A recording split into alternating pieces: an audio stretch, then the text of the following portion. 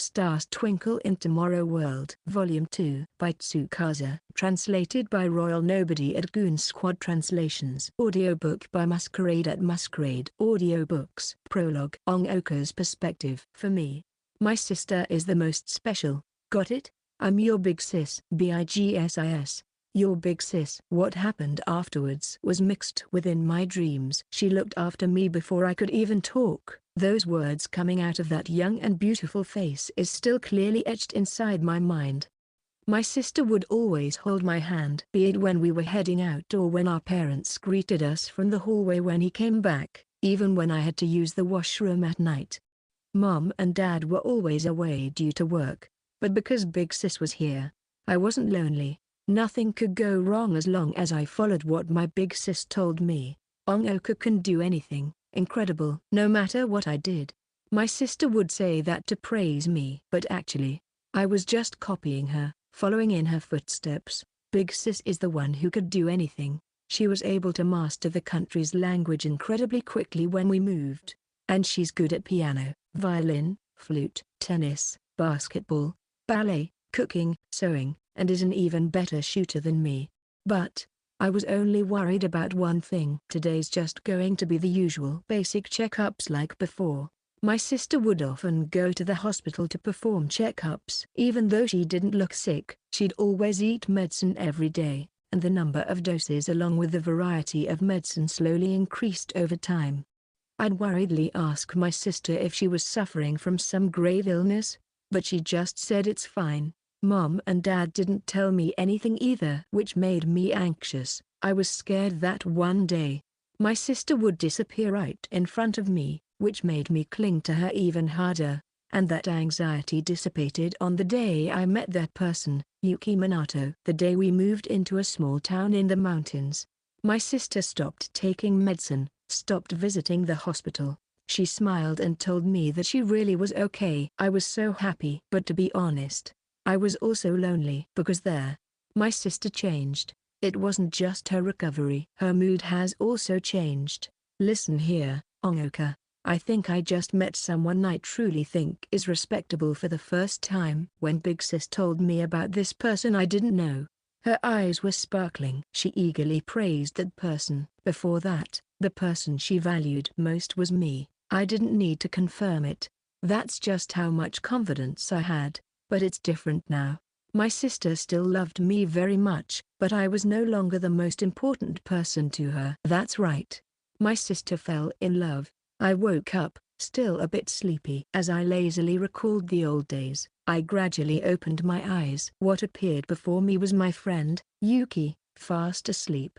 Now that I think about it, I was a bit on edge when I first met Yuki that time. My big sis went somewhere far away, making me really lonely. So I'd get upset over the smallest things. Maybe it's because of that I slowly started to find those boring classmates intolerable. But it's thanks to that I was able to reach out and decide to help Yuki, which had good results. I had also received a friend truly worthy of respect. But my heart was still feeling a bit anxious. I reached my hand out to Yuki's sleeping face. Be it before or now, I still asked myself whether I was just using Yuki to fill the emptiness in my heart. So, Yuki, you're not a replacement. I whispered these words that only I could hear, as if I was repenting, and yet this uneasiness within me still lingers. Chapter 1. Which in an ancient city. Staying like this is pretty nice. I'm probably the only one left in this world who thinks that. I felt a warmth on my face, prompting me to open my eyes. I saw Ongoka right by my side with a surprised expression on her face. Her face really is flawless. If this was any other time, I would have panicked, but perhaps it's because I just woke up, my head's completely blank, so it's taking me some time to acknowledge what was happening. That's right. I slept together with Ongoka last night. I started to recall what happened last night. She's Ongoka Sakaki, my friend who I miraculously reunited with in this world that has ended. That's right, the world ended about a month ago. This world was suddenly overrun by moving corpses. They'd attack humans, and their victims will turn into more moving corpses, which causes even more victims. It's just like some zombie movie. We're probably at the apocalypse stage.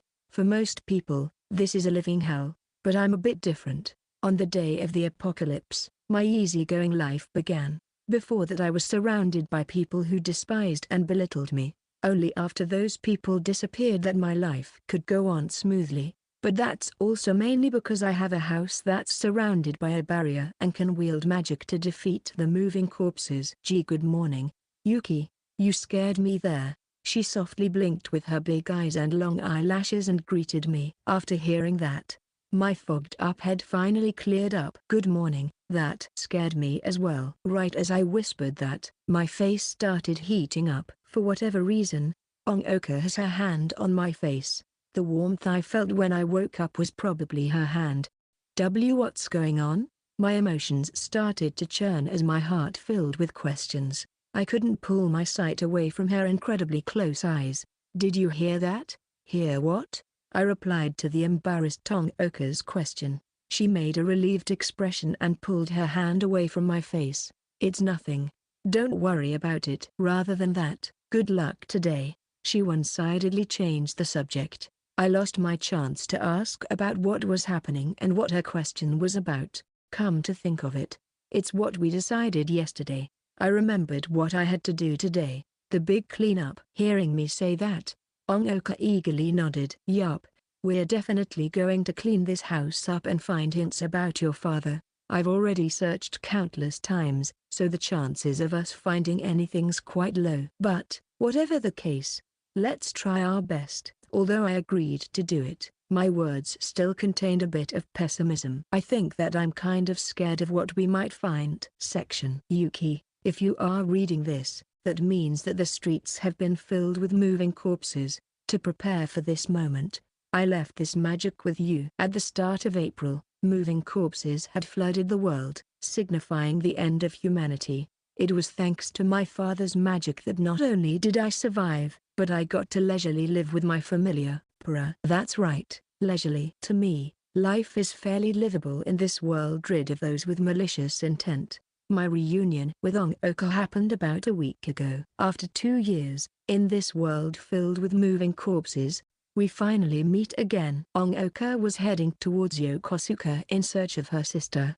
Had I let her go alone, we'd probably never meet again. With that thought in mind, I went with her on her journey, but we were halted by a massive pile of moving corpses. Even so, we still did everything we could and returned home 4 days earlier. To be honest, I originally planned to take a break for a while, but, all right, let's start, Ongoka said energetically at 8 in the morning with a duster in hand. There was a bucket of water by her feet, along with a lot of rags she's prepared. Seeing as to how she's going to get her clothes dirty, she's wearing my middle school gym uniform. I kept gym uniforms so I also had one on, because Ongoka's so tall, it doesn't really fit her. All right, but, aren't you cold wearing that? I pointed at Ongoka's exposed belly button and asked. I'm fine. Let's hurry up and get this started. I want to do a rough cleaning first before getting into the stuff that's more interesting. Got it, but, please don't get too excited, okay? Because I've already done a complete search for any clues as to my father's whereabouts. I nodded. But to avoid Ongoka being disappointed, I still had to remind her. Ahaha. Actually, I don't think we'll find anything either, but I won't give up until I've tried my best. Can you forgive me for my troublesome whim? It's already too late to say that. I've already promised to follow you even if it's to the end of the world when I went with you to look for your sister. I softly sighed and shook my head. That's right. Ongoka won't ever stop when it comes to looking for her sister. As long as it's within her capabilities, she would and can never pick no. As for why Ongoka, who's obsessed with her sister, is looking for my father, that's because, thank you, Yuki. Big Sis's message said their beast-headed moving corpses are followers of the true founder. Look for Yamata Minato. I don't know why my sister knows this, and why she wants me to find your father, but right now, there's nothing else we can do. Ongoka smiled bitterly as she thanked me. Yesterday, we managed to find that message after successfully activating the generator and charging Ongoka's phone. I also wanted to know why my father's name was mentioned. I also want to know my father's whereabouts. So let's do another sweep of the entire house. Now that I think about it, I didn't really believe in magic when I searched, so maybe we'll find something new now. With that change in mind, I rekindled my motivation. Pui, the emperor penguin beside me, my familiar, Purr, chirped in agreement. Purr, tell me if you find anything, alright? I bent over and lightly petted its head. I'm a witch with a familiar, who can use magic with her staff. I used to think that magic doesn't exist, but it was thanks to the magic my father has given me that I managed to live. Also, when I'm at home, Purr is pretty much always in sleep mode. I woke it up now in hopes of it finding something. Say, it's this little guy who's protected you since the beginning, right? Oka looked at it and said, yeah. When the school was attacked by moving corpses, the penguin charm my father gave me magnified and saved me. After arriving home, it told me where the staff and letter were hidden. Then maybe it really will be of use. I have high hopes for you. Oka lightly petted its head. Pui Pui. Purr energetically responded, as if it was saying leave it to me. The Minato house is a Western-styled one built on high ground, with a spacious yard surrounded by high fences, a storage room and garden at the back, and the lush trees even further back also belongs to the Minato family. The house is made of stone, making it very grand, but the walls are covered in ivy. The windows of the unused rooms nailed shut with wooden boards. To be honest, it doesn't give off the best impression. It's the perfect name for a witch's hut. Ever since I was little, I was branded a witch because of it and I was never able to break free of that title. So honestly, I hated this place, but right now this is the only safe place in the world, a haven left behind by my father. As I looked through the window, my eyes laid upon the dead streets. This is a world devoid of human activity. Even though school should be starting now, there wasn't a trace of anyone in the streets. The bustling cars have also disappeared. Replacing them are beings lurking in the shadows due to their dislike for the sun. Moving corpses. They are incredibly sensitive to sound, but even in complete silence, they can detect the scent of humans and start moving. But it seems this house goes by completely undetected, and even those who try to get in get bounced back by the barrier. It feels as if the entire house was made in preparation for this. I have no idea how or when this place was made. If my father really was a magician, then the land this house sits on could very well be hiding other secrets. But is it really okay to uncover these secrets? If we don't find any clues, then we can just keep living on like we have been doing. I still have a lot of the emergency food my father's prepared for me, and there's still a lot of loot I've brought back from convenience stores. Even if those are done, I could just go look around nearby a bit more. Considering the expiration dates for most food, I can still live like this for 1 to 2 years. If I can plant in the garden during this time, I'd have quite the nice future. I very much desire such a life with Oka, but Oka wouldn't just stop there. Even if she can't get any clues, sooner or later she'll go on another trip. It's just a matter of time. After all, for her, that's the most important. I just want what little time we have like this to last a little while longer. Although those are my inner thoughts, I don't intend on holding her back because doing that wouldn't weigh well on my consciousness. I don't want to cast away the me who decided to help Oka and go on a journey with her. So, I'll go as far as I possibly can.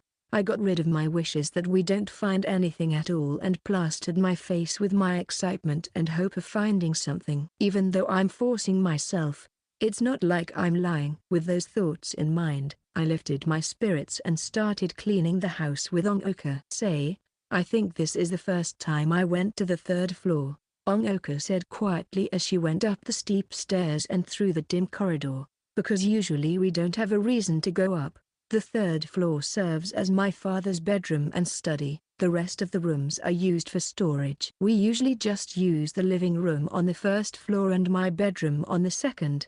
There wasn't any reason to go up to the 3rd. Then our best chance of finding something is over here. It's already collected a lot of dust, so it's definitely worth checking out, Oka said as she opened the window in the hallway. The room instantly lit up, the spring breeze brushing past the hallway and down the stairs. The two of us split up and started cleaning up the stuff that I looked into randomly and tossed aside before we decided to tidy things up.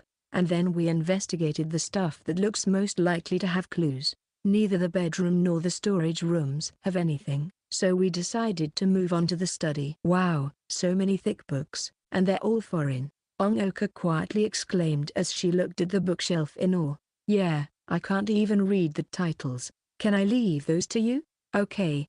Have you checked those notepads? Ongoka nodded and pointed at the notepads on my father's desk. These were things that I took out of the drawers, and they weren't just for this year, but last year and the year before too. I probably checked them out when I first came in. I dialed some numbers from it when the phone still worked, but no one answered. I also tried to find out what my father's schedule for the day was, but there wasn't anything written on it. I flipped open the notepad and checked April 7th of this year, the day of the opening ceremony. It was the day before the world's collapse. My father hasn't been home ever since. But it didn't contain any records of his plans for work. That may be a clue in and of itself. That means your father didn't head out due to work, rather, an emergency came up. That's right. Let's go read the notepads again. I agreed with Ongoka's idea and decided to reread the notepads. The study filled with the sound of us flipping pages.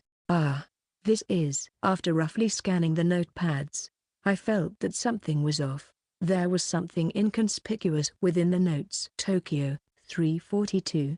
Kyoto, 11:10. Hong Kong, 10:30. London, 12 o'clock. Los Angeles, 7:12. It noted down places and times. If you just look at that, it'd seem like they're just places to be for meetings and when to be there. But it never specified dates nor did it specify specific locations. And all three notepads had these notes. Could there be some meaning to this? I thought about it skeptically but nothing came up. Say, Yuki. What is it? I replied as I stared at the notepad for possible clues. Does your father really call himself a magician? That's how he introduces himself in front of guests. Those people seem to have encountered a problem that can't be solved via normal methods and then heard about him from who knows where. We've never done any form of publicity and yet the rumors spread across town, resulting in my father being called a liar. Yeah, but these are just normal books. Normal books? I raised my head, not understanding what she meant. Yeah, so, seeing as to how your magic along with the barrier outside are the real deal, your father should be a real magician, right? So I thought that all sorts of books would be placed here, but practically all these books are about either psychology or philosophy. Ongoka pointed at the spines of the Western books. I see. At first I thought those were all books about supernatural stuff because I couldn't read most of them. I just assumed they were all of some strange stuff. That's what makes it so suspicious. There was nothing of interest in the storage rooms, so is there somewhere that stores the stuff related to magic? Like a secret room or something? Secret room? I wouldn't be surprised if there really was one. This house is quite big after all, so it's possible. But if it's somewhere my father really wants to hide, then doesn't that mean we'll never be able to find it? It might even be concealed with magic. You're right.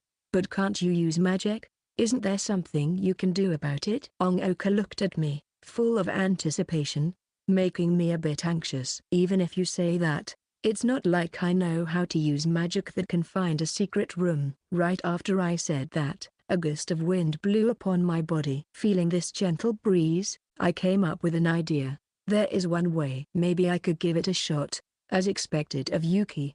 Let's try it. Ongoka cheered, as if the problem was already solved. Got it.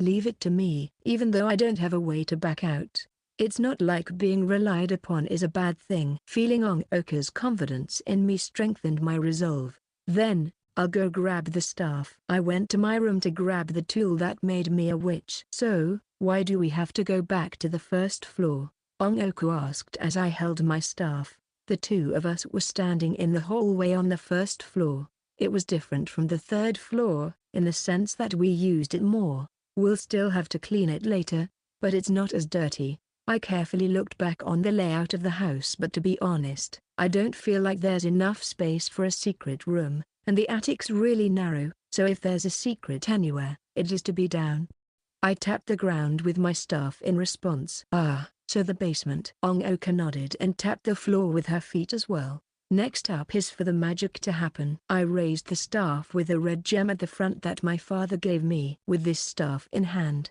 I can use real magic. I don't really know what magic is made of, nor have I learned any theories behind magic. I'm just relying on the instructions that my father included in his letter. As long as I just chant with the staff in hand like this, I could control earth, water, fire, and wind, or solids, liquids, energy and gases.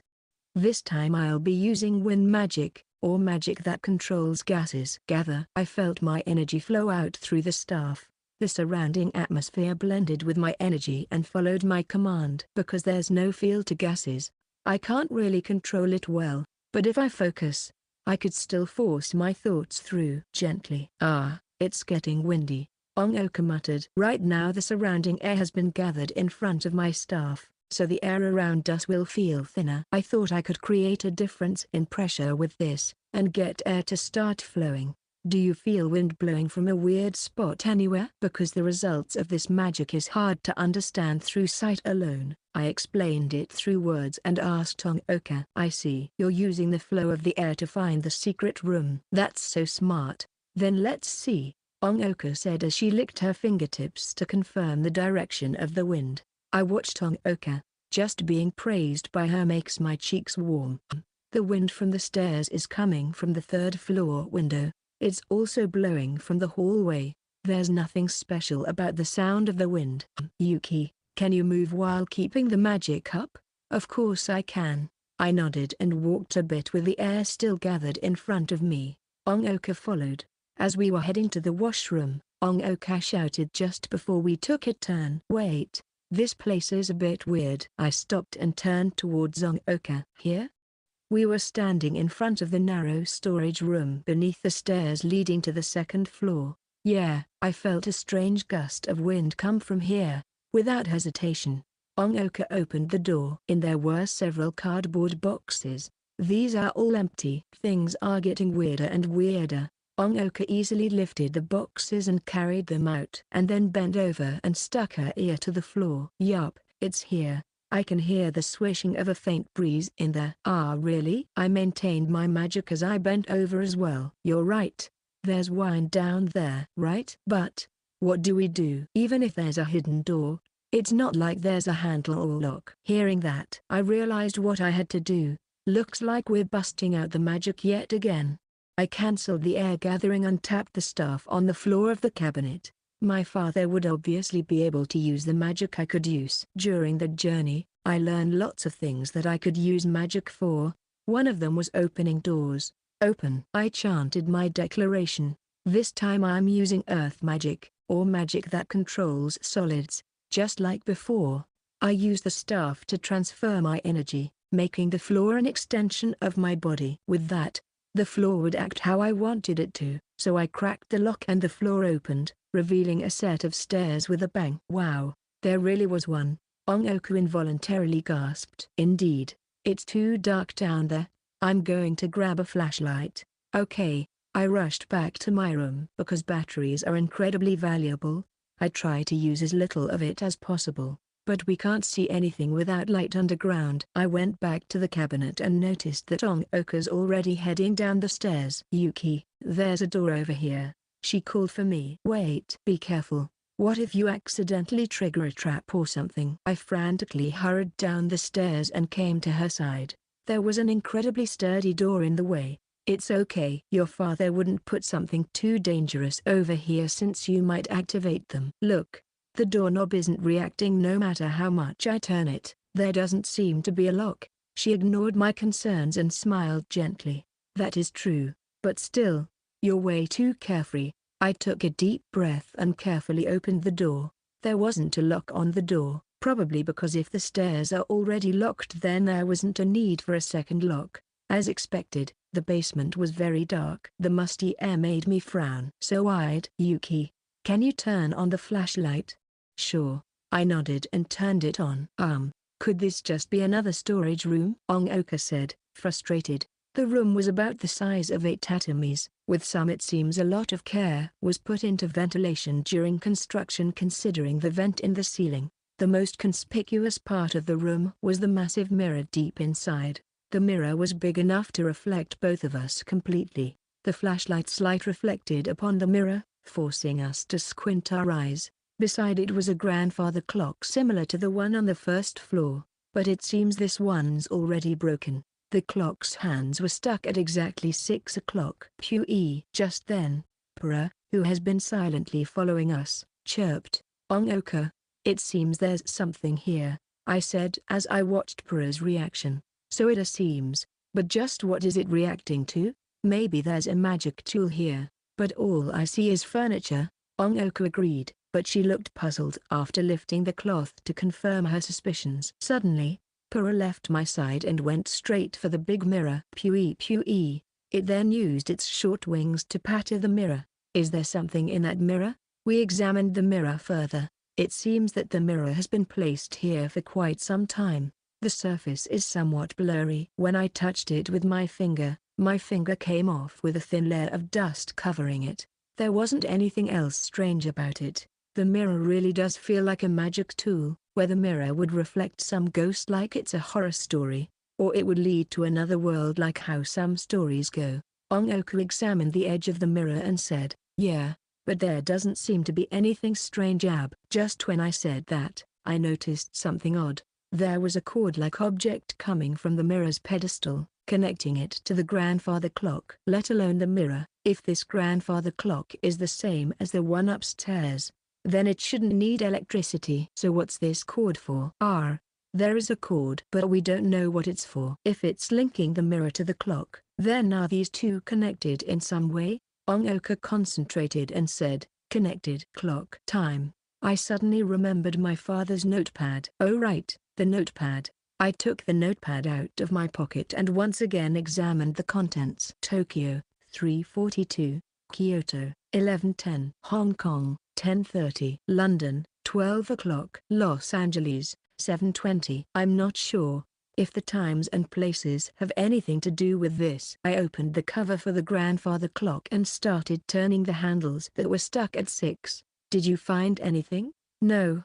I just felt like this might work," I replied as I dialed the hands to one of the times on the pad. 7:20. Even though it was in position, nothing happened. Knew it. Maybe there isn't any connection. I took a deep breath and just in case, moved the clock hands again. 10:30 didn't work either. 11:10 probably W. As I dialed the handle thinking it was all for nothing, a blinding light suddenly appeared in front of me. I slowly backed away while blocking the light with my arms. "Wait, W, what is this?" Ongoka grabbed my shoulder in panic. The light that shot out through the mirror. The mirror suddenly acted as a window, allowing us to see the scenery of some place I haven't seen. In it, the sun was shining on an old wooden house and some perfectly trimmed trees. Could it have connected? I whispered and nervously approached the mirror. I reached out my hand and touched it. The mirror was there, but with just a bit more force my hand would sink into the scenery. I panicked and pulled my hand away. "Why, Yuki? What do you mean connected? You said it earlier, right? That there's a lot of stories where mirrors like these lead you someplace else." "This is like that. This mirror's probably a door to somewhere." Usually this sort of thing is hard to believe, for me, who's already found out about magic. This isn't that hard to swallow. "A door to where?" Ongoka, who has also accepted what she's seeing, asked me. I took out my father's notepad and checked the notes. The destination written next to 11:10 is Kyoto. Section. It's been 2 days since the big cleanup. Ongoka and I are once again standing in front of the mirror. Do we really have to go over to the other side and check it out? I had my backpack on. In it was portable food, water, and para. I asked Ongoka, somewhat hesitantly. "Of course, if we don't try it then we'd know nothing, right? Maybe this is a clue left by your father. We don't have the option to just leave it." Ongoka was carrying a big mountaineering bag and nodded with a determined expression. She had her rifle slung over her shoulder, as if she's ready for war. "Whatever, I already knew it would turn out like this." Ongoka was bound to leave once we found the clue. just that I didn't expect our destination to be Kyoto. I live in a town at the center of Japan after all. Compared to going to Kanagawa, Kansai is a lot further. You're right. This is also what I decided, so I was prepared for it. But we don't know what will happen, so let's be cautious. Got it? Oh yeah, I have something I want to try. Just watch. Ongoka nodded and took out her phone. This is charged, right? Even though we can't make calls, I think we could still use its GPS. GPS? I feel like I've heard that somewhere before. I don't have a phone, and I'm not good with electronics, so I could only provide a vague response. I remembered it being short for Global Positioning System, mainly used to navigate around. Ongoka switched her screen to show a map, and then reached her hand into the mirror. I couldn't help but admire her fearlessness. Look, the location changed. As expected, the GPS satellites are still up. Although we can't adjust the size of the map because it's offline, we could still clearly see the names of the roads and places. Her eyes lit up in amazement as she scanned the screen. I looked from behind her and tried to read what was written on the map. The closest place to the phone is an Ekoji-do, and next to it is Honnoji. That's Kyoto City Hall right above it. It really is Kyoto. Amazing. Ongoka somewhat energetically exclaimed. Eh? You only say that now? I always thought it was possible, but when faced with something this unbelievable, I still can't help but get surprised. To think that magic could actually do something like this. Ongoka lightly sighed and replied. You're right. It really is incredible. I looked at the clock and mirror again. Just how does that thing work? This really shouldn't be news to a real witch like you, Ongoka suddenly said as I was daydreaming. It's also because I don't know how that thing works at all. Just what is magic anyways? I don't know either. Come to think about it, if only there'd be someone to teach us. If we find your father, then let's try to beg him to teach us. After hearing that, I let out a bitter smile. My father's letter said that he may not be alive anymore, but if he's still alive, then I should try to ask him. Not just about magic, but a lot of other stuff. Yeah. Now then, let's go. With that slight bit of hope as motivation, I decided to move forward. Yeah. Oh, right. Before we go. Ongoka nodded and opened her camera on her phone and then reached it into the mirror and did a sweep. She's probably checking the blind spots of the mirror. All right, it seems like there's no moving corpses anywhere nearby. The house over there is a bit creepy, but there probably aren't any of them in broad daylight. Got it. Let's try to be as quiet as possible. Okay. I'll go first and see if whether or not we could come back. Ongoka nodded. She raised her rifle and carefully walked to the other side of the mirror. I nervously held my breath. The sound of a foot landing came out from the mirror. Ongoka slowly shifted her center of mass towards the foot in the mirror and then moved her other foot in as well. After she's completely inside the mirror, she first looks around and then turns back. I wonder what I look like through the mirror. Our eyes met and she made a somewhat relieved expression. She gave a thumbs up, as if saying everything's fine, and then came back to this side. Thank goodness. Looks like we can make it back. Ongoka took a deep breath and said, what does the entrance back look like? Another mirror? No. What's over there? You should probably see for yourself. There's no moving corpses, so let's go together. All right. Got it. Ongoka grabbed my hand and took me through the mirror. Splash! My body felt like it was just dipped in water. The moment I poked my head out, the smell of the atmosphere changed. A slight breeze blew past us, and the scent of some flower I don't know filled my nose. I stood on a rocky floor. In front of me was the wooden house I saw through the mirror. It's like I'm in a movie. Quick, Yuki, look behind you. Ongoka turned around and urged me. Wow. I couldn't help but be surprised. It was a mini torii just big enough for just one person. Usually, on the other side, there should be some shrine or something. But what we see in the torii is way different. Just my house's dark basement. I went around the torii and found an exquisite shrine a bit bigger than a stone lantern. What I saw through the torii wasn't the basement, rather, it was Ongoka along with the wooden building. You can only get to the basement through the front. Could this torii also be a magic tool? It probably is. Then that means that this shrine acts as the clock in the basement. Then let's not mess with that. We might not be able to go back, Ongoka said as she examined the shrine. Got it. Then let's leave this place as is. If anything happens, we go back through here. I nodded in agreement. Ongoka once again raised her rifle and patrolled the area. Okay, but there doesn't seem to be a moving corpse around here. Could it be that this place also has a barrier like your place? Ongoka said as she searched. Probably. If this place really did have a barrier, then it's probably the home of a magician related to my father, I speculated. Ongoka's face lit up. Then let's search the house. After saying that, Ongoka slowly approached the house, gun still raised. I don't think there's anything considering how Para didn't react to anything, but let's still be careful. I followed Ongoka and checked on the Para lying silently in my bag. The familiar that can detect moving corpses was just lying there with its eyes closed. All right. Then, can you open that? Ongoka nodded and pointed at the door that's facing towards the courtyard that we were in. The door to it was tightly shut. You can't see what's going on in there at all. What do we do? I don't think I can do it. I'll try to pry it open with magic. Ah. It opened. Before I could use magic, Ongoka pulled it open. Sunlight shone through the door. At the same time, the smell of corpses that we were all too used to overwhelmed us. We both covered our noses and took a step back. The Japanese-styled room that came into view was covered in stains of black and red. The sliding doors and tatami mats were tattered. The furniture that had fallen to the floor were covered in deep scratches. My mind flashed back to the family that we passed by during our previous journey. Recalling the stench-filled house where the moving corpse was locked in, I tightened my grip on my staff.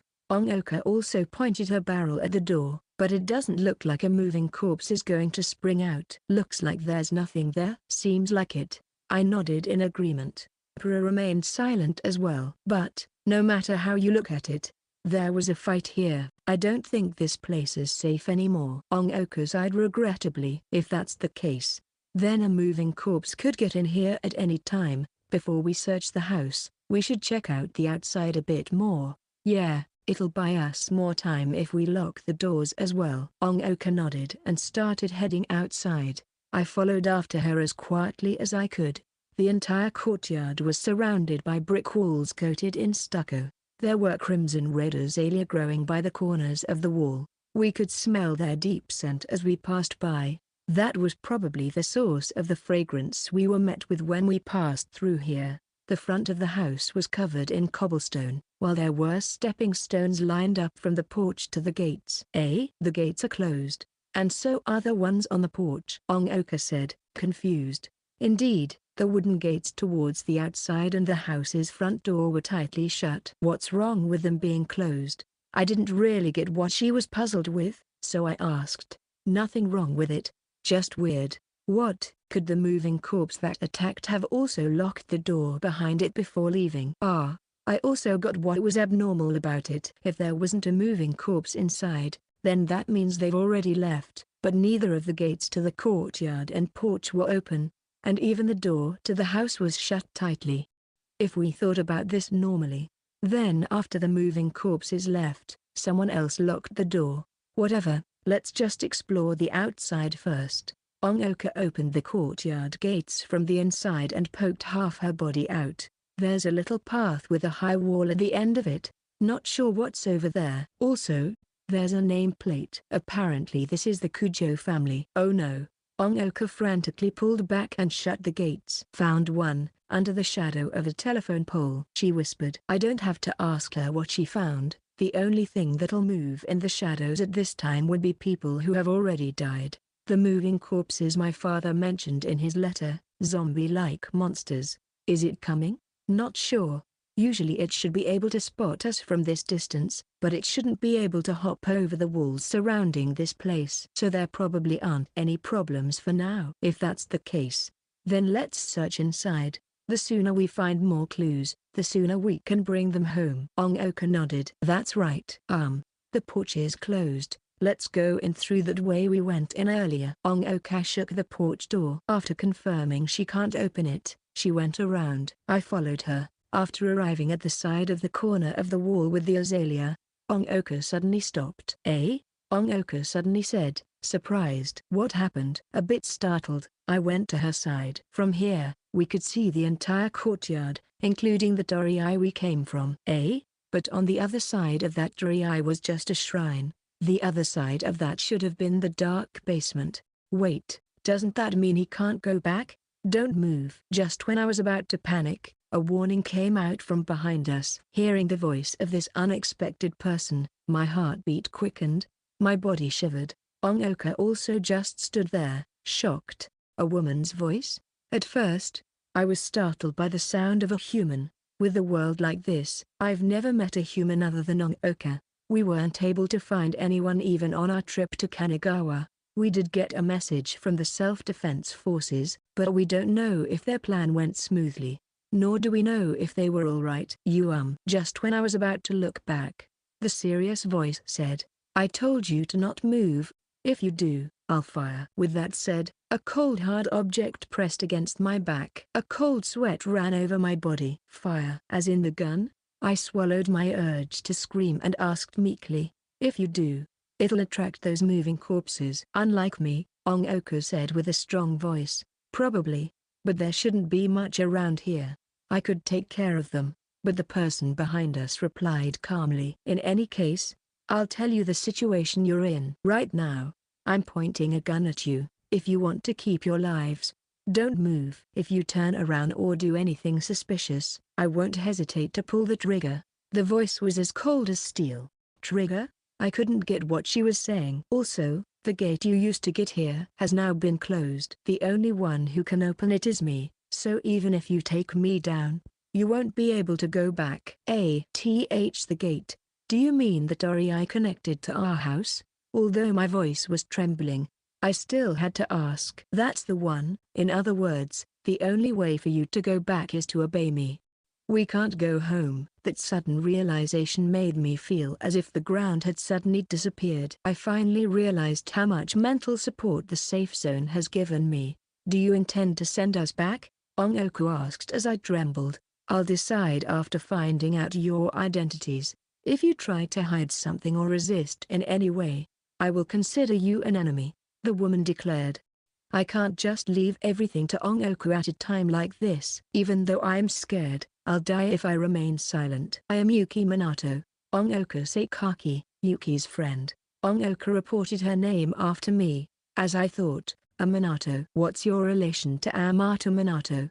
He's my father. You know him? I responded, resisting the urge to turn around. Of course, the last descendant of the South Gate, the hidden sage. Although he has a lot of aliases, there's no magician who hasn't heard his name. Magic. Then, you also? Although I expected that the place was owned by a family of magicians, I didn't think I'd meet. I feel like I have some memory of hearing the stuff about the South Gate and hidden sage. It seems my father is quite famous. I'm the same as you. I also inherited the blood of a witch. Oh right, where is Amato Minato? I'm looking for him, the woman said in quick succession. I don't know. I'm also looking for him. Which is why I came here. Explain, the woman urged.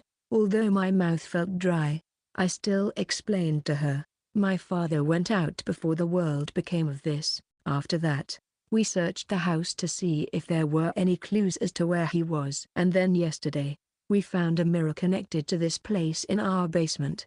So we got our stuff ready and came to check out the area. My voice was a bit hoarse due to tension. Amato Minato really isn't over there? The woman confirmed, disappointed. The over there she was talking about the other side of the tree.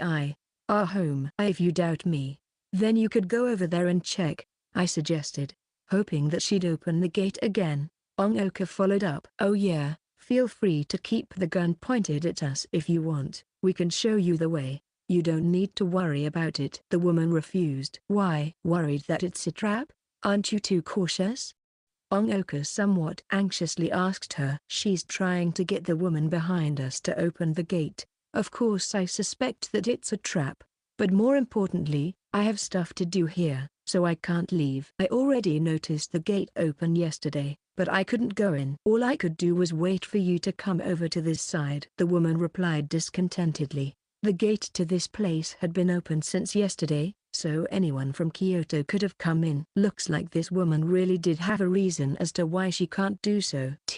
Then, what are you going to do? I didn't tell a single lie. I panicked and asked. You're right. Looks like I can't dig any further. Then, I'll have you know the situation you're in right now. It's about time I told you my name. I'm Yorumi Kujo, and this is the Kujo house. You lot are trespassers who suddenly appeared in my yard. So it's reasonable for me to use this much force, got it? Come to think of it, Ongoka said the nameplate had Kujo on it. So she's from that family. Judging from that bloody room, I thought there'd be no one left here. There isn't any law in this world anymore. Still, to her, to Yorumi Kujo, we are illegal trespassers to her nonetheless. Gee, got it. I guess I'd have reacted the same if you went over to our place. I stiffly nodded. But, I didn't really expect a Japanese citizen to greet us with a gun. Ongoka agreed, but with a bit of irony in her words. Let's just call it even when it comes to having a firearm. But, now you know the legitimacy behind my actions. Now I'm going to lower my gun. You may slowly turn around without firing back. The rustling of a heavy object rubbing against something came from behind us. We don't have to look to know that she probably turned the gun barrel away from us. I took a deep breath and slowly turned around. This person is also a witch. Like me. Her platinum blonde hair caught my attention. Her age looks about 20 to 30. She was casually wearing a shirt and jeans, with a black coat draped over them. She was holding a gun with a dark long barrel. Although it's about the size of Ongoka's rifle, its massive barrels look like they pack a lot of power. That's a shotgun, right? You're planning to use that thing at this range? Ongoka looked at it and frowned unabashedly. It's what I always carry on me. Faster to kill moving corpses that way. She responded with a wry smile. Seeing that face, I felt like she's more straightforward than I thought, so I gathered my courage and asked. Kujo-s, just Yorumi's fine. Then, Yorumi-san, you used moving corpse just now, right? My father also mentioned that in his letter. What do you know about why the world has come to this and where my father is? I really don't know anything. When I met Ongoka, she referred to them as zombies, which is what anyone else would think. No one else would call them moving corpses. You don't know anything? Are you really an heir to the Minato house? Heir? If you're talking about inheriting magic, I haven't done any of that. I didn't even know that my father's magician. I'm only able to use magic with this staff, nothing more. I handed my staff over to her. Yamato Minato didn't teach anything to his daughter. That sure is unexpected. So, anything is fine. Just please tell me whatever you know. I begged the somewhat disheartened Yorumi-san. Yeah, I might have some information that you don't know, but I don't know much either. I can't so easily tell you just because you want to know. I involuntarily sighed under her sharp gaze. Ongoka raised the question for me. Huh? Why can't you tell us? I want to make a deal with you. At first I was going to leave it to Yamato Minato after meeting him. You lot will also do. Yorumi-san shrugged. Ongoka stared at her and frowned. Deal? If you accept my request, I'll tell you everything I know about Yamato Minato. I'll even open the gate connected to your house after you complete it. After hearing that, Ongoka furrowed her brows deeper. Let alone that first part. We're pretty much forced to do it considering the second part. You can think of it as that. It'd be a pain if I just let you go now. Yorumi-san asserted bluntly. Yuki, what do we do? Ongoka whispered in my ear. I could tell that she was uneasy from her expression. She's still trying her hardest to come up with something she could do. To be honest, we also have weapons. Ongoka's being her gun and mine being magic. If we could get rid of Yorumi-san's gun, then we don't have to accept this one-sided deal. But, let's take it. I said before Ongoka could do anything. The opponent also has a gun. Just getting hit by one bullet means game over, and there's no hospitals around here to recover. If Ongoka gets hurt, just thinking about that makes me feel suffocated. If even you say that, then I'll do the same. Although Ongoka was still a bit hesitant, she still nodded and relaxed. Thank you. Yorumi-san's expression also eased a bit. This person might really be troubled by something. She looked like she finally found someone who could help her. Now then, what are we supposed to do? I asked as I prayed that it wasn't something too difficult. Like I said before, if possible I'd have asked Yamato Minato because it's something quite troublesome. To be honest, it's probably too hard for you right now. Eh?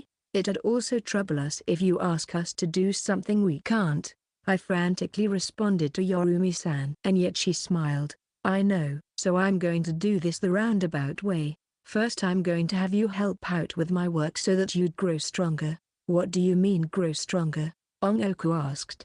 Yorumi-san suddenly stared at us sharply and said, what I mean is that from this day on, you'll be my apprentices. Section. Bang. The sound of a gunshot rang out. With it, the head of a corpsman in the house flew off. The blood and brain fluids that came with it splattered onto the wall. All right, everything's fine now. Yorumi-san put down her shotgun and turned to tell us. Ongoku and I, who were watching from the inside, nodded and cautiously went out of the house. Amazing. But, is it really okay to make such loud noises? Although we were surprised by the firepower of the shotgun, we still had to be mindful of the sound. Don't worry, even if they do come, there's not going to be a lot of them. In fact, I wish they would come, because that would reduce the chance of an accident happening. After hearing that, Ongoku frowned.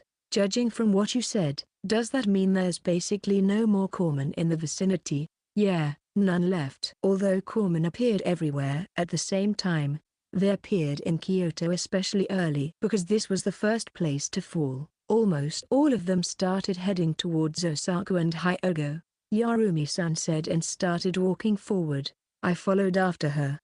Where are you going? My current base of operations. Although this is my old home, I don't live here. I already left home 10 years ago, and this place really isn't suitable for life with how it is now. Ongoku, who was behind us guarding the rear, opened her mouth. Yeah, it stinks. You really can't live there with that stench. Also, what do you have in store for us apprentices over there? Her tone contained a hint of irony. When we accepted the request, we also had to become Yorumi-san's apprentices, and yet Ongoku and I don't even know what exactly we're supposed to do. Let's worry about that after we've arrived at the base. Even though there isn't much, it's better to be safe rather than sorry. The moment a corpsman gets to you, you're done for, Yorumi-san said with a serious face. Got it. We also have our fair share of experience when it comes to how hard they are to deal with. Ongoku nodded in agreement and we proceeded cautiously. In a narrow alley about 1 car wide, a lot of bicycles were lined side by side. There were a bunch of corpses stacked next to the gutter. Seeing as to how they don't have any heads, I assumed that Yorumi-san probably was the one who defeated them. After going through the alley, we were met with the streets. There was a roof installed over the sidewalk.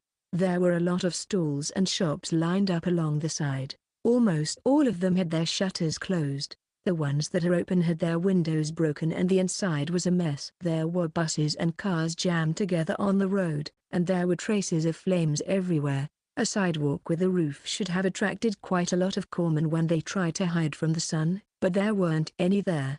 And there's also. So this is how Kyoto's like. It's different from what I thought. I softly gasped. I always thought that Kyoto was a place filled with shrines, temples, and other ancient buildings. Given an image of this street, I would never have guessed that this was Kyoto. Eh? Is this your first time in Kyoto, Yuki? Didn't you come here during a school trip or anything? Ongoku asked as she looked around. I'm always absent during stuff like that. I still come to class even though I don't want to, but I wouldn't be able to take it anymore if I go any further. For someone like me who has been shunned since grade school, school trips are not only incredibly hard, since it would be even harder for me to protect myself.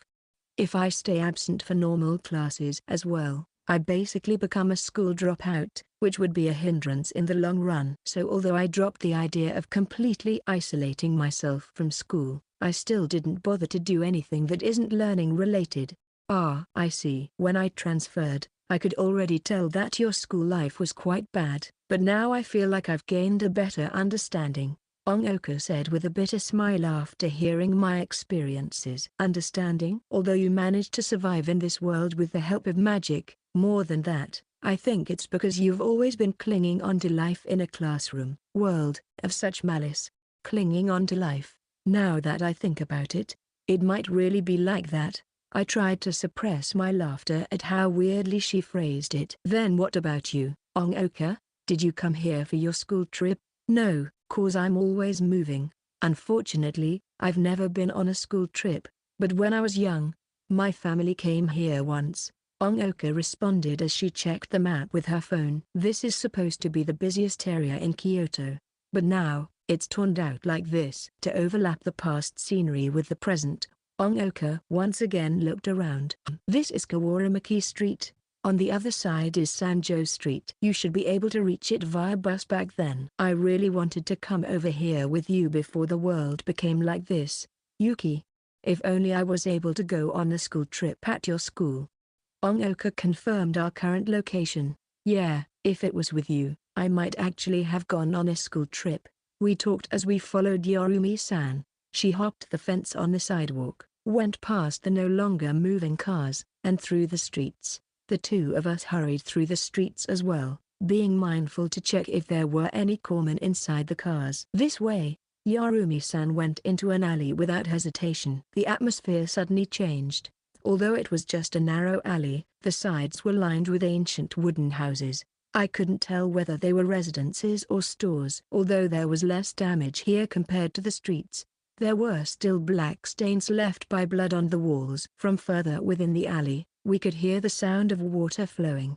Just when I thought there was a river flowing, Yorumi-san stopped at the last house. We're here. Ongoka made an uneasy expression when she saw the house Yorumi-san was pointing at. It's quite old, but it's a beautiful house. However, it's a lot smaller compared to the house from before, and it doesn't have walls. On the journey with Ongoka, we hid in a house with really high walls to escape the corpsmen, so I was as worried as Ongoka. I set up a basic barrier here, so don't worry. As long as you're in here, corpsmen won't spot you. Yorumi-san replied and opened the porch door. Barrier. My father also seems to have used it on my house. In the end, what are they? I can't figure it out just from looking. For this place, the one here masks the scent for all humans in the building. Magic that can change those inside to be different from those on the outside are called barriers. But for your place, Yamato Minato's barrier is probably a different form of magic, she said as she walked in. Excuse me. I also went in nervously. What caught my eye was the counter along with the stools placed side by side. To the right were a bunch of tables for multiple people. Even further inside was a sitting area lined with tatami mats facing a river. Could this be a store? I asked, confused. Yeah, this used to be a famous restaurant, because of how popular it is. The decoration's quite nice. So I made it my base. Yorumi-san put her gun on the counter and sat down. That river over there, that's Kamogawa, right? I have some memories of it. Ongoka went into the Japanese-styled room and squinted through the window to see the scenery. Yeah, there's some rope next to the fence. If anything happens, you can use it to escape to the riverside. Just in case, be sure to remember that. With that said, the sound of pattering footsteps came from the stairs to the left of the counter. Someone came down from the second floor. You're finally back. Where were you, Yorumi? Shouting at Yorumi-san was a girl who looked like a grade schooler. The grade schooler had slightly pink hair and was holding a big panda doll. She suddenly grew scared and went quiet when she saw me and Ongoka. Didn't I tell you to call me master? Yorumi-san said to the girl standing over there. Sorry, but who are they? Although she apologized, she was still hiding behind the column, alert and skeptical. Right, then how about some introductions? Yorumi-san signaled us with her gaze. All right. My name is Yuki Minato. I am Ongoka Sakaki. What's your name? Ongoku asked. The girl hesitated, but still responded. Yui Kujo. She has the same last name as Yorumi-san. Then, just calling by first name is fine. Then, can we call you Yui-chan? But, she frowned upon hearing that. Please don't use chan. Sorry. Her tone is so sharp for someone so much younger than me.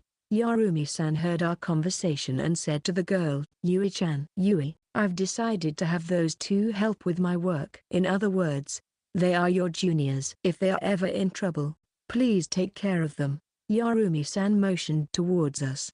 "Huh? We're her juniors?" After hearing something that unbelievable, Ongoku and I looked at each other, seeing each other's confusion. Yui also blinked, incredulous. I never heard about this because I didn't say anything. This matter has already been decided. Ugh. Yarumi, master, you always decide things on your own.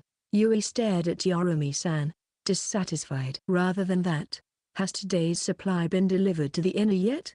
Not yet. Then deal with that first. Starting tomorrow you have to lead your juniors. I hope you'll be able to take up that job responsibly. I was just worried about you, master. Fine. I get it. I'll do it. All right? She shouted and left the house carrying the panda doll. Is it really okay to just let her go alone? After hearing the door shut, I returned to my senses and frantically asked Yarumi-san, "Don't worry, even though she's like that, she's the successor to the Kujo family. A girl who's been exposed to magic the moment she was capable of learning. When I called you her juniors, it's exactly that. She will become your senior." "Yui-chan." "I mean, Yui's also a witch?" I gasped, surprised. Although I could probably have deduced it with their last names, I'm still surprised that I was able to meet two witches. Yeah, to be honest, you can probably learn more from Yui. But, today, I'll be the one to teach you. Yarumi-san nodded and took a flyer from the counter. It was a sightseeing map that you often see at bus stops, with only the places of interest. "This is the central street of Kyoto, where we are." She scribbled a circle over the right side of the lake. "And then, from Imedagawa Street on the north to Kujo Street on the south, and to the east, around the area of the Heian Shrine, Yasaka Shrine and Kiyomizu Temple, and to the west is Tenjingawa." She slowly drew a quadrilateral on the map. "What's that?" Ongoku pointed at the map, confused. "I'm just laying out the current situation. This is the boundaries of the outer barrier, and there's also an inner barrier here." Yarumi-san put a small rectangle at the top right corner of the quadrilateral. "Eh? Barrier?" I instinctively said. "It's so big. Isn't this too big?" "I've never expected barriers to be able to go up to that level." Hold on. Can there really be something so powerful in the streets? Is this really something that can be done by a single magician? Ongoku said, skeptical. "Of course not. This was built by the country. Been here for thousands of years." Yarumi-san said with a wry smile. "Built by the country?" I echoed. "The barrier was apparently put up during the Heian period. It was originally a demon keep-out ward to keep yukais out, and then it was revised after the Northern and Southern dynasties and World War II into what it is now. And the Kujo family is known as the Onmyoji family." "Onmyoji? I think I've heard of it. Is it any different from magicians? And what's a yukai?" Ongoku asked. "Onmyoji is just a different way of referring to magicians. In essence, they're the same." After the battle, the Kujo family joined forces with the magicians of the West, and even married into them, and then they were officially referred to as magicians. A yukai is a species of corpsman. So corpsmen have been around for over 1,000 years. Ongoku continued to ask, confused. I also had a lot of questions. How should I put this?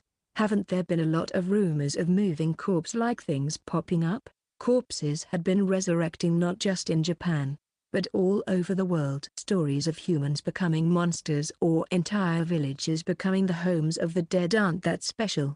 Yarumi-san gave an example, but I don't feel like this was an answer to the question. But aren't those just rumors? Aren't those stories of places becoming dens for the dead caused by some sort of plague? I remember my history teacher saying something like this. There's a lot of rumors, but there are definitely some cases that actually happened. Corpsmen are clearly real, as seen in our current situation. That was convincing enough to shut me up. There have been times when large numbers of corpsmen that have been accumulating through villages and small towns suddenly broke out. Only now it's happening on a worldwide scale. Yarumi-san took out a cigarette from her coat pocket after saying that, and then muttered, "Wait, didn't she say she didn't want me smoking at home?" And put it back. "Worldwide. Just what are corpsmen? Are they like those zombie movies, where it's caused by a virus or something?" Ongoku asked menacingly. Zombies originated from Buddhism, the most widely known definition being corpses that can move. But originally zombies weren't contagious. The reason people assumed that being bitten by a zombie would result in turning into one was because they got them mixed up with vampires because they're part of the ghoul family. After hearing that, I couldn't help but butt in. Then that means that a corpse is a type of ghoul? Yeah, magicians refer to moving corpses that can infect others as corpses, or ghouls. Right now, vampires only appear in shows.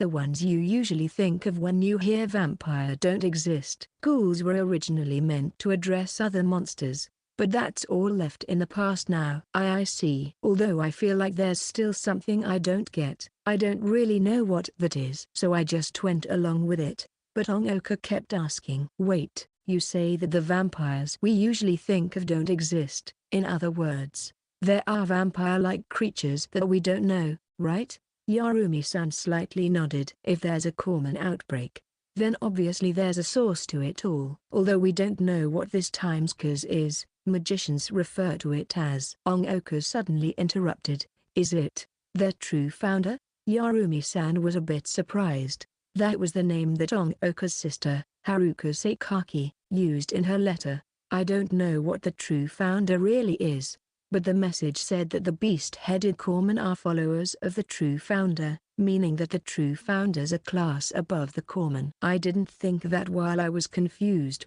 Ongoku would be able to link the true founder to the source of the outbreak. Huh, so you already know. Was it in Yamato Minato's letter? Yeah, basically. Ongoku nodded, not mentioning her sister's message, and then she looked at me and signaled me with her gaze. She wants me to cooperate with her. I got what she meant and slightly nodded. If Yarumi-san was the one who offered the deal, then we should leak information bit by bit. If you want to stop them from spreading, then you have to find and kill the true founder. But seeing as to how it's already spread this far, it's a bit too late for that. All we can do now is try our hardest for small things like just living on for another day. Yarumi-san laughed self-deprecatingly and lightly tapped on the map with her finger. Back to the main topic. This barrier is our lifeline. It's thanks to this barrier that even though corpsmen still roam around, the center of Kyoto is still somewhat of a safe zone. It's thanks to it that you can spend a day here without finding a corpsman. And there won't be any new corpsmen coming here, after all. She pointed at the quadrilateral and said, then, with such a barrier in place, how did Kyoto fall to ruin? Because those responsible for the barrier, the Kujo family, were the first to fall. I'm usually away from home, so when I heard that, it was all over. Yorumi-san replied with a firm voice. Fall? You say it like they were deliberately attacked. Ongoku said while watching her expression. I also waited curiously for her response. No, what I said probably led you to a misunderstanding. It's not like I had any proof. But I don't think the Kujo family would have ended up like this had that not been the case. She said with a tired smile and continued. After I activated the barrier, I made an announcement. But less than 20 people made it. These were probably the only survivors left in the Kansai region. The number's quite depressing. But, there's still 20 survivors? To me, that's already a big number. Yeah, they're at Ina, where Yui's headed. They've taken refuge in the Imperial Palace for now. They have a wall-like barrier surrounding them, but it's quite hard to get in and out of that barrier. They need supplies delivered. Yarumi-san said as she pointed at the rectangle inside the quadrilateral. The job I ask of you is the same as Yui's. Deliver the supplies you find to Ina. That's the situation for now. You'll have to see everything else for yourselves. After saying that, Yarumi-san stood up from her seat. Where are we going? Yarumi-san slightly nodded. I'm taking you to see the final point of this very small world. Section. The engine vroomed as Yarumi-san drove along the highway next to Kamo River. I don't know what sort of car it is, but I can tell it's a foreign car from the driver's seat being on the left. Even though downtown was filled with abandoned vehicles, this place is surprisingly empty. Slow down. Please drive safely, I shouted as I sat with Ongoku at the back seats. After leaving the base, we went past the Kamogawa Bridge and got in a red car that was parked there, and then started heading away at incredible speed. If you want it to be safe, it's better to drive faster. Although there aren't much corpsmen left, they'll still gather at the sound of the engine. The wisest approach to that is to get out of there ASAP. Yarumi-san once again slammed on the pedal after saying that. HNNNH. I tightly held onto the seat belts, trying to bear with how fast the car was going. About 5 minutes later, we made it to our destination. We're here. Following Yarumi-san, Ongoka and I rushed out of the car. I thought we're done for. This is. Ongoka let out a breath and looked around. The buildings here were even taller than those downtown. A candle-like tower loomed over us nearby.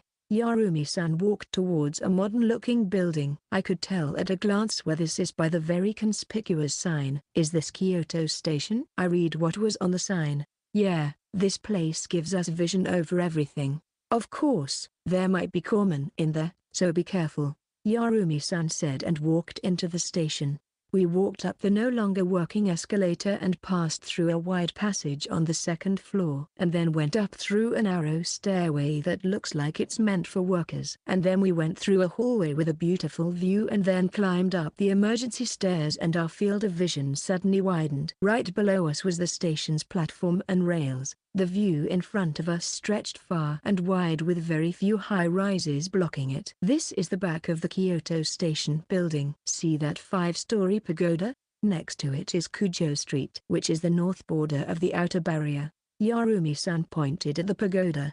It felt like I finally found a building that has the Kyoto feel to it. With that in mind, I followed where she was pointing and looked around Kujo Street. It's said to be a wall-like barrier, but I don't see anything wall-like at all. It's the same as the one at my place. You can't see it just by looking. Yeah, but if you focus, you can see where the barrier ends. That's thanks to the guys down there who grouped up, Yarumi-san said bitterly. Down there? I concentrated and noticed something unusual down there. There were some sort of weird black spots near Kujo Street, and they looked like they're ready to move. I heard Ongoka gasp beside me. Those are corpsmen? Yeah, most of the corpsmen in Kyoto went north, to Osaka. So those coming back are mostly from up north. And when they pile up, that's what happens.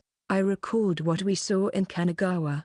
An entire mountain of corpsmen swallowed the streets. The wall's high enough, right? I asked uneasily. It's fine for now, because I adjusted the height of the northern wall. But if the Kujo family was deliberately targeted, the culprit definitely won't just leave this place that obviously contains survivors alone.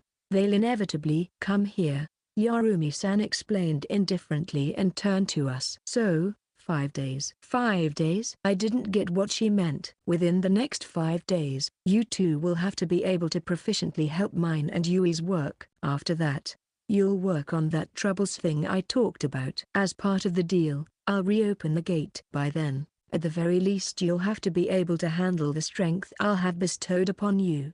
Yarumi-san left us a deadline, one that isn't short nor long. But at least it's better than a future we can't see. Got it. Please do tell us about my further when the time comes. I nodded and stared at Yarumi-san. And with that, our life in Kyoto began. Yarumi's perspective. I truly believe I'm a selfish woman. I stood in front of the base that was also a restaurant and sighed as I smoked. I look up from the alley to see that the sky has already been dyed with the colors of the night. The sound of 2 girls softly chatting came from the house, probably eating the fried rice that was just made. Just fried instant rice with salmon was able to garner such high praises from them. It'd taste better using the devices inside, but everything other than the sink has been rendered unusable, so all I could use was the gas stove at low power. I should try a bit harder to make tomorrow's meals. Seeing as to how I'm using them, the least I could do is give them some good food. Hearing the 2 girls laugh at some things even under a situation like this, I inhaled the smoke into my lungs. The 2 apprentices I have taken up, Ongoka Sakaki and Yuki Minato, just when I was sinking into despair no matter what I did, they brought just a sliver of hope. I can't let them escape. Even if I have to threaten to trap them here, I have to finish this. Even if I say that, night is coming, classes are starting tomorrow. Watching the stretched shadow at my feet, I lightly swallowed another breath of smoke. After leaving Kyoto Station, to get them used to Kyoto. I took them to the places of interest. It was already this late when we got back. In this world where the lights of civilization have been snuffed out, the night here really is pitch black. There's nothing to do indoors or out. Rest at sunset, work at sunrise. That is the schedule in this new world. Just then, the sound of footsteps came from the entrance. I threw the cigarette to the ground and stomped on it. "Welcome back, Yui." Just when I said that, Yui, hugging her panda doll, ran over to me. "I'm back, Yoruno-sensei." "So how is it, now I've finished my work and came back? Just like you asked." "Now you have nothing to complain about, right?" She proudly puffed her chest. "Yeah, good work." "Your dinner's ready. Eat it before it gets dark." As her master, I praised my apprentice and urged her to go inside. "Really?" "Yay." Yui innocently smiled. I once again was forced to realize that her smile was the same as that kid's. I really am a selfish woman. Chapter 2, Yui Kujo. I wasn't able to sleep on my first day in Kyoto. Inside Yorumi-san's restaurant, which acted as her base, Ongoka and I were lying down in our futons side by side in a tatami room that looks like it's meant for guests. Beside me came Ongoka's steady breath as she slept. Even if I turn around, it's too dark to see her face. 5 days. The thought of living here for the next 5 days felt unreal. The last time we went on a trip, we camped out under Para. This is probably the first time I slept facing a ceiling that wasn't my own. I'm scared. That's right, I should be scared. I want to get home, to the safe zone. Those were my true thoughts. Of course, I also want to hear news about my father, and help Ongoka find clues about her sister, and also ask the first witches I've met that weren't myself, Yorumi-san and Yui, to teach me about magic. Of course I think that. I also know this place is quite safe with its own barrier, but I can't soothe my throbbing heart. The urge to get out of here constantly nagged me because I saw the swarms of moving corpses outside the barrier. That's probably a big reason, but I sensed something else that scares me. If everything goes well, I'll be able to get info on my father, and maybe even info on Ongoka's sister. Although that's a good thing, I wasn't able to think about what happens afterwards. I was a coward who's scared of moving forward. I really just want to stay in one place because right now is when I'm happiest. Just my only friend being by my side has brightened the days following up to right now. Ongoka. I quietly called her name. Even though I already know she's asleep. Of course, she wouldn't answer back. But something touched my hand that was hidden in the futon. Our fingers interlocked as she held my hand. Was she awake this whole time? Did I wake her? Well, whatever the case, this is what I was hoping for. I didn't thank her, just simply held her hand back. I feel like with that, I'll be able to sleep peacefully tonight. Second day in Tokyo. The sun rose and I woke up. I gazed at the Kamo River, dyed orange by the sunrise as I did my hair. I then woke up the still asleep Ongoka. Downstairs, Yorumi-san was using the stove to boil water. It was already time for breakfast when Yui woke up. Rather than sitting at the front counter, we were sitting at a table with 4 seats around it, with me and Ongoka on one side and Yorumi-san and Yui on the other, sitting across from each other. It's breakfast time. Breakfast. Ongoka and I gasped at the table full of food. Rice served in a tea bowl. Miso soup, slightly fried bacon. Even though the miso soup and rice were pre-packaged, it's the first actual breakfast we've had in a month. To save food, all we had for breakfast was some salted crackers or something like that. Never something so lavish. Be sure to drink this after you're finished eating. It's important to stay healthy during times like this. After saying that, Yorumi-san placed cans of vegetable juice on the table. But I don't wanna. Yui furrowed her brow as she looked at the juice. No complaints. Drink it all up. This is an order from your master. Fine. Under Yorumi-san's supervision, Yui reluctantly drank the vegetable juice. So this is what it's like to have family. From their conversation, I felt a light bit of warmth but also a bit envious. Although their last names are the same, they don't emit the feeling of a child and parent. Just what is the relationship between those two? I thought as I ate breakfast. Ongoka, you come with me for today. Not Yuki. Ongoka froze and asked, "Yeah, seeing as to how you're the only one who's not a witch, you're the greatest liability. I also know how to use a gun, so I could competently direct you." Liability, huh? How straightforward. Although Ongoka had a bitter expression, she didn't deny it. "Of course not. Ongoka's helped me plenty of tea." I couldn't help but blurt out, but Ongoka interrupted me. "Yuki, she's right. Even though I have a gun, I'm a complete amateur. Me firing would just arouse the other corpsmen. So most of the time it's better to rely on your magic. If it helps me be of more use, please don't hesitate to train me." Ongoka shook her head and stared back at Yorumi-san as if challenging her. "Ah, I don't mind a motivated apprentice. So then, I'll leave Yuki to Yui. Can you do it?" Yui, who was being stared at by Yorumi-san, took a long sigh and said, "It's not like I can refuse, right? So I'll do it," Yui said discontentedly. "I'll be working separately from Ongoka." The thought made me uneasy. Yui suddenly stared at me sharply. "I'm your senior, right? If you treat me like a kid and use Chan to address me again like yesterday, I won't forgive you. I won't use honorifics to address you either, Yuki. Got it?" G got it. Overtaken by her strong words, I nodded. "All right. Then, Yuki, after finishing breakfast, roll the rest of the rice into a nigiri. We'll be eating outside for lunch." "Got it." I followed my senior's instructions. But in truth, because Yui's still so young, my brain hasn't recognized her as my senior yet. And also, I'm not good at dealing with kids. When I was young, those who mocked me and called me a witch were the kids around me. So I always kept the strong impression that kids were terrifying, cruel, brain-damaged creatures. I have no confidence in my ability to get along well with someone like her. Section. We're pretty much ready. Let's go. Yui is already outside waiting for me. She started walking away after she saw me coming out. Alright.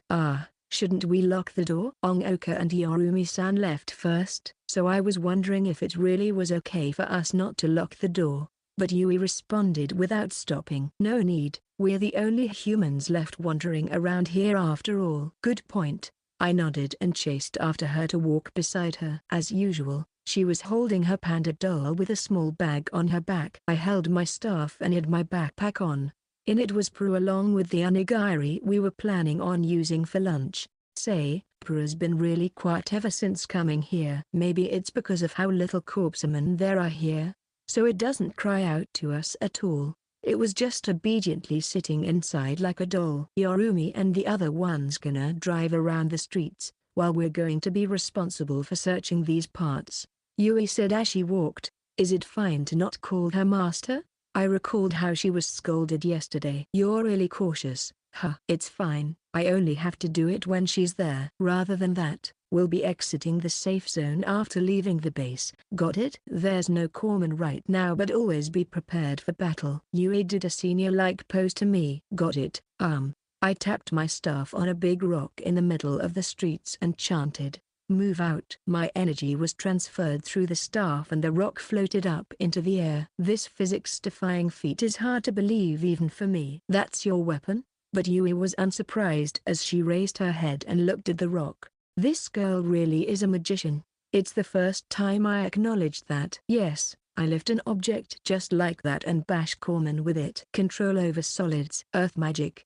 Just like that of the Kujo family. But didn't Yorumi mention that you could use other types of magic?" I nodded at her question. "I can also control energy, gases, and liquids, but I don't really use them as weapons. I've only messed around a bit with it, like compressing fire from an explosion and shooting it out." When we were heading to Kanagawa, Ongoka and I encountered a beast-headed corpsman. To defeat it with its insane speed and tough body, we lured it to a bridge and blew it up by lighting oil on it and attacked it with the flames of the explosion. After hearing what I said, Yui's face started twitching. "You sound modest, but you're quite the show-off. I'm going to say this first. Those aren't my specialties. I can only teach you earth magic." I see." You were disappointed just now, weren't you?" Seeing Yui angry, I panicked. "Oh, of course not.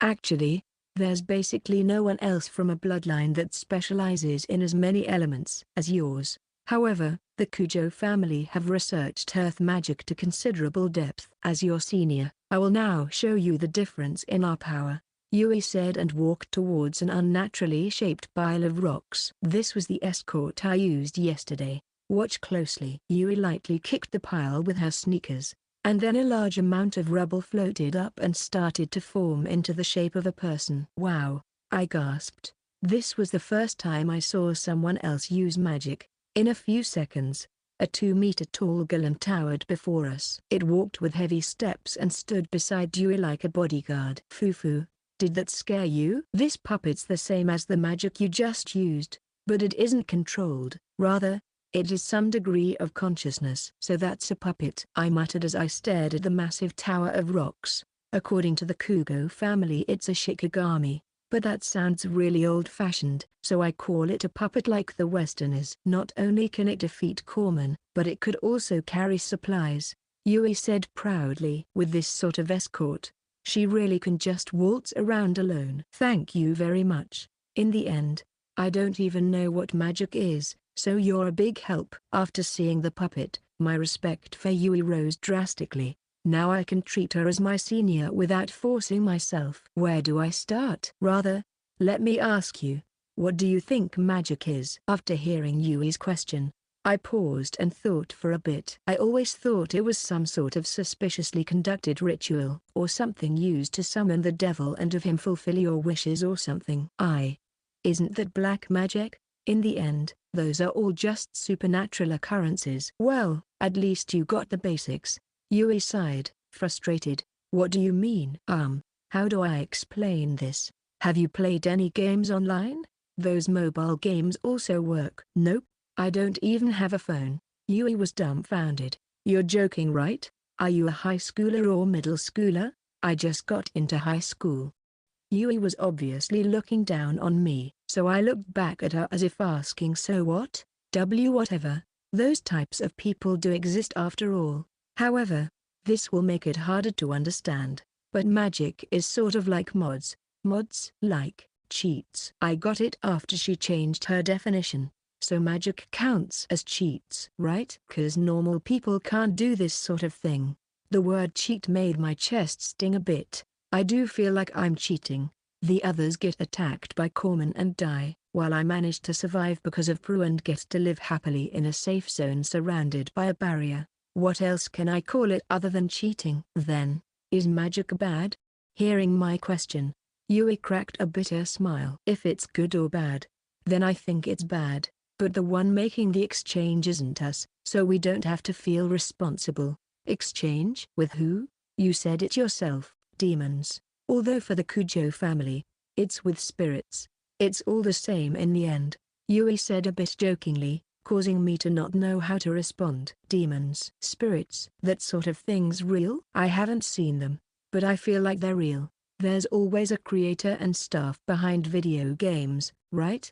This world also seems to have some sort of higher beings. It was our ancestors who made some sort of deal with them so that we could use magic, Yui said with a confident expression, even though it's a bit vague at some points. Some sort of higher beings. Isn't that just God? To be honest, I've never read anything about stuff like myths, but if there really is some sort of being that can create and change this world to its liking, then I should call that being God. I don't think there's anything wrong with calling them that. But think carefully, Yui said, raising a finger and smiled wickedly.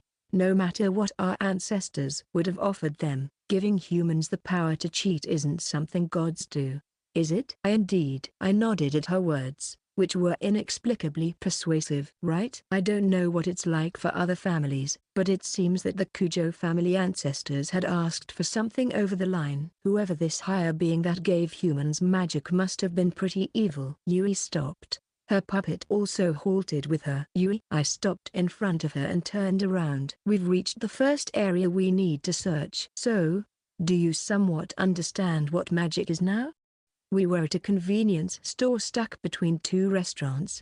The windows facing us were broken and the shelves have been knocked over. Yeah, probably. But I'm a bit curious. Can people who aren't magicians also use magic as long as they make a deal with the devil? I recalled how Ongoka also wanted to learn magic. Yeah, you just have to make a deal. But now's a no-go. I don't exactly know why, but you can't use the past methods to even communicate with the devil, let alone make a deal, which is why for the past century, no new magician bloodlines appeared. But, question mark. Yui suddenly stopped. I looked at her, confused. That doesn't count. I just remembered that Yarumi told me not to talk about that. You saying that just makes me more curious. Forget it. That's an order from your senior. I reluctantly gave up, and then turned towards the convenience store. So, are we going in? There doesn't seem to be any corpsman inside.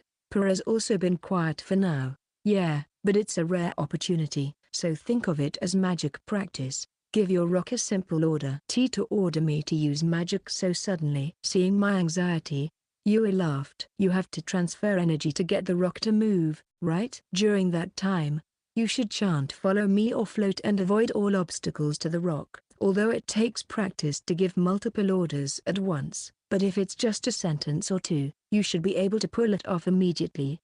Got it. I'll try. I tapped the staff to the floating rock. Those that I've transferred my energy into are like extensions of my body. Although I can control them like an extra limb, I can't move them as easily. But if I use the method Dewey described, maybe I could make it move on its own like her puppet.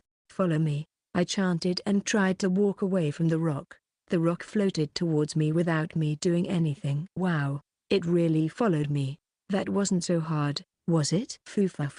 And it's all thanks to me. Yui puffed her chest proudly. Yes, it's all thanks to you. If they can move on their own like this, then I can command them to attack corpsmen on their own as well. The rock floated behind me. It was kind of cute. True. But don't get confused. That rock doesn't have eyes or ears. At most it could only react to things you see. You can't defend against an ambush, and it's hard to control it when it's out of sight. Yui cautioned me. There's more limitations than I thought. That's right. There's also some who prepare bodies to remove these weaknesses, where they create familiars that are like complex AIs. But that's a lot of work, so I just make a puppet. After saying that, she tightly held her panda doll. Familiars. She's probably talking about Prue and the likes. The penguin-shaped bodyguard my father left for me as shelter. If so, I have something I want to ask. About your panda. What? Yui turned around, as if trying to prevent me from touching it. That's a familiar, right? Because Pra's also like that. I wouldn't be surprised if it really was a familiar. It's something any daughter of a magician would carry after all. Dang, you found out. Even though it isn't doing anything familiar-like. Yui nodded, surprised. My intuition was correct. I probably wouldn't have realized if it wasn't for the fact that I had Pra, but I didn't make it. And I don't plan on using it for battle. It's like my bodyguard. She tightly hugged the panda. So cute. From what she said, it's probably something gifted to her. It's probably rude of me to keep digging, so I just said what I thought. Really? I think it looks stupid, she said coldly. Even though she clearly cherishes it, that reaction's still so cold, which makes me confused. But I kinda like it. HMPH. You're really weird. But I won't let you touch it. With that, Yui took a step away and pointed at the convenience store. Rather than that, she should start the search. Give the rock this order. If a corpsman is spotted, prioritize attacking it. Got it. Like before, I ordered the rock. It's done, but I don't know how good it is. There's no corpsman nearby, so there's nothing to test it on. It's okay. If it didn't work, it would count as a bug in the magic and your control over it would vanish. What's important is the priorities and conditions of the order. Be sure to not order anything contradictory. Something like go attack corpsman would force it to leave your side, which goes against the follow me right. Which is why I told you to say prioritize. Yui pointed at me and explained. Got it. That's amazing. I expressed my admiration to Yui, seeing as to how I didn't put that much thought into it. Foo, right? Now, even if there are corpsmen, as long as you notice them, the rock would strike back. Now then, let's break in. Yui and I took our puppet and rock respectively and rushed into the dark store. There weren't any corpsmen to be seen, but nor was there any goods left. I've been here before, but it's dangerous to go alone, so I never tried to go in. Maybe there's a storage room inside. Yui went behind the front desk towards the employees-only door. Your puppet's not going to fit through the door, right? I asked, concerned. That's right. It's because the puppet can't move in closed quarters that I didn't go in. So then, it's up to you now, my junior. Yuri took a step away and motioned for me to go in. Me? Of course. That's why I taught you the basics for self-defense magic. If you can't even do that for me, then you'll just be a liability, right? Hearing her say that, I swallowed the refute I was going to say. She's right. I have to work hard. If I didn't grow at all over the next 5 days, then Yorumi-san might give up on our deal. Then we won't be able to gain info on my father and Ongoka's sister. It would all be in vain. I'm scared, but I have to go for it. I recalled when I held Ongoka's hand yesterday night and tightened my grip on my staff. Got it. I'll go. After steeling myself, I opened the door. Although it smells, it wasn't the stench of Corman. Pra's also keeping quiet. I think it's okay, I said to Yui, who was behind me. It was unexpectedly narrow, with shelves of cartons and boxes lined against the walls. Is anything there? Yui asked. There's water, snacks, and pre-packaged food. I confirmed to Yui. We were lucky that everything here was preservable. No bentos and the likes that would rot easily. Really? We struck big. Looks like we'll be able to hit today's quota. Let's transport them to the palace, then. Roger that. I nodded. Successfully completing the job put me at ease. I raised my head, seeing the rock floating lightly above me. Section. So this is the palace where the inner barrier's placed. I gazed up at the gate built into the walls as I carried the stuff we took from the convenience store. The dark brown wooden doors showed years of age, with grand eaves poking out from top. The door was shut. The surrounding silence made it seem as if no one was inside. Yup. You can't see it with your eyes alone, but there's a barrier wrapped around this place reaching up to the sky. The only ones who can open it up are those of the Kujo family, me and Yorumi. Yui said and went in. She made her puppet take human form probably so that it could take on work. I had the staff squeezed in my armpits, with a light box of snacks in my hands. Of course, I could use magic to lift them, but I'd rather save my energy. Even with my hands occupied, the rock that is following me can come in handy during emergencies. Amazing. My place also has electricity within its barrier, but how did you pull this off? Hearing me say that, Yui turned a bit embarrassed. That's a hard question to answer. There are many kinds of barriers. The inner barrier is made through wind magic, while the outer barrier is made through null magic. But didn't you say the Kujo family specializes in earth magic? I tilted my head, confused. In Kyoto, there was another line of mages other than the Kujo family. Apparently the Kujo family were responsible for protecting the southern parts of Kyoto. And then sometime in history, the other line fell, making the Kujo family in charge of all the barriers. Sounds complicated. I feel like classifying them all as barriers makes it even more confusing. I remember Yorumi-san saying magic that makes those inside different from those outside are called barriers. Also, the barrier Yorumi put at the base is earth magic that removes all sound and heat from all who are inside. It's not something physical, rather, it just lets those inside go by undetected. It's like the command magic I taught you, so you can probably pull off stuff like that with some practice. So it's something like telling the affected objects to block sound or something, right? I thought for a second and got what she meant. Exactly. When magic flows within an object, the object would go along with the magic. It's just hard to maintain it. If you're interested, ask Yorumi. Yui nodded and stopped in front of the palace. She reached out her hand and stopped it as if there were a wall in front of it. It looks like a mime, but there actually is a wall there. I put the stuff I was carrying down and reached out my hand as well, and my hand really felt like it touched something. It was neither soft nor hard, let alone not being able to see it. I'm not even able to feel its temperature. Open. Yui gave a simple command, and as if the wall had disappeared, her hand went in. And with that, only the spot in front of me is open. And it'll only stay like that for a minute, so hurry. We need to get the supplies in, Yui said and immediately commanded the puppet to start moving. Alright. I also hurried and went through the barrier. This part really is the only place that I could cross. After I put the supplies by the tightly shut door of the palace, just when I was about to turn around, oh, right. We got to get a drink and lunch. Just take whatever you want. Yuri stopped me. Really? Then I'll have some tea. I grabbed a bottle of tea from the box and walked out of the barrier. Yuri grabbed a kalpis and stepped out of the barrier with her puppet. We're having onigiri today, right? I asked. I know. So, does it go well with that? I pointed at the kalpis and said, not only was it sweet, it hadn't been cooled. I really like drinking it. And it goes surprisingly well with onigiri. Really? Yup. Give it a shot. Whatever. I'm not going to bother. If she's okay with it, then I won't dig any deeper. I'm serious. I pretended not to hear her unsatisfied complaints and drank my tea. The weather's great today. I feel like I'm gonna fall asleep right after eating. Yui reached into her bag and took out the onigiri wrapped in plastic wrap. Yeah, had it not been for the corpsman, I would have laid down and taken a nap. I agreed as I took out my own onigiri. We sat down near the Kamogawa, which is relatively close to our base. The shallow but wide river flowed before us.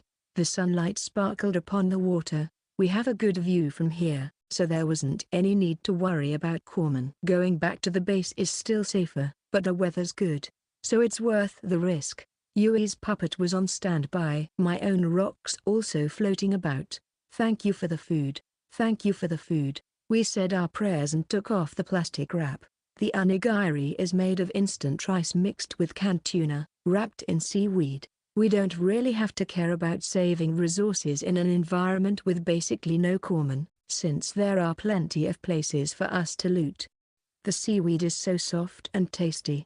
I took a big bite, puffing my cheeks. Yeah, and it has just enough salt. I bet Yorumi and the other one's also glad. Yui took a small bite and said, me and Yui made onigiri for everyone this morning. I wonder what Ongoku and Yorumi-san are doing right now. Because I haven't been separated from Ongoku in so long, I started to worry for her.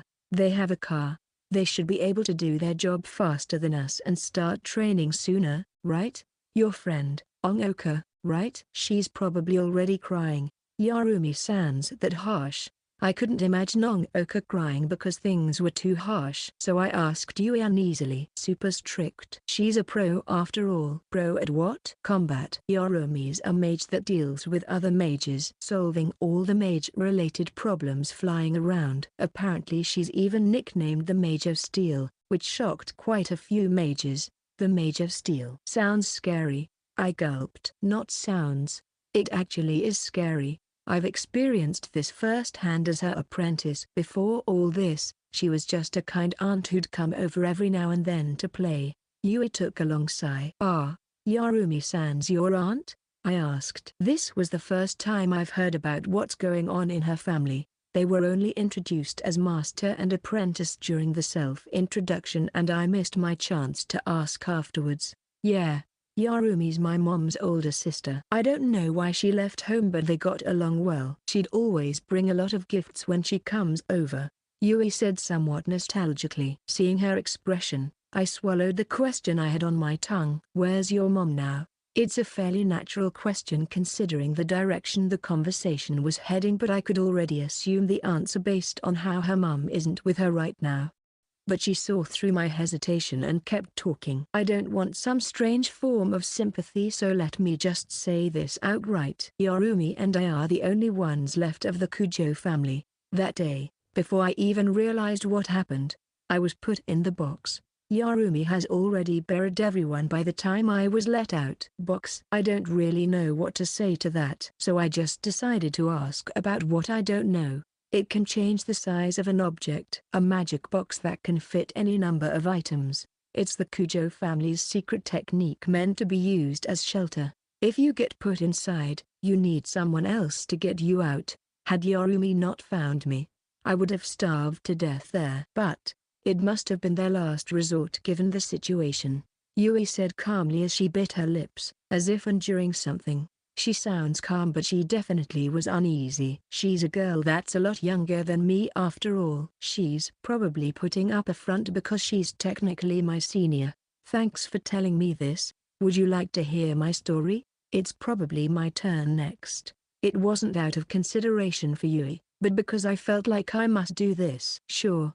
Tell me. Yui nodded, and then uncapped and took a sip from her kalpis. Her mouth's probably dry from talking. Does that really go well with onigiri? It goes really well. Geez, rather than that, hurry up and tell me your story. Yui urged me impatiently. Gee, got it. I stopped stalling and began telling my story. I lived with my father, raised without knowing that we were a family of mages. My mum died due to some illness when I was young. I didn't talk much with my father either. Because of my father's occupation along with the house, I was branded as a witch, making life incredibly difficult. But it was thanks to the familiar my father gave me that I managed to survive the rise of the Corpsman. And then I managed to reunite with my middle school friend, Ongoka. We went all the way to Kanagawa in search of her sister, where a massive battle took place. I briefly explained all that to Yui. Hearing my story, Yui involuntarily gasped. Wow, amazing. Isn't that a massive adventure? Yeah. Now that I look back on it, I think so too. I nodded with a bitter smile. Even though it was just a journey that lasted a few days, we had to face quite a few instances of danger. That time when the wolf-headed Corpsman attacked us really was close. As I looked back on that battle of life or death, Yui gasped. Huh? A beast-headed Corpsman also appeared over at your end? Eh? Now it's my turn to be surprised. Yui, you've seen one as well? Yeah, seen it multiple times. They're different from normal Corpsmen. Incredibly smart, and they can leap over walls. But we'll know if they get in here and Yorumi will immediately defeat them. Yui said it as if it was part of their daily life.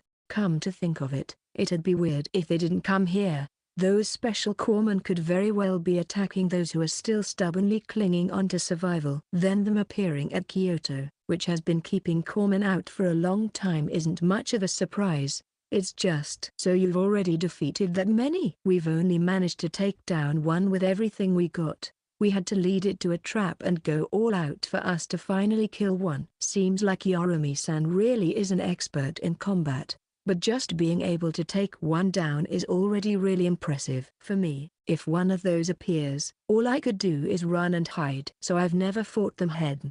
Yorumi said that you must have a lot of firepower to beat them. Yeah, they even managed to survive that blast of fire I used back there. I agreed. Yui suddenly stopped eating. Wait. Just to be sure, you were using wind magic during that time, right? Yeah. But you also know fire magic. You don't have to use the fire from the explosion, do you? I looked at her, confused. Eh? I can't use two elements at once. It's impossible, right? Due to lack of confidence, I changed my sentence to a question midway. From what Yui's saying, I'm supposed to use wind magic to gather air and then heat it up with fire magic. But just maintaining one spell's tiring enough. Is it really possible for me to have spare energy to use a second? Of course it's possible. Just like you did before, if you make the rock float automatically, then you don't have to concentrate on controlling it, which means you can use a second spell, right? Now that you say it. You're right. I feel like I could do it. Hearing her explanation, my confidence in my ability to do it increased slightly. The keys to concentrate. You give out a command and during then you combine whatever other spell with it. You'll get better with practice, so work hard. Yui said with a senior-like pose. Got it. I'll try to practice it. But I don't know if this staff has the ability to use two spells at the same time. I glanced at the staff beside me. Ability. I can't use magic without this staff. Apparently this staff's a powerful item called the Staff of Four Elements. The Staff of Four Elements, huh? Yui thought for a while, and then stretched her hands towards me. May I see that? Sure. I handed the staff to her. Yui examined it. From touching it, it seems like it's just a staff that improves magic circulation. Of course, I still think this is a very valuable item, but I don't think this staff has the ability to activate magic. Is that so? Yeah. You can probably use magic without the staff. Give it a shot. Hearing Yui say that, I grabbed a pebble from near the river and chanted, "Move out." I imagined my energy going into the pebble but nothing happened. The pebble in my palm stayed there. Weird. You can't use magic without your staff. Could it be? Do you know why? I asked Yui. I can't tell with my abilities alone. I'll have to talk to Yoromi about it. It'll be a lot easier if you can use magic without your staff. After all, yeah, I'm done for without my staff. So please. I left it with Yui and continued eating my food. Yui took another sip of her kalpis. That drink definitely doesn't go well with onigiri, and it doesn't taste good when warm. I thought, want me to cool your drink for you? Yui looked surprised, and then immediately got what I was going to do. Oh, right, fire magic controls energy. It doesn't just heat up, but also cool down. I nodded and lightly tapped the drink with a staff. Cool down. I made sure to not overdo it as I took away energy from the drink. Feeling the temperature of the drink go away, Yui made a slight sound. Thanks. I'll be digging in. Yui took a sip and her expression immediately lit up. So cold. Delicious. Knew that was the right call. It's definitely better kept cool. Fire magic sure is convenient. Yui looked at me, somewhat envious. Yeah, it's really convenient. Alright, as thanks for teaching me, how about I heat up the bath for you? Seeing Yui's reaction also made me happy. So I suggested something that'd make her even happier. The bath. Really? Yui repeated. Really? There's still tap water in your base. So I don't think it would be a problem. We used the showers yesterday. Of course, the water was cold. It's the same at my place. But I use magic to heat up the bath. But it's a lot of work so I don't do it every day. Amazing. Yuki, you're the best junior I could ask for. As thanks, I'll wash your back in the bath. Looks like being able to heat up water makes Yui relatively happy. Washing my back. She intends to take a bath with me? Ongoku would sometimes invite me to go with her, but I was too embarrassed, so I refused every time. But Yui's younger than me by a lot, so I don't have to mind. Got it. I'll be in your care. I nodded and accepted my senior's offer. Beep. Suddenly, a piercing beep rang out across town. What's that? I looked around, not knowing what was going on. The only other sound I could hear is the sound of the camo, but I can't see anything that would make such a noise. That's Shirokuro. Yui froze. The panda doll that she carries even during lunch suddenly started moving. So cute. Even though Yui's already told me that it was a familiar, seeing it move still felt somewhat unreal. So its name's Shirokuro. But then, the panda enlarged itself. Wow. So it can also magnify. Like Pura. It startled me. But it's thanks to Pura that I wasn't as surprised as I should have been. It grew several times bigger than her puppet and then picked up Yui. I told you to wait. Bring Yuki too. Geez. Why can't you listen to me? Yui struggled in its arms. I was about to ask Yui what she was panicking for when. It's a beast-headed corpsman. That alarm just now was from the barrier. When the alarm rings, Shirokuro, the doll Yorumi gave me, would take me back to base. Leave the corpsman to Yorumi, Yuki. Before she could finish her sentence, the panda jumped. It jumped so high that I had to crick my neck to see it. And just like that, it headed toward the base at the bank of the Kamo River. Yui, I shouted, but they've disappeared from sight in a matter of seconds. Her puppet also crumbled into a pile of rocks, probably because she's left. I was the only one left at the river bank. I looked around, at a loss. The base was nearby but I don't have a way of getting in from the riverbank. There's a rope hanging off the fences of the house, but with my strength, I can only slide down it, not up. I could go and get there through Kujo Street, but I'll have to loop around if I do so. If Yorumi-san's going to take care of it, then I should head to the base as well. I tried to calm myself down by saying what I should do. I started walking towards the bridge, the rock following behind me. And then Pura popped its head out. Pewee. It warned me. It's coming. If I don't get out of here. I looked at the constantly chirping Pura through the corner of my eye as I went up the stairs to the bridge. But right when I got on the bridge, a massive black shadow passed my peripheral vision. A chill ran down my back. Thud. The sound of something landing rang out behind me. Move out. I frantically tapped the rocks by my side with my staff, stocking up on weapons. Damn it. If it's that wolf-headed corpsman, my mind suddenly went blank. I turned around. That was occupying the middle of the bridge. Although its body is shaped like a human and 3 meters tall, its head certainly wasn't human-shaped. It was one of a goat with curved horns. Its appearance was different from the wolf-headed corpsman we fought previously. It looked like a demon, but there's no doubt that they're both beast-headed corpsmen. There's probably nowhere left to run. I didn't have a trap, nor did I have anyone with me. I don't even have something I can use to run. A deep sense of despair filled my chest. Whoosh! The rock following me flew through the air, towards the corpsman. It followed my command and attacked corpsman on sight. But I already know that beast-headed corpsmen have heads so tough that bullets can't pierce them. Thump! My rock landed a direct hit on its head. But it didn't even flinch. The rock was too small and too slow. It didn't have enough power to crush the corpsman's head. The corpsman slumped its arms and used its slanted goat eyes to stare at me. Nay. This time, for enough power, I spun the rocks above my head, but I felt like I wouldn't be able to hit it if I didn't use something to make it stand still. Pewee pewee, pewee pewee. Purr frantically chirped with even more energy than ever before. Purr is a last resort for when there's actual danger. It would enlarge itself and swallow me whole, masking my scent and presence. But even if it did swallow me, can it really escape a beast-headed corpsman? Purr doesn't have any way of attacking, so it'll just suffer a one-sided beating. What should I do? What to do? I don't know why the corpsman's just standing still. It's as if it'll attack the moment I move. I have to at least buy some time for Yorumi-san to get here. Just when I was about to count on Purr, something completely unexpected happened. Damn it. To think that you're as loved as he is. A female voice I could understand came from the corpsman. WH. I gasped, not expecting it to be able to talk. And then I remembered hearing from Ongoka that her sister might have also talked to a corpsman. Haruka said to the corpsman, "Let's go," and then went missing. So I also tried to talk to the wolf-headed corpsman during the battle. But I wasn't even able to tell if it understood what I was saying last time.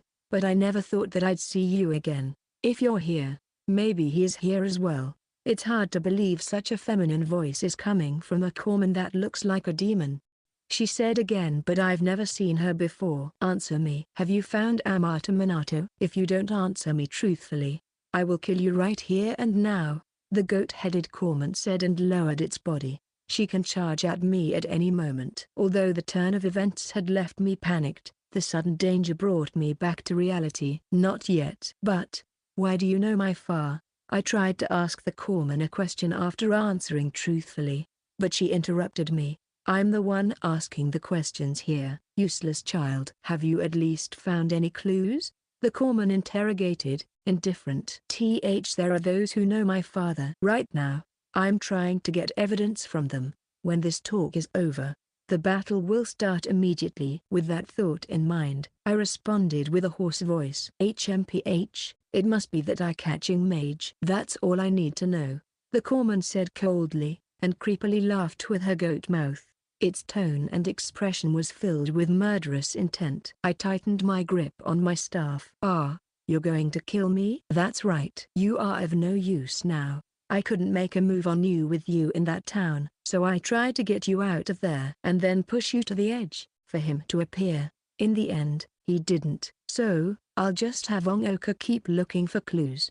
Did she mean that battle with the wolf-headed corpsman when she said push you to the edge? No. Rather than that. Why do you know Ono? And when she mentioned that name, her tone softened, as if she's calling a loved one. The goat-headed corpsman narrowed its slender eyes and declared, "Farewell, vile human that he loved. Thank you for befriending my sister." That was the answer to my question. And her declaration that she'll take my life. How could that be? It's impossible. And it shouldn't be like this. My brain feels like it's about to explode. I couldn't think. The corpsman charged at me as I dazed. Nay. I reflexively shot the rocks I had above me, but the corpsman dodged in the air, dodging the cannonball-like rocks by a hair. It didn't hit. I was filled with despair. Pewee pewee. Purr jumped out of my bag and landed in front of me. Bang! Suddenly, a massive bang rang out through the silent streets. With a pop, the head of the corpsman who was approaching me flew off. I couldn't understand what was happening. The goat-headed corpsman, as if a marionette with its strings cut off, violently slammed down on the bridge. Yui, Pura also stood there in confusion, probably planning to magnify it to protect me. What happened? The corpsman with its head blown off didn't move. It's already become an actual corpse. From the direction the blood was splattered, it probably withstood an attack from downstream of the river to the north, but there wasn't anything in that direction. This corpsman's dead, right? I don't know what to do, nor what I should do. I just stared at the corpse on the ground. What she said just now, it's as if you can't be Oka's sister, could you? I couldn't help but ask that. It's truly hard to believe, from the goat-headed corpsman's words. It's as if she's Oka's sister, but if that's true, then Oka's sister's already dead. How am I going to explain this to Oka? Looking for her sister's the only reason for her to go on, but how am I going to explain to her that a corpsman claiming to be your sister came up and died right in front of me? A little while later, the sound of an engine rang beside me. The red sports car we boarded a while back stopped before the bridge. Yorumi and Oka got out of the car. Oka ran up to me the moment she saw me, and proceeded to pull me into a hug. Thank goodness. Yuki, you're alive. Oka in her warm embrace. I loosened up a little, but what happened earlier made my heart feel even heavier. After confirming my safety, Oka glanced at the beheaded corpsman's body. Yorumi-san sniped this from really far away, you know? I was worried to death when I heard you were being attacked. Thank goodness you're okay. Oka relaxed. She couldn't even imagine that the corpsman before her claimed to be her sister. Yorumi-san also walked up. Sorry for dealing with it so late. Didn't expect it to start charging at you. No, thanks for saving me. I shook my head and thanked her. The only one I could tell my thoughts to is probably Yorumi-san. Bearing a secret I can't tell Oka is very painful. I must seek help. Chapter 3, A World That Creaks. It's the evening of the second day since we came to Kyoto. Why? But you always say no when I ask you. Well, Yuri is technically my senior. And I did make a promise. Leaving Oka, who was protesting loudly, behind, I headed with Yuri, who had returned to the base ahead of me, to the bathroom. That's not an excuse. Oka was still complaining, but I ignored her and dragged Yuri along. Is it okay to leave her behind like that? I nodded to an inquiring Yuri. It's okay. It'd be awkward if she joined. Right, that'd indeed be a problem. 3 people would definitely be cramped, as one would expect. Yuri said while giving an approving nod, though her reasoning was slightly off. We entered the changing room together and took off our clothes. Even though she's a kid, being looked at while naked is still embarrassing. Being older than her, showing that openly would be shameful, though. So I acted like I didn't care, and quickly stripped. Without clothes, Yui looked much more delicate than her initial appearance gave off. My skin is on the whiter side, but Yui's skin almost had a different quality. There was an almost translucent-like paleness to it. They said that the Kuju family had the blood of Western conjurers, so her hair which is tinged with red and her pale skin must have come from that. What are you staring for? I'm heading in now. Why yeah. Noticed by her gaze, I hastily entered the bathroom with Yui. The bathtub full of water was heated up beforehand by my magic. The warm bathroom was filled with steam. Wow, it's really a hot bath. Amazing. The rejoicing Yui jumped up and down, hopping around in excitement. I want to jump in right now. But, I still have a promise to uphold. Here, I'll wash your back, so sit. Urged by the excited Yui, I sat down on the bathroom stool. Yui, facing my back, used a pail to scoop the tub's water, and poured it onto my back. You don't have to wash my back with weight. I thought it was a waste of precious hot water, but Yui carefully went to scoop more water with the pail. It's better to be warm than cold. Now, next is soap. Yui used her wet hands to lather the soap, and started scrubbing my back. It tickles. Never having had the experience of someone else washing my back, my body recoiled at the surprising sensation. Is that so? So, gently scrubbing only makes it tickle more. Then, I'll try with more force. She strengthened her scrubbing. This much force is definitely better, I think. Foo-foo, what a troublesome little sister you are. Well, I've always wanted a little sister, so I'm somewhat happy. Yui laughed. Sounds like she was having a great time. Eh? I'm older than you, so if we were a family, I'd be the one more like a big sister, I pointed out. What are you talking about? Aren't you my junior? This has nothing to do with age, so you're the younger one. Got a problem with that? Staring at my face from behind me, Yui projected her authority as a senior apprentice. None at all. Well, in this case, the senior-junior relationship takes priority, so I nodded in resignation. Moreover, since I respect her as my conjuring teacher, I don't really hate being treated like a little sister.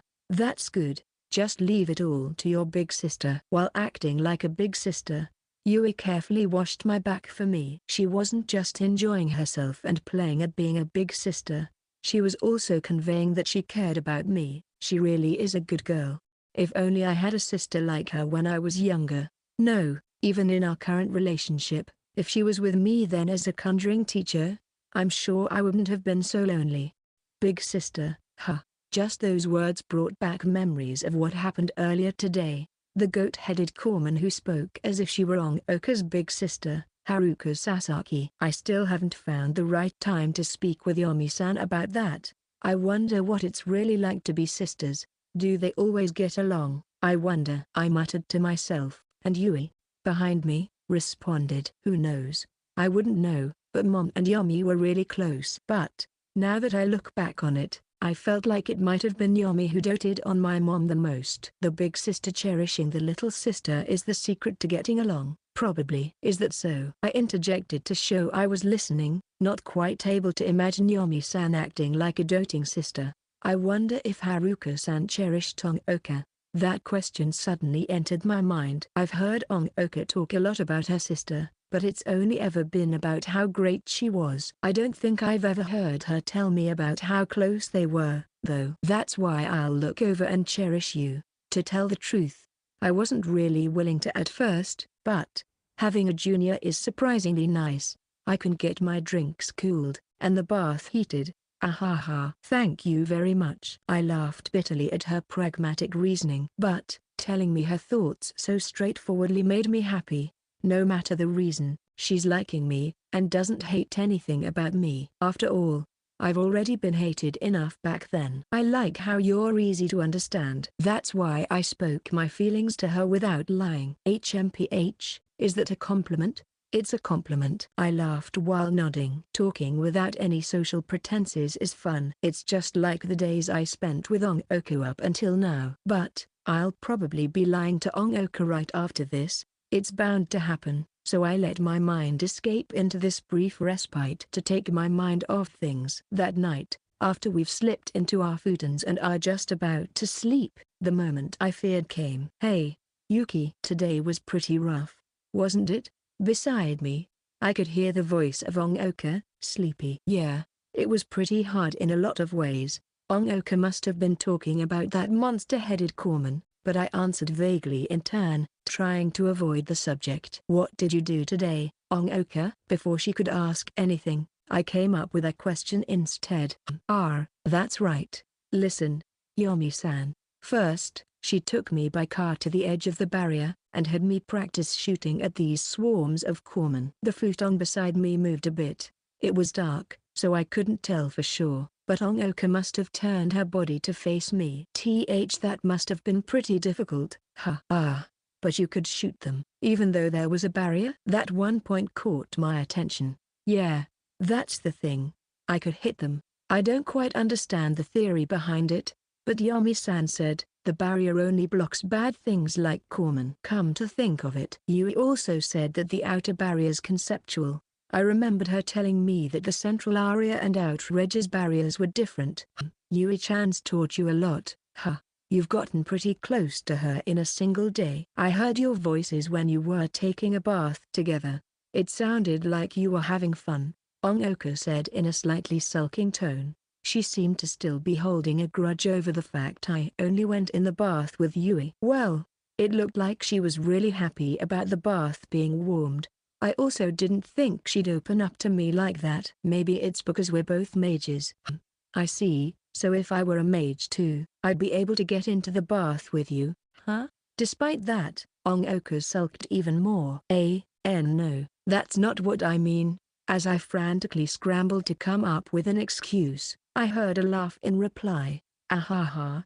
It was just a joke. But, when I think about how I'm the only ordinary person among 3 mages, I feel like it's really no good like this. Yami-san, too, she does use a gun as a weapon. But, when I saw her fighting for real, she was a mage through and through. What do you mean by that? I mean, first, she was able to produce a lot of guns from a small box about the size of the palm of your hand. Without thinking, I was almost about to ask her if she was some sort of robot cat that came from the future. Ongoku answered in a voice tinged with excitement, and let out a sigh. That was probably the box Yuri told me about. I'd heard about this already, so I wasn't that surprised, but Ongoku explained it with considerable amazement. Also, she handled this super heavy gun with one hand, as if it was as light as a feather. It seemed like she was manipulating the weight of it, though. So it's not like there's any way I can imitate that. So, you feel like you weren't really of any help, right? I asked, concerned, and Ongoku stirred a bit. No. Actually, I got taught the fundamentals of how to handle a gun, just in case. She even gave me a gun with a silencer so I don't need to worry about making noise, as well as special bullets.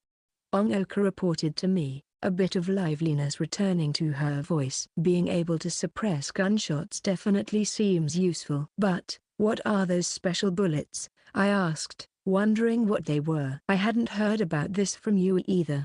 They're the bullets with magic that Yami-san uses. I think their weight is also being manipulated by magic. Somehow, when they hit their target, the bullet's mass seems to increase manifold. I got to try them out.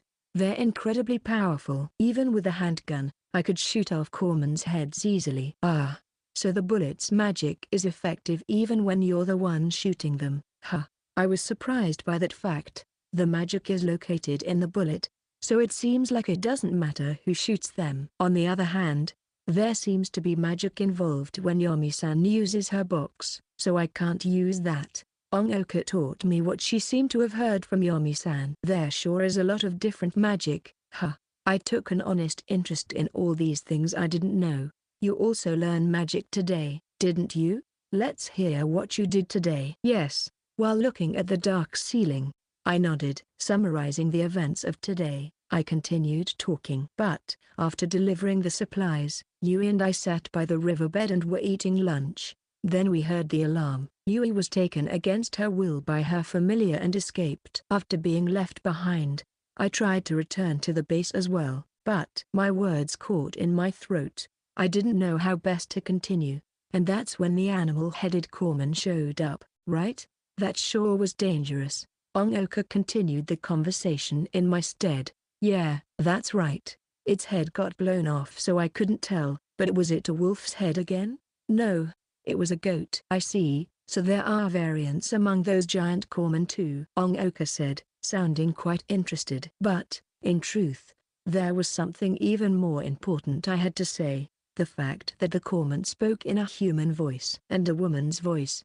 At that, it spoke almost as if it were Ongoku's older sister. But, I can't say it, not now, at the very least. I've gotten tired.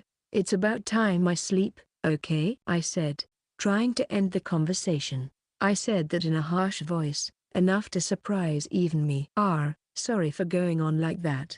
Then, good night, probably mistakenly thinking if she did something to worsen my mood. Ongoku apologized in a slightly hurried tone. Good night, I answered, while feeling terrible guilt. If possible, I wanted to delicately avoid this conversion, but I ended up lying to her. In truth, I couldn't sleep at all. I wasn't in the mood to sleep. My chest hurts.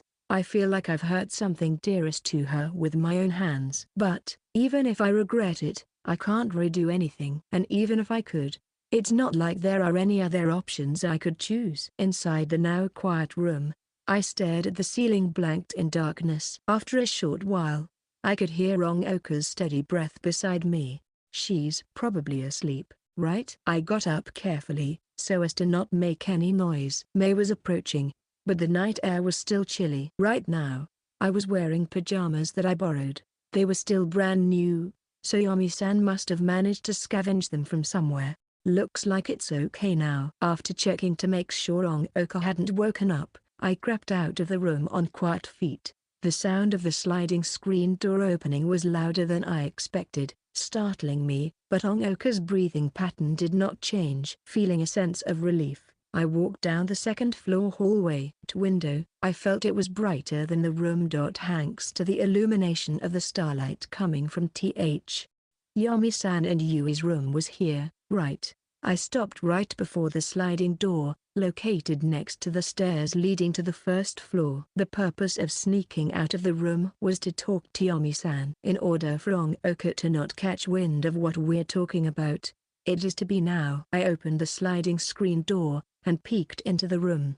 It was dark, but I could see two futons lined up next to each other. If I looked closely, though, I could make out that one was empty.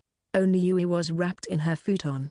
She could have gone to the washroom, so I decided to try checking the first floor.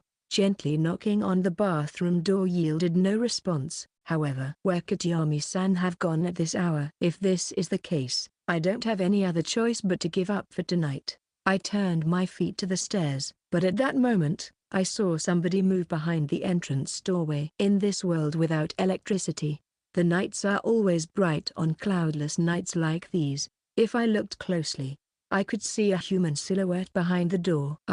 Yami-san, I called out, while moving closer to the door. The figure looked over their shoulder. What are you doing at this time? Yami-san's voice came in reply, and I opened the door. Yami-san was standing there, with a coat worn over night clothes. I have something I want to talk about. Are you here to smoke, Yami-san? I asked, recalling how Yami-san often smoked around here. Well, no. I've made it a rule to not smoke before bed. Yui hates the smell. After all, I just wanted to feel a bit of the night air. Thanks to you, I've been able to take my first warm bath in a long time, so my skin feels a bit hot, Yami-san said, with a bit of a sarcastic laugh in her voice. Come to think of it, she was the last one to take a bath. Since it had cooled down a bit at that point, I had it heated again. Was it too hot? For me, it was the perfect temperature. Baths are better when they're a bit hotter. More importantly, what did you want to talk with me about? She gave me a look that said, then, let's talk. I made sure to properly close the door, then began speaking. It's about that corpsman that attacked today. I couldn't tell you then, but that goat-headed corpsman spoke to me. What did you say? Yami-san's face turned serious. She turned to face me. Tell me exactly what happened. Yes, I nodded, and began recounting my exchange with the goat-headed corpsman in detail. I talked until after it forced me into telling it information regarding my dad, Minato Amata, how it seemed to have been finished with me, and seemed ready to kill me. Up to there. After that, it said it was looking for Ongoka. And then, she thanked me for becoming friends with their sister. That can't be right. You're saying that corpsman was Ongoka's older sister? Yami-san inquired in a bewildered tone. I don't know. It's what that corpsman said. It's not like there was any proof. It spoke in a female voice, but Ongoka's sister, Haruko-san, I don't know her voice either, I answered, trying to convince myself there must have been some kind of misunderstanding. I heard from Ongoka in the middle of training today that Haruko Sasaki seemed to have disappeared together with an animal-headed corpsman. Not to mention, that animal-headed corpsman reported they were a follower of the true founder, and it looked like they were ordered to look for Amata Minato. Yes, that's right. I nodded, and Yami-san showed an unpleasant expression. And then that goat-headed corpsman you met, it said it was using Ongoka to find the whereabouts of Minato Amata. Supposing this is true, then that means you and Ongoka meeting again would not have been a coincidence. Yeah. Hearing her put it into words, it definitely would mean that. Of course, this was under the assumption that the corpsman was telling the truth, though. Thinking about this optimistically, the kidnapped Haruka made contact with the true founder, and managed to gather more information about corpsman, and the mage, Minato Amata. She wanted to get that information to Ongoka, but she was transformed by the corpsman, and became a follower working for the true founder. If you think about it like that, it starts making sense. Listening to Yomi-san say that caused chills to run down my spine. Were transformed by the corpsman. If the true founder has intelligence this time, I wouldn't put it underneath them to use such tactics. But, if that were the case, that would mean I killed the miserable victim, Sakaki Haruka, with my own hands. Then, although it might have been better that way, Yomi-san muttered self-mockingly. Better that way? I asked quietly in disbelief. Up until now, my assumptions were, no, this must be the worst for Ongoka. I hadn't even thought of there being a worse possibility. If I were to guess, there might be even more sinister possibilities. But, I don't want to tell you incorrect information about the situation. Biting my lip, I said to Yomi-san. Wait a second. Tell me seriously, if that's not it, then what should I do? What should I tell Ongoka? Tomorrow, I'll be going to investigate something at the main Kaju household. After that, let's have a serious talk about this. Until then, I want you to keep Ongoka in the dark about all this. At this stage, it would be a bit troublesome if she sees us as enemies, Yomi-san told me with a heavy tone. Do you mean the possibility that Haruka-san might still be alive? Yeah, she answered with brevity. I should have been happy about this, but Yomi-san wore a very melancholic expression, and an ominous feeling grew in my chest. At any rate, you should go back to sleep for today. It's bad to stay up so late, Yomi-san said, and opened the entrance doorway, beckoning me to go back. All right. As I nodded and turned to leave, I noticed a brilliant light in the corner of my vision.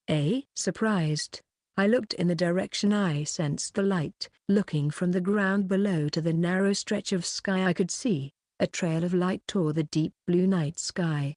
Drifting across it, tinged with red, that brilliant light pulled behind it a long tail, and disappeared southward, a shooting star. To tell the truth, this was my first time seeing one. Not to mention, it seemed like a pretty big one. That type of meteorite is called a bolide, quite rare. It might have landed nearby. Well, even if it did, it'll almost certainly land outside of our barrier's boundaries, Yomi-san murmured, sounding a bit surprised. So, things like this exist, huh? Yeah, in this world, anything can happen. For instance, if that meteor landed on our heads, well, that'd be the end for us. We don't know when we'll die. So don't worry too much about it, and don't waste your time while you're alive, Yomi-san said and patted my shoulder. Yeah, I nodded, and, taking care to deafen my footsteps, quietly started making my way back to the guest room Ongoka was in. Thanks to the shooting star, my spirit might have been lifted a bit, but I still couldn't control my heart that well. Even after slipping into my futon and laying there for a while, the conversation we had just now spun around and around in my head, like a whirlpool of thoughts. The next day, Yomi-san blitzed through her breakfast and headed for the front entrance. I have somewhere to be today, so I'll leave Ongoka to you, Yui. Well, it's not like I can't do that. But she's not a mage, she can't learn anything from me. Ongoka, who was still eating her breakfast, raised her head and turned to the confused Yui. The two have never worked together before, and they don't really get along that well. The two have talked during meals, but it's probably because I'm there. I've already given her some basic training. Next up is for her to use your golem as a training dummy. Bring Yuki in for the mock battle as well. Treat it as if you're fighting another beast-headed corpsman. Fine, if you say so. There were a lot of supplies delivered yesterday, so you can jump right into training. Use somewhere near the Kiyomizu temple. That's the safest place here that's not inside the inner barrier. I can get there quickly even if beast-headed corpsmen do show up. Got it. Then you be careful too, Yui replied, somewhat worried, as Yomi headed out. Then, Yui, I'll be in your care today, Ongoka said politely. Yui turned round and nodded. Yeah, I'll take care of you. It'll take a while to walk to Kiyomizu temple, so let's go there by bike. There's a lot of abandoned bicycles around here that we could use. Yui immediately switched to senpai mode. Got it. We'll be working together today, Yuki. Ongoka nodded and smiled at me. Why yeah. But I was hiding something from her, so I accidentally sounded a bit fretful. I'm about to show off the power of the bullets Yomi-san gave me, so watch closely. But Ongoka didn't seem to notice as she smiled and said to me, "I have to stop thinking about Haruko-san," I told myself, "or else I might not be able to keep talking to Ongoka, who's always been by my side." We rode bikes along the Kamo River. There aren't any alleys, so we don't have to worry about Corman suddenly popping out. We only needed to be wary when passing the shadows under bridges. The sky was covered in dark clouds, probably because the rainy season's coming. It's really humid here, causing us to be soaked with sweat, but the wind is getting stronger, which helps to cool us down. Even with the clouds above, it won't be raining anytime soon, so the water level of the river is quite low. Egrets were walking with their long legs along the shallower parts of the river, looking for fish. "We're almost there. Let's park our bikes at the Gojo Bridge." Yuri, who was leading the way with a children's bicycle, turned and told us, "All right, got it," I responded and slowed down. We could see the candle-shaped Kyoto Tower on the right. We're probably halfway to Kyoto Station from the base. "Yuki, that thing you have is quite interesting, huh? It's able to match our speed," Ongoka said from behind me. "She's probably talking about the piece of rubble that I ordered to follow me." I looked back and saw the floating rock along with Ongoka on her bike. "It's the results of yesterday's training. You didn't forget the special bullets either, did you?" I asked, just to be sure. "Of course, if a beast-headed corpsman shows up, I'll be able to prove I'm not just some deadweight." Ongoka nodded. "Then I'll be counting on you." To hide my stiff expression, I immediately turned to face forward again. I start feeling guilty every time beast-headed corpsmen are mentioned. A while later, Yuri parked her bike this way, then up. We parked our bikes as well and climbed set of stairs, leaving the river bank. "The Gojo Bridge is where Yushiwakamayu and Benkai fought, right?" Ongoka whispered as she looked at the bridge. "Come to think of it, I also have heard that story somewhere." "Yeah, but the Gojo Bridge from the Heian era isn't this one. It's that one over there." Yuri pointed at a bridge we passed when he came here. You sure know a lot." "Well, she is from here," I thought. Yuri sighed. "It's just 'cause there were a lot of adults who liked stuff like this. Being dragged into these long conversations about them is really annoying." Yuri shrugged and pointed east. "Just go straight in that direction and we'll reach the Kiyomizu temple. I'll get the golem set up somewhere near here." Yuri tapped the ground with her feet. The asphalt started cracking as the ground began to swell up. A huge humanoid-looking object bursted out of it. That's the golem?" Ongoka took a step back, surprised. "Yeah, but its shape and colors different from yesterday's. Yesterday's was a white golem made from rocks, and it was also more well-built, while today's was black and quite a bit smaller. We're practicing fighting against beast-headed corpsmen, so I shaped my golem to be similar to them," Yui said as she walked forward, the golem following behind it. We went after her as well. Then next is our battle against it. I felt a bit scared, looking at the golem from behind. I gave it the order to stop moving after its head is blown off, just like that of a corpsman. "But it's quite fast and tough, so you'll have to figure out how to give it a strong enough hit," Yui prompted. "All senpai-like." "Got it." Even though we have yet to come up with a plan, Ongoka's attention's already somewhere else and was looking around. "Say, is this place really safe? I remember Yomi-san saying that this place is the edge of the eastern part of the barrier." The edge of the barrier. I was reminded of the corpsmen piled up next to the invisible wall, but it seems there wasn't any of that where we're headed. Up ahead, we could see a bunch of green hills along the side of the temple. The barrier's there, and there's mountains to the north, east and west of Kyoto which also serve as protection. Along with how the shrines and temples here have special areas that are connected to the earth pulse that have monster-repelling capabilities to them. So no corpsman will just come wandering in. Hearing her explanation, Ongoka put a hand to her head, as if she's dizzy. "Sorry, I didn't get a word of what you said." "Yuki, did you?" "Nope, me neither." "By monster-repelling, do you mean via magic?" Yui sighed. "No. It's a special attribute given to the land through something called feng shui. It cycles the magic in the land to turn it to what most people would call hallowed ground. To put it bluntly, it's a technique not magicians developed over the years. If we're to use the video game analogy, Magic would be cheats while Feng Shui's bugs that any player can abuse. Yuri said with a face that says she explained it perfectly, but that just made me more confused. I already said I don't play video games, I said, but Ongoka seems to completely get it. Ah, so it's like that. I thought magic was something I'd never understand, but it's just something supernatural. So you get it. Do you play a lot of video games?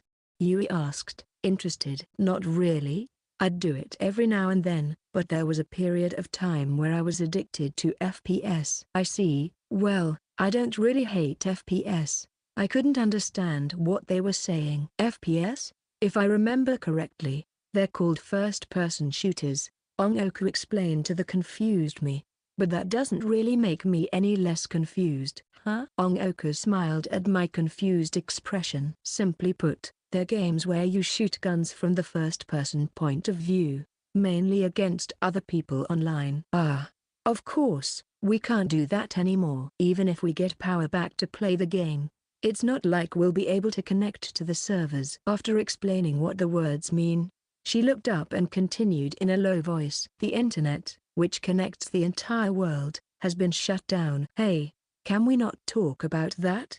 I finally managed to get the life I have now. I don't want to be reminded of what I don't have. Yuri shouted. You're the one who used video games as an analogy.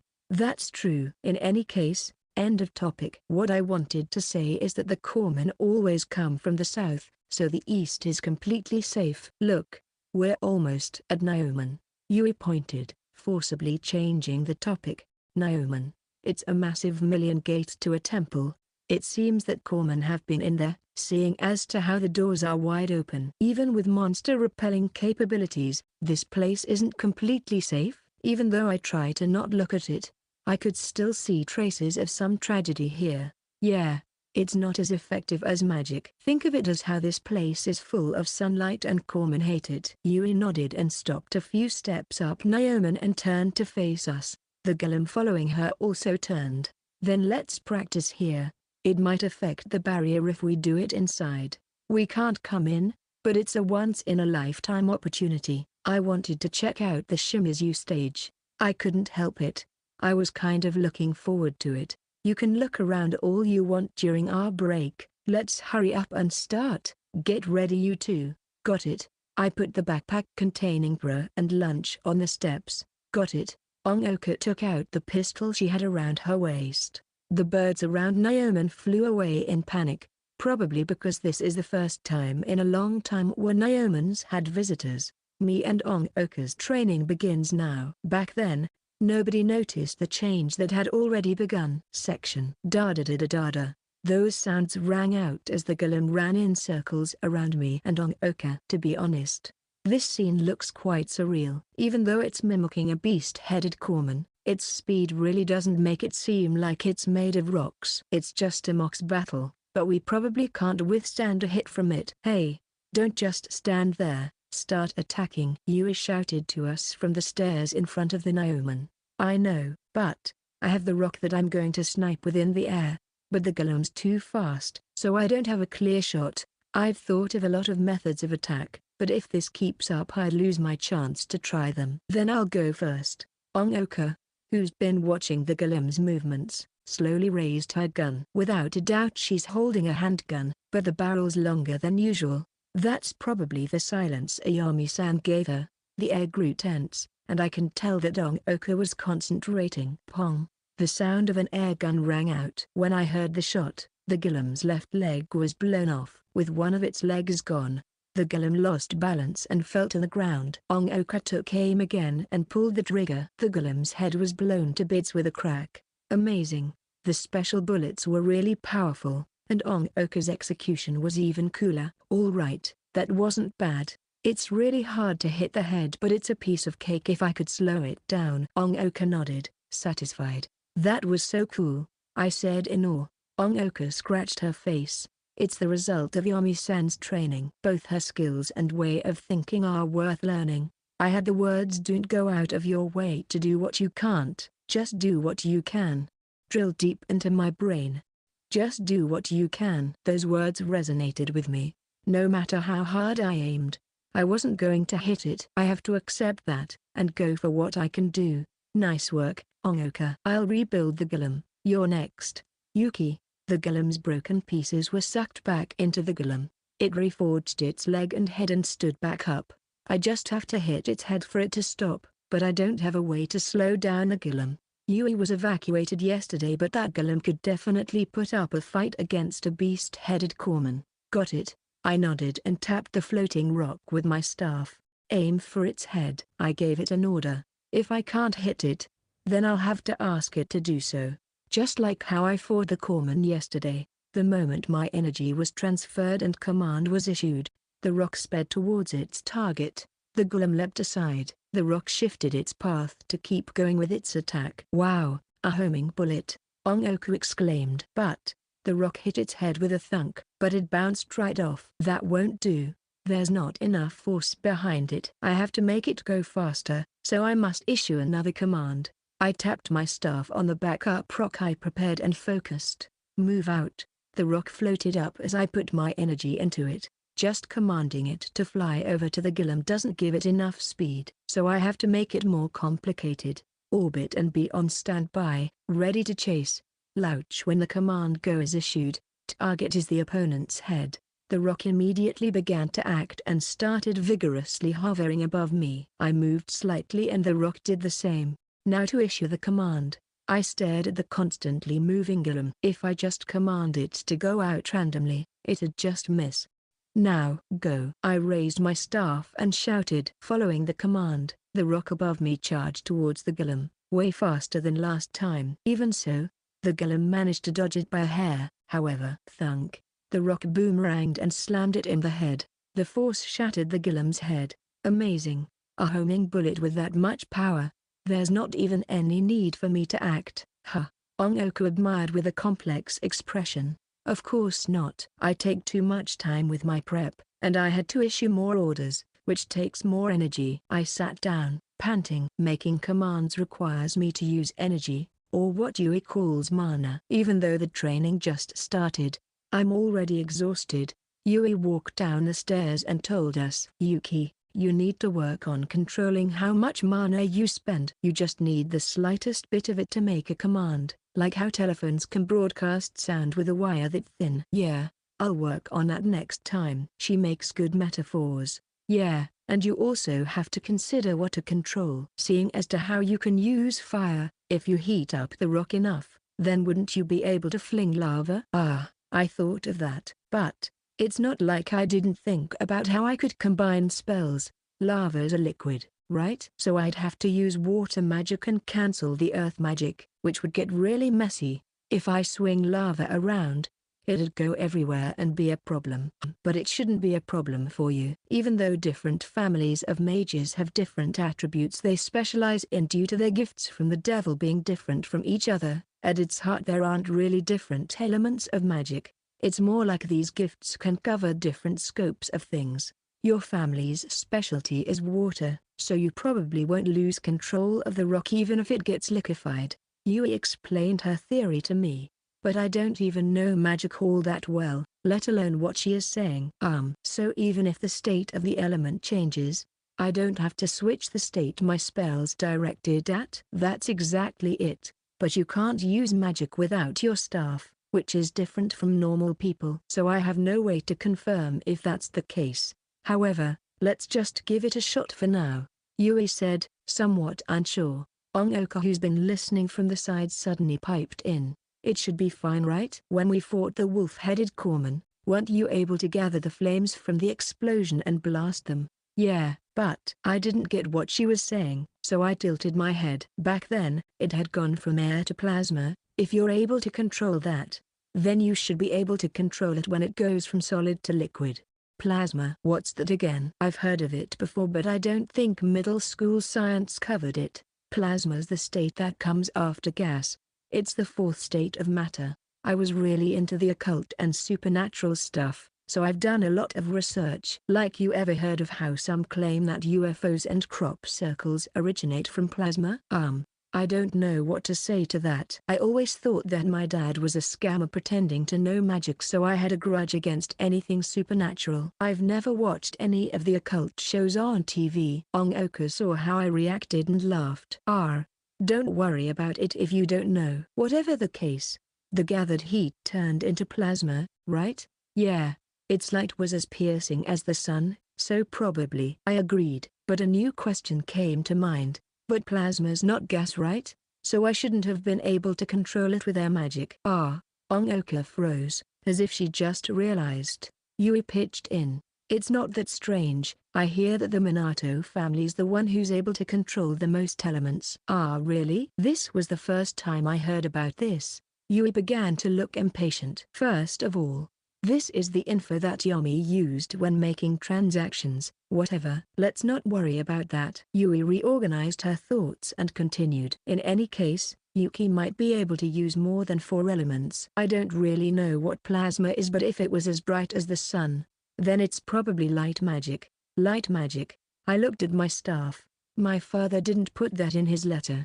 How about you try it? It's probably more powerful than launching rocks at it. All right. But that wolf-headed corpsman didn't fall with an attack like that. I agree with her suggestion, but I don't know if it'll actually work. Ongoku suddenly chipped in. I think it's 'cause plasma's energy immediately starts dissipating when it's in the air, so the attack weakens. But if you can keep it as plasma all the way through, it'll probably vaporize a corpsman immediately. Plasma can be that hot. I was completely clueless when it came to this, so everything Ongoku said surprised me. It can be way hotter than you think.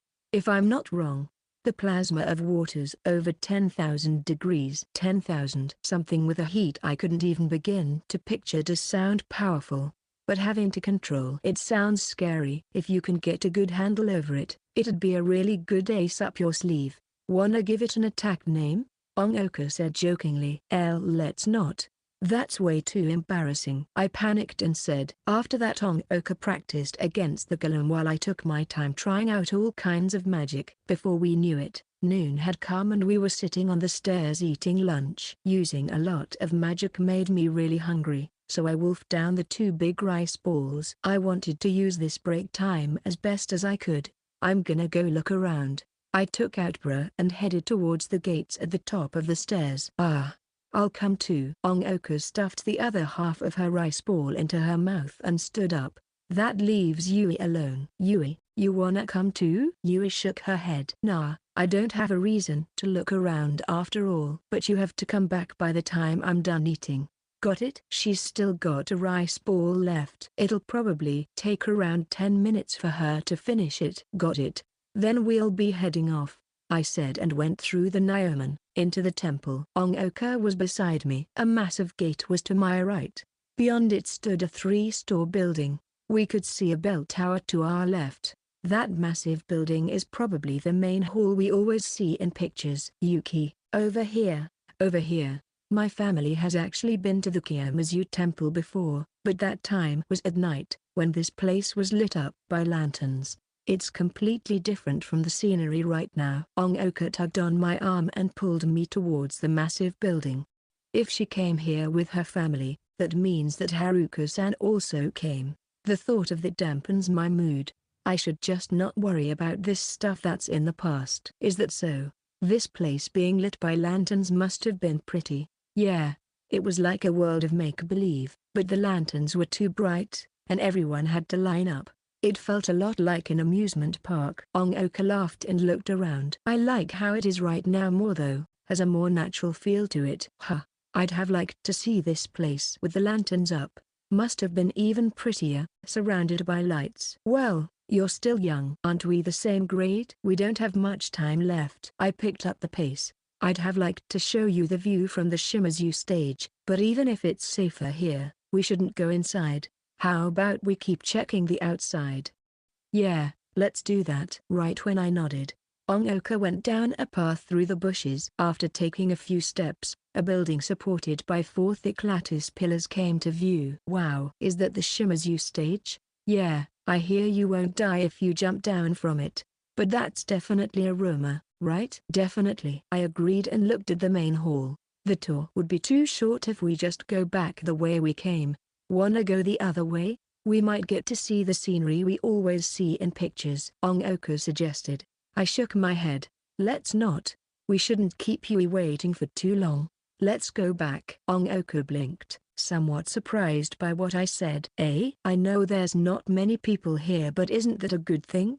That's not it, it's just that I think just this much is enough for me. Leaving home, going to a tourist spot that everyone would come to, and seeing the scenery is enough.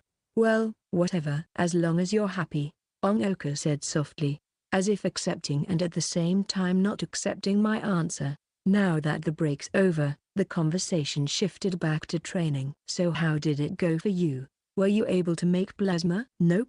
I can heat it up via fire magic, but big changes like that take a lot of energy. I can't just turn rock into magma or water into plasma with it, I explained. Just heating bath waters already makes me feel tired, let alone heating water up to over 10,000 degrees. I see. Have you tried any other methods?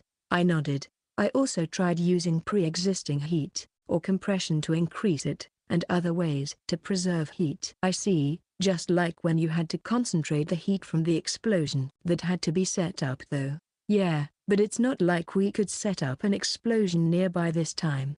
I gave a bitter smile and pointed at the temple. You're right. You can't practice over here. And we don't have cars lined up either, so causing an explosion would be hard. We'll have to come up with something else, Oko said as she looked at the ancient building. No one's going to come and visit it anymore, seeing as to how humanity's at the brink of extinction, but it's because of that we want to preserve places like this. I had quite the tough fight on my end too. I was able to hit the golem when it moved automatically, but Yui suddenly started controlling it herself and I can't read her moves at all. I ended up not being able to get a single shot off. My self-confidence has just gone out the window at this point. Oko shrugged. This was one of the few times she's ever looked discouraged. Yui controlling it makes that much of a difference? Yeah, it's on a whole other level. She says it's like controlling an avatar in a video game. Maybe it's 'cause she's really good at them. Then again, if we were to fight in an FPS, I'm certain I'd win. Oko nodded. I see. So video games could also help with your ability to control magic. If only I've played some in the past. There's not much I could do about that, but I still regret my lack of experience. Yeah, but you tend to get passionate and only focus on one thing. Had you been exposed to it, you might have given up on learning. I'm not that single-minded. I can properly manage myself. You never know. Those who say that are the ones who easily get sucked in by stuff like that. Oko laughed, but then she suddenly stopped when Naoman came into view. Oko? I turned round and called her name. Sorry, before we go back to Yui. I want you to tell me something. I want to pretend like I didn't notice, but Yuki, you've been acting kind of weird since yesterday, haven't you? Really? My heartbeat quickened. My reply was somewhat nervous. Yeah, and it's really obvious. Like just now, you wanted to come here alone, right? You looked like you had enough. Was it something I did? With how serious she's acting, I could tell she came just to ask me that question. No, you didn't do anything wrong. Really? Really? Then why? Oko stared at me. Sorry, I can't say anything right now. I can't lie to her, but I can't tell her the truth, so that's all I could say. By right now, do you mean you'll tell me when the time is right? Hearing that put me in a deep thought. I have to stay silent at least until Yomi-san's done her investigation, but will I be able to keep Haruko a secret after that? Yuki. While I was wondering how to respond, Oko had grabbed my shoulders. Oko was gripping me so hard it kind of hurts. For a brief moment, with her face so close to mine, I forgot how to breathe. It seems that she's angry. I was scared. I wanted to try to make an excuse, but no words would come out. Oko stared at me and said, Say, I've noticed this for a while now, but aren't you way too worried about me? I don't know what to say to that, making me anxious. I'm glad that you're worried, since I'm just an ordinary person, so it's normal to do so. But for me, I don't think it can keep going on like this. Ongoka came closer to me and declared, even with the special bullets Yomi-san gave me, I know I can't compare to mages like you or Yui, but even so, I'll get stronger. So, Ongoka touched her forehead to mine, and said, don't look down on me. Those words pierced my chest like a knife. Ongoka stared into my pupils, as if she was begging me. I see, I always thought we were equals, but at some point before I realized it I've grown cocky. I was able to help Ongoka with her journey, and I learned more magic from Yui. Because of that, I might have begun looking down on my strong, beautiful, and cool friend. Got it? I'll tell you everything later. So I met her gaze head-on. Thank you, Yuki. Ongoka's expression loosened up and gently smiled. Me too, thank you for always being there for me. With our faces this close, I don't have anywhere else to look. Her smile is dazzling, to the point where I'm afraid to even meet eyes with her. Sorry, that must have hurt. Ongoka turned red for some reason and quickly pulled away. Oh, don't worry about it. I said that, but for some reason the atmosphere between us went all weird, to the point where it made my heart feel light. All right then, let's go back to Yui. She's probably done with the rice ball by now, Ongoka urged me. Yeah, let's go. I agreed and started making my way towards Naoman. Suddenly a massive roar came from the barrier. Ongoka held her ears and looked around. I don't know. Is it another alarm? It came from far away and sounded similar to the alarm for beast-headed corpsmen. We hurried back to Yui to find that she's already finished and was waiting for us on the stairs. Too slow. Can't you come back sooner? Don't you see that something big might be going on? Her panda doesn't seem to have enlarged itself though. That the alarm isn't for the beast-headed corpsman? I asked, seeing as to how Yui's panda would take her to refuge if it was. No, but it came from the south.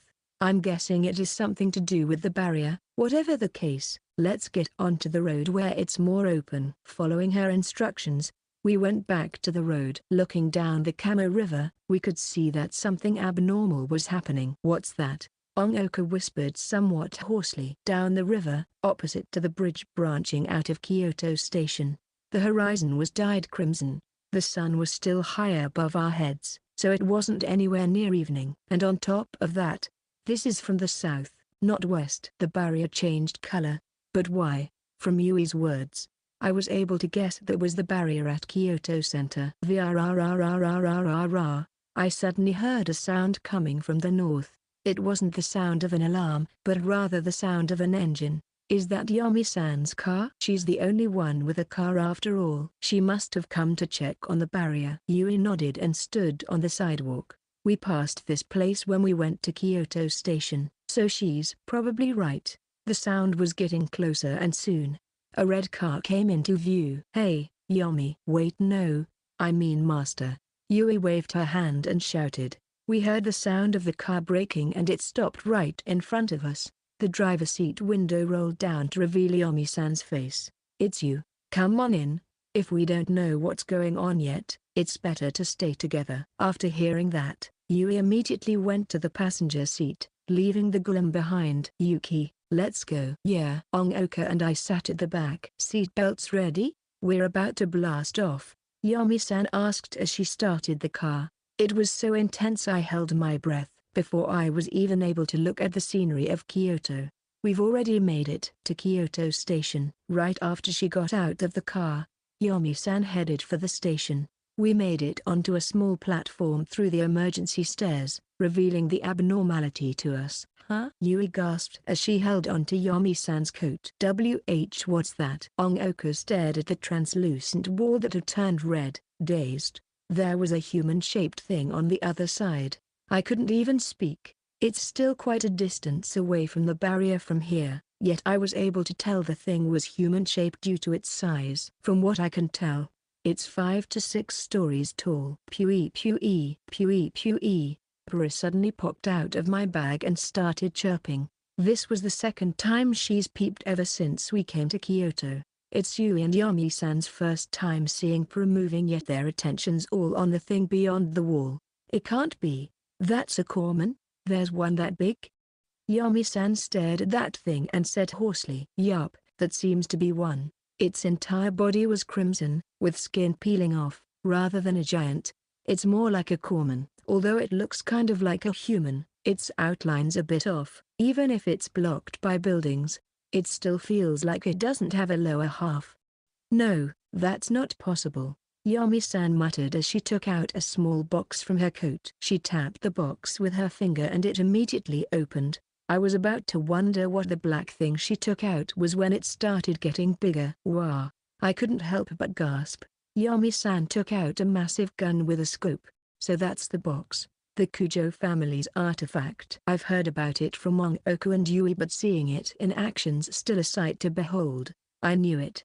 Yami-san pointed the gun at the corpman and looked through the scope and said, what is it? Yami, what do you see? Yui tugged on her coat. She couldn't bother to use master. That's a corpman horde. Countless corpmen came together and became that, Yami-san said from her scope. That's a thing? They can fuse like that? In Utsugi, there was a mountain of them, but they never fused like that. It's my first time seeing one as well. But as hard as it is to believe, it's happening right in front of us. All we can do is accept that, Yami-san responded. She's trying to stay calm, but she's trembling just a bit. Look, that thing's trying to do something, Ongoku shouted. The giant corpman was sticking to the wall, as if saying, let me in. It slowly raised an arm. Maybe due to the fusion not being complete, some things that looked like corpman fell off of it as it raised that arm. But it didn't mind as it slammed its arm into the barrier.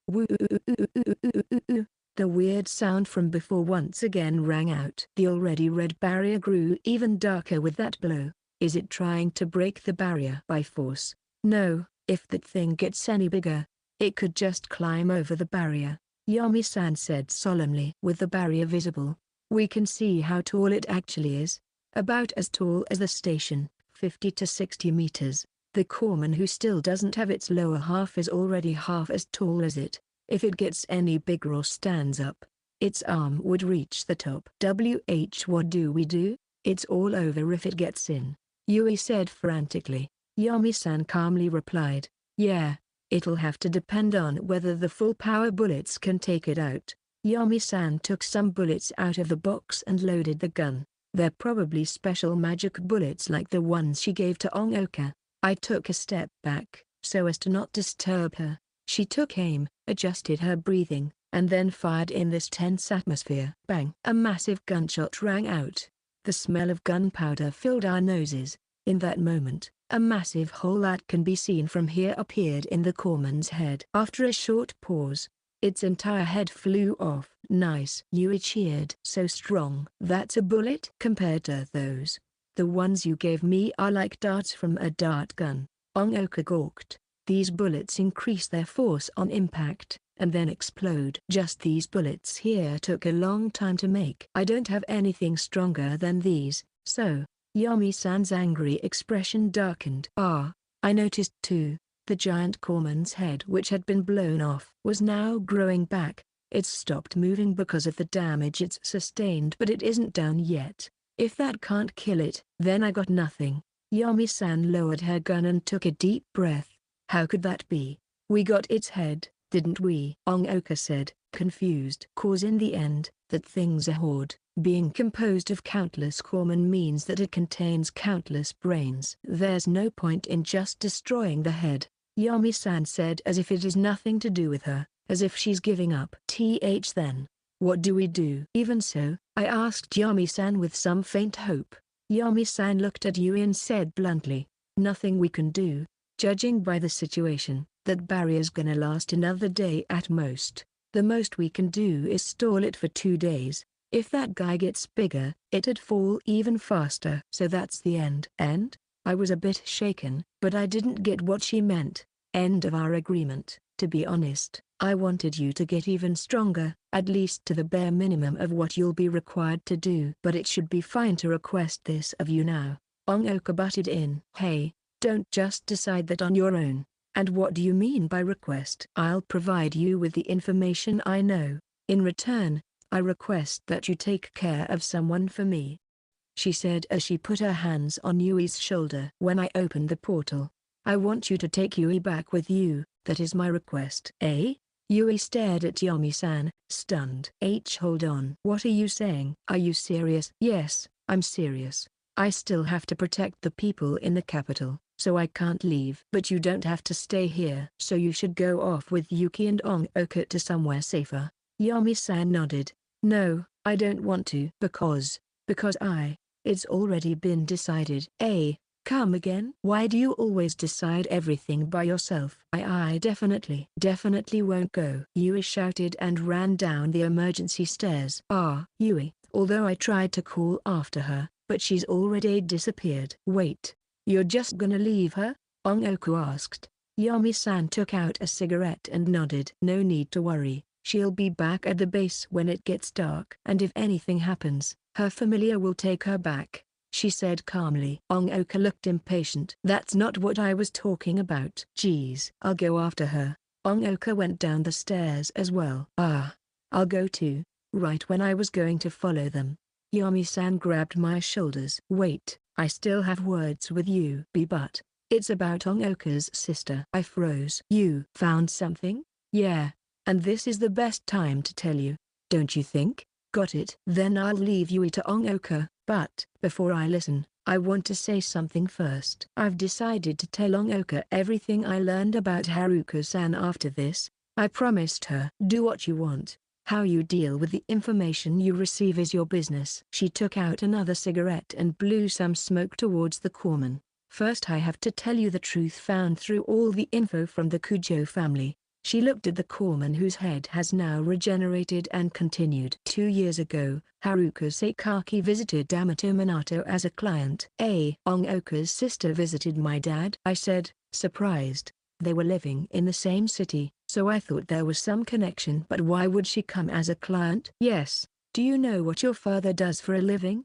No. I have no clue. Occasionally there'd be people coming to him, but they'd always leave me out of it. So I shook my head. I thought my father was a fraud back then, so I treated his clients with the same disdain. If my father didn't switch occupations, those rumors would just keep spreading. His job was to heal with magic. Illnesses that can't be solved with modern technology have a chance of being solved by magic. The Kujo family also conducted something similar, so we have records. Healing. So that's what my father did, healing people with magic. Hearing that, Yomi-san frowned slightly. Yui might not have explained it to you because she thought you already knew, but magic can't interfere with life. You can't just insert magic directly into someone's body. But with anesthesia, you can control the muscles as solids. Under those circumstances, you can conduct surgery. I see. Using magic humans seemed really scary, so I never even thought about it. I've once again been reminded of how profound magic is. Good. Even if you can do surgery, you need medical knowledge. Don't try it even if something bad does happen. Got it. I nodded. In any case, Yamato Minato managed to cure Haruko Seikaki, although I didn't have enough time to find out what illness she had. Have you heard anything from Ongoka? No. It's the first time I even heard that Haruko-san was ill. At least, from how Ongoka talked about her, I couldn't tell that she was ill. She always said Haruko-san was the perfect woman that she can't even compare to. All right, but most importantly, there's a high likelihood that Haruko Seikaki learned of the existence of magic during then. Yomi-san's tone became sharper. I'm a bit confused.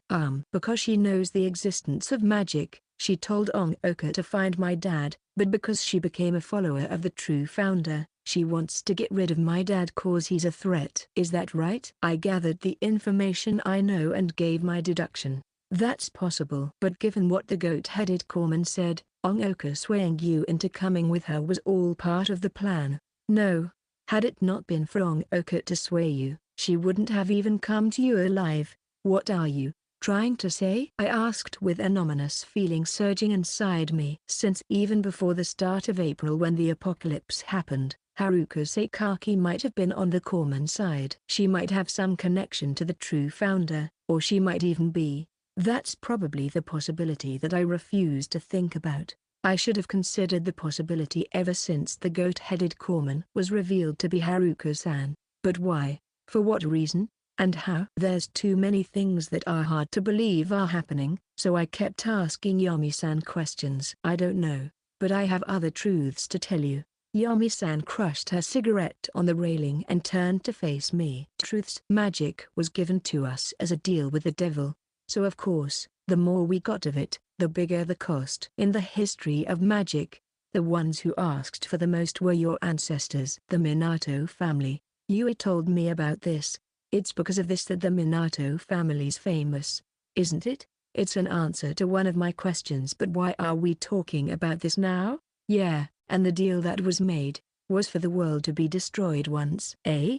For a moment I thought I heard it wrong, but Yami-san continued. Have you heard of Mu or Atlantis? The legendary mythical civilizations that existed before today's, according to the records passed down from age to age. Those were real to some extent. But a deal was struck, with consequences that no one knew of, for the world to be destroyed. Something like that. It's like what's happening now. Yami-san interrupted in a low voice. This is just my guess, but given what's happening now, I'm thinking that maybe someone struck the same deal that the Minato family did long ago. Of course, I know that there's no longer any way to contact the devil, but I couldn't think of a reason this is happening other than that. A massive roar came from the distance. The giant corpsman has regenerated its head and started moving again. Could it be that you're saying that Haruka-san's the cause of this? I asked. At the very least I consider her a suspect. Even if it's a normal person, if they find out and chase after magic, it's not entirely impossible that they found the devil. Yami-san responded lightly. She then took out the box and put the gun on its open lid, and once again like magic, the massive gun disappeared. If we pretend that Haruka Sakaki's the true founder, then that means that she's still alive. It's unnatural that only one corpsman retained her memory. It's more likely that she was speaking through it. Yami-san put the box in her pocket and said to me, who was speechless, "That's all the information I could get, including the Minato family. Next is for you to fulfill your end of the bargain. I'll be leaving Yui to you." Yami-san lowered her head to me. Wait, my head's still a mess. If the conversation continues, I'd just end up more confused. So I raised my hand trying to stop her. You can sort out the details later. The barrier can hold up for now, but it'll be gone by tomorrow morning. Before then we need to collect the stuff you need for your future. Life might get difficult with more people, Yami-san said and went down the stairs. I hurried after her. Looks like I'm going to be gathering supplies with Yami-san, but I still haven't gotten a grasp of what was going on. I was worried for you and Ong-oku, and I'm also troubled by how much I could believe of that theory about Haruka-san. A roar came from the south. Come to think of it, the shooting star yesterday was heading towards the south. Yami-san mumbled. Huh? No, it's nothing. Probably just a coincidence. Yami-san shook her head and quickened her pace. Is she wondering if there's a connection between that corpsman and the shooting star? It's logical, but there's no reason for something corpsman related to fall from the sky. Maybe it really is a coincidence, like she said. But to not get left behind, I followed Yami-san, but that unsettling feeling still lingers inside me. Yami-san was driving down the streets in the evening. The supplies in the back seat bumped against each other as I watched her face from the side. She's already told me everything she knows, so there's no point in grilling her for more. We went around to a lot of places to gather these supplies, and I took that time to calm myself and figure out what to do now. I have to first tell Ong-oku what I learned from Yami-san. No matter what, this is the first order of business. To be honest, I don't think Ong-oku would simply sit there and take it when I tell her about Haruka, but I now believe, if it's her, she'll be able to take it. I can't keep looking down on her. Then we'll be taking Yui home with us. We got the info, so we have to finish the job. I definitely won't give up this opportunity to go home. But I keep wondering, is this right? Yami-san, you're planning to stay here? Yes, Yami-san responded, still looking straight ahead. Can't you come with us? If you do so, Yui would. I already told you, I have to ensure the safety of those still in the inner barrier. If I'm gone, there'd be no one to keep the barrier up. It'd be great if we could all come too, but your house isn't big enough for 10 people, is it? It's not. My house is bigger than the average house. But even so, It's still not big enough, nor does it have enough supplies to support that many. I could already see conflict coming up when we ran out of food. On top of that, I don't think they can take the existence of mages. So I get why she can't. But why must you protect them? I know what I'm saying is cruel, but if it was me, I'd rather be with the most important person to me rather than a bunch of people I don't know. I know what I'm saying is twisted. I also know that Yomi-san might look down on me for saying that, but it's because she's also a witch that I wanted to get her opinion on this. You're quite frank, huh? Yomi-san took a turn at the next intersection and gave a bitter smile. It's not like I have some sense of justice where I must save these people. If in the future, and I mean if, a miracle happens, and Yamato Minato helped us get through these hard times. If there's no humans left, then we have no future to speak of. It's just my hope of giving Yui a future to come back to. I never thought of that. Unlike us, Yomi-san holds on to that sliver of hope. So for you, Yui's your most important person, that can't possibly be replaced. I'm probably like that with Ongoka as well, prioritizing her over me. I didn't intend to say that out loud. No, it's not like that. Eh? But Yomi-san denied it. The most important person to me is my sister, Asaba. Yui mentioned that the two of you were really close. Hearing that, Yomi-san made a complicated expression. Yeah, I'm just an older sister who pampers her. I'd give her everything she wants, and not let her show even a sliver of pain. Yomi-san sighed and continued. To be honest, I left the Kujo family because I noticed that Asaba liked my fiancé. Of course, the marriage was originally decided by my family. If I leave home, then she'd be the head of the family and get to be with the person she loved. Is that really okay though? I thought that was too much, but Yomi-san nodded without hesitation. Yeah, as long as Asaba's happy. So, it's fine. She tightened her grip on the steering wheel and gritted her teeth, as if she's bearing something. But, Asaba's no longer here. I want to at least keep protecting Yui's happiness, no matter what. I have nothing left to say. I could tell that she's troubled, but how would Yui feel? As I thought, I don't think this is right. As the sun shone on my face, this feeling I can't describe lingers inside me. Yomi-san parked her car next to the Sanjo Bridge.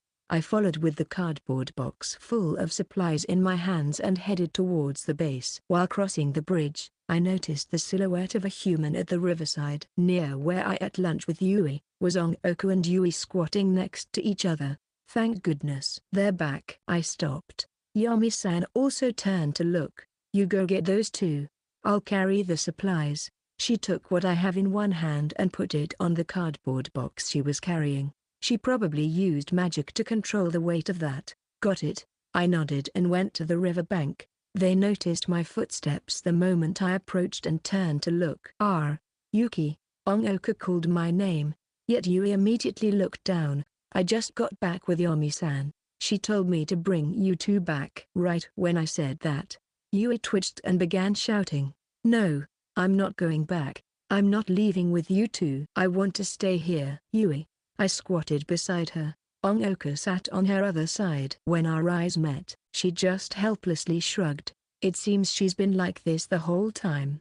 As I thought, just escaping from here without doing anything feels wrong. Yui looked at me, surprised. She didn't think that I'd agree with her. I talked a lot with Yomi-san just now. She might just be wanting for you to live safely in place of her younger sister. Yui bit her lip, trying not to cry. I get how she feels, but I can't accept how she's doing it. Because it's the same as what my father did, just protecting me without telling me anything, and then he just went and disappeared. How could I accept that? Yuki. Hearing my anger, Yui turned to face me. But the problem is, we have to be protected because of how weak we are. If Yomi-san just forced you to leave, would you be able to fight back? No. I can't win against her. Yui sniffed. Right? So even if we help you, we'd just be kicked out of here with you. I nodded, recalling Yomi-san's determined face when she made the decision. I get it, but I don't want to. Just leaving Yomi here. Even if she plans on hiding herself in the inner barrier, after the outer barrier's been broken, the streets will be filled with corpsmen, which means we can't transfer as many supplies. Which means one day, Yuri said hoarsely. Don't think about what you can't do, focus on what you can. Right? Eh? Yuri looked confused. Yami-san gave that advice to Ongoka. It's thanks to that I was able to get a better grasp on my magic. I looked at Ongoka, who gently nodded. You're our senpai. So you've heard that phrase before too, haven't you? Yeah. She often told me that. Yui nodded. I smiled at her. So we'll have to make do on that. Not frustrated over what we can't, but rather look at what we can. It's probably still hard to accept, but at least we can go on without regrets. That's right.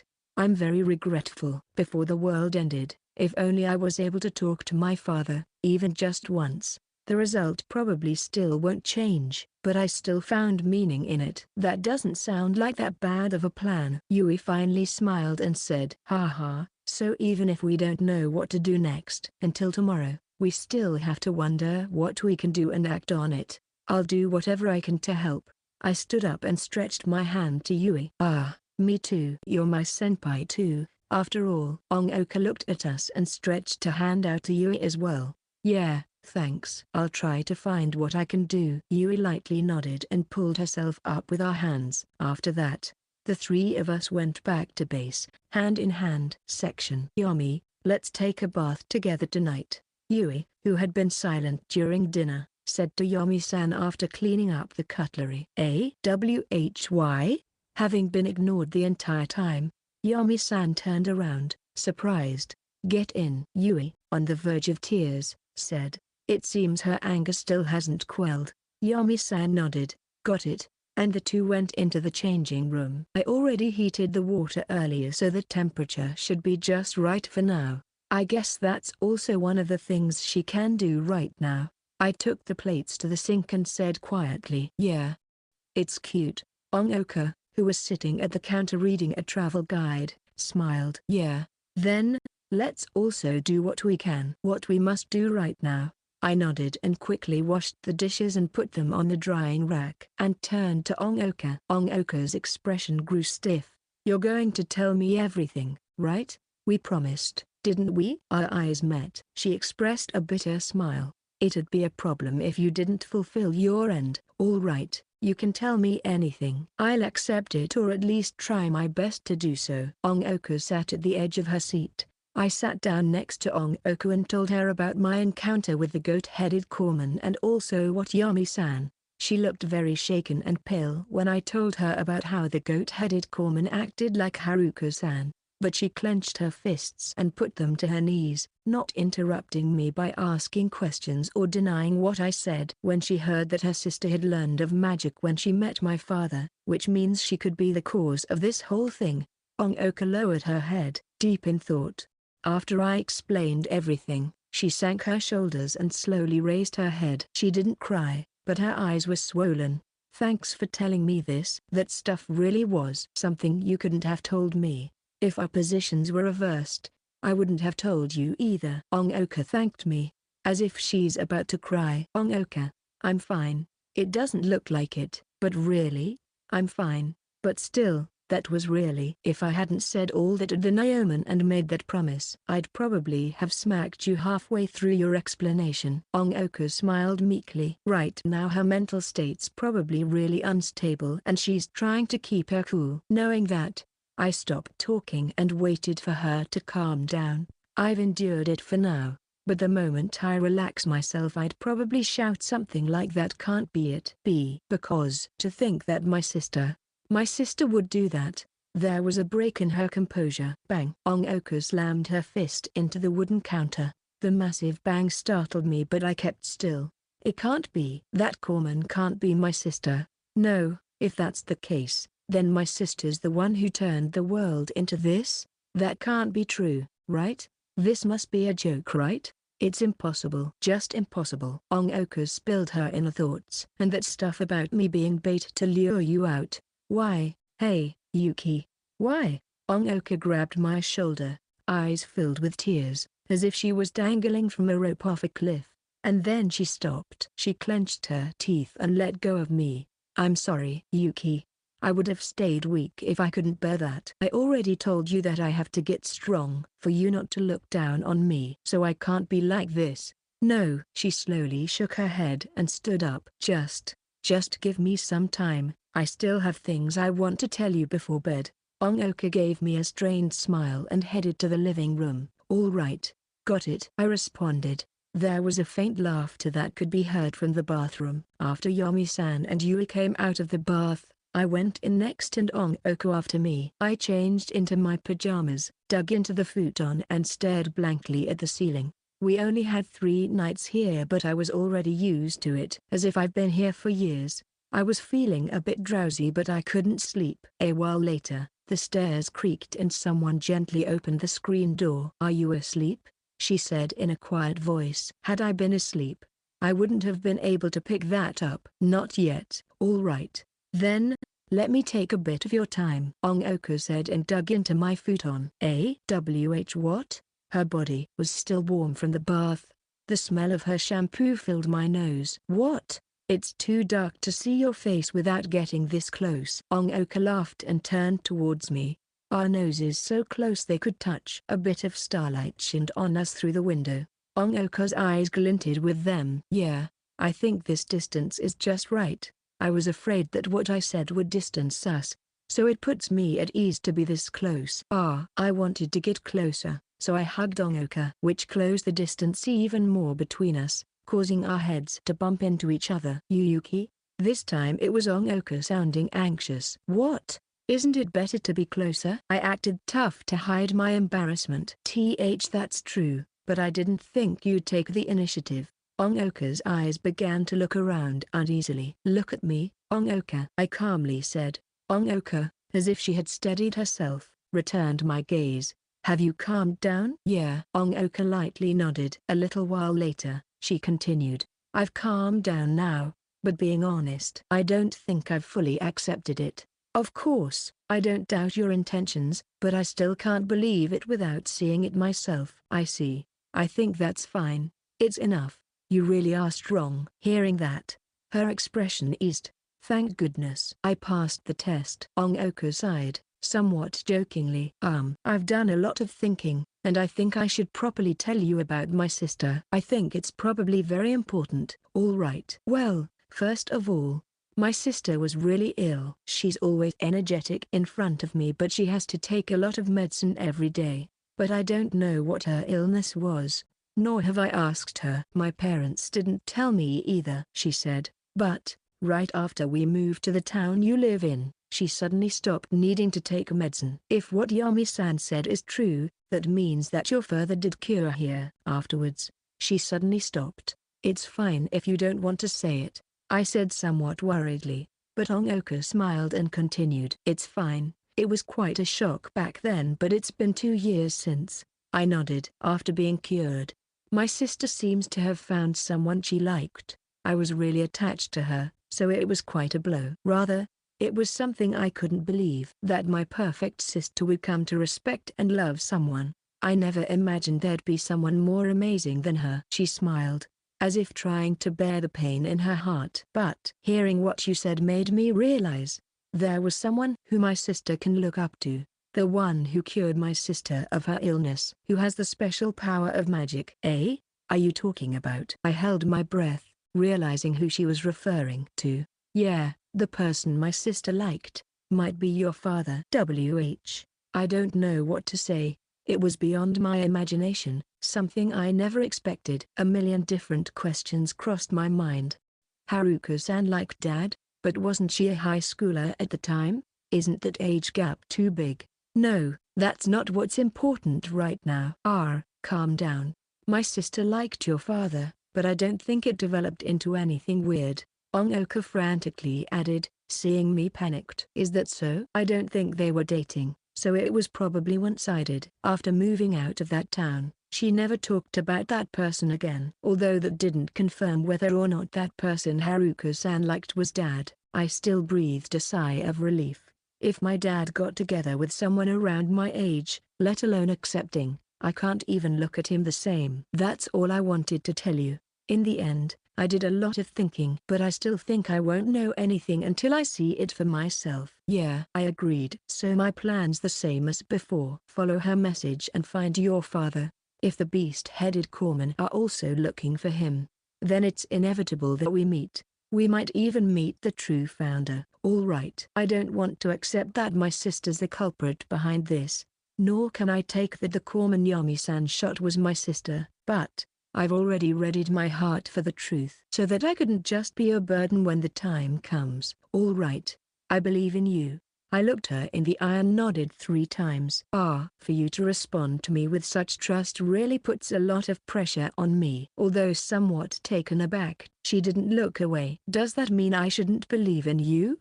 No, put your faith in me, Ongoka firmly responded, wrapping her hands around my body. With that, I can do my best. Then, I'll believe in you. I hugged her back, conveying my feelings to her. So warm, a bit hot, even. But I don't want to let go. Ongoka's arms tightly clutched my back. My hands must be these thoughts that can't be described with words to her. Let's sleep. Yeah. We stared at each other and nodded. Good night, Yuki. With that, Ongoka pecked me on the cheek and quickly pulled away. My face felt hot. The softness of the touch still lingered on it. Was that? It's a good night kiss. It's common amongst friends, isn't it? My mind had gone blank just then, but Ongoka's words pulled me back to reality. It's true that she lived overseas for a long time. If I panicked too much, it'd just get more awkward. So I calmly replied, yeah, so it's your turn now. Ongoka turned with her face towards me. Me too? I wanted to shout that, but I held it in. Because we're friends of equal standing, I can't back down. Got it? I nervously reached my face out to Ongoka's, and lightly touched my lips to it. Huh? It was just there for a brief moment, but the numbness stayed on my lips. Ongoka's cheeks were hot, and my face was flushed too. Gee, good night, Ongoka. I squeezed out with the last of my strength. Why yeah, huh? Why is she sounding anxious as well? Things would get weird if we kept staring at each other this closely. So I closed my eyes. I can still hear my heart pounding clear as day, rendering me unable to sleep. That's what I thought, but surrounded by her warmth, my consciousness slowly drifted away. And just like that, my last night at Kyoto ended. Night's usually bedtime for most people, but Yami Kujo was still organizing the supplies behind the counter, with a flashlight shining up from the floor. She's packing Yui's luggage for her move to the Minato house. Sorry Yami, I only see the present. Even though you're thinking about the future. So, I'll have to work hard too, for the future you want to create. She recalled what Yui said in the bath. In the shower, Yami revealed her thoughts buried inside her, and Yui accepted them all and agreed to leave with Yuki. Maybe she underestimated Yui. Because Yui's still a child, Yami arbitrarily decided how much she should be told. She'll also have to thank Yuki for granting her one last chance to talk to Yui. Those kids might be more mature than I thought, Yami thought. Gotta put all these canned vegetable juices in there. It's for their own good. But it'll cause some trouble for Yui. She smiled bitterly. She then stopped her hands and looked up at the ceiling. Please don't call me irresponsible, Asaba. This is the best choice for Yui. She recalled an exchange with her sister. Asaba, you wanted to be the main character for the school festival really badly, didn't you? Are you really letting it go? Yeah. There's others who want the role. It's for the best. Ever since she was young, Asaba has always been a kind but weak-willed child, always giving way to others. So Yami had to protect her. Ever since she was young, she has decided that she would be the only person who doesn't take from Asaba. Big sis, you're already recognized as an outstanding mage by our father, and you got the box, didn't you? So nobody would object to you being the head of the family. I'm not interested in being the head. Besides, I'm a high schooler now. I should be able to decide my path. You remember that guy? The one we always played with when we were little? Yeah, I remember. He's a good guy. You must be happy. Yami noticed that her smile looked forced. She decided to hide her feelings and let her big sister have it. So, big sis, why do you suddenly want to go to England? Didn't you already have a university decided for you? I don't like walking the path laid by others. From now on I'll walk my own path. But that would mean the head of the family and the marriage. You'll probably inherit them. Sorry for bringing you so much trouble. But 5 years after leaving home, Yomi heard that Asaba became the family head and got married. After some hesitation, she spoke to Asaba for the first time in years through the phone. "Congratulations, Asaba. I hear your child's already born." "Thank you, big sis. Her name's Yui. She's really cute." "So would you like to come back and see her?" "No. Would you like to come back to see me?" "Father and the elders are still angry, but I'll think of a way." Because she became a mother and the head of the family, Asaba also grew stronger. It was thanks to her that Yomi could reconcile with her parents. Ever since then, Yomi would often visit the household. "Yui was nagging me for a bicycle just now." "Is she at that age already?" "Yeah. Kids grow so fast, but I'm not so sure she should be biking yet." "But she's always at home playing games. It's really troubling." For Yomi, just sitting beside her sister on the porch, watching the azaleas that Asaba recently planted, and chatting about the most recent topics, was the most relaxing time of her life. And then blood was splattered all across the interiors of the Kujo family. A corpsman moaned and slowly crept towards Yomi. She must have been injured before turning into a corpsman.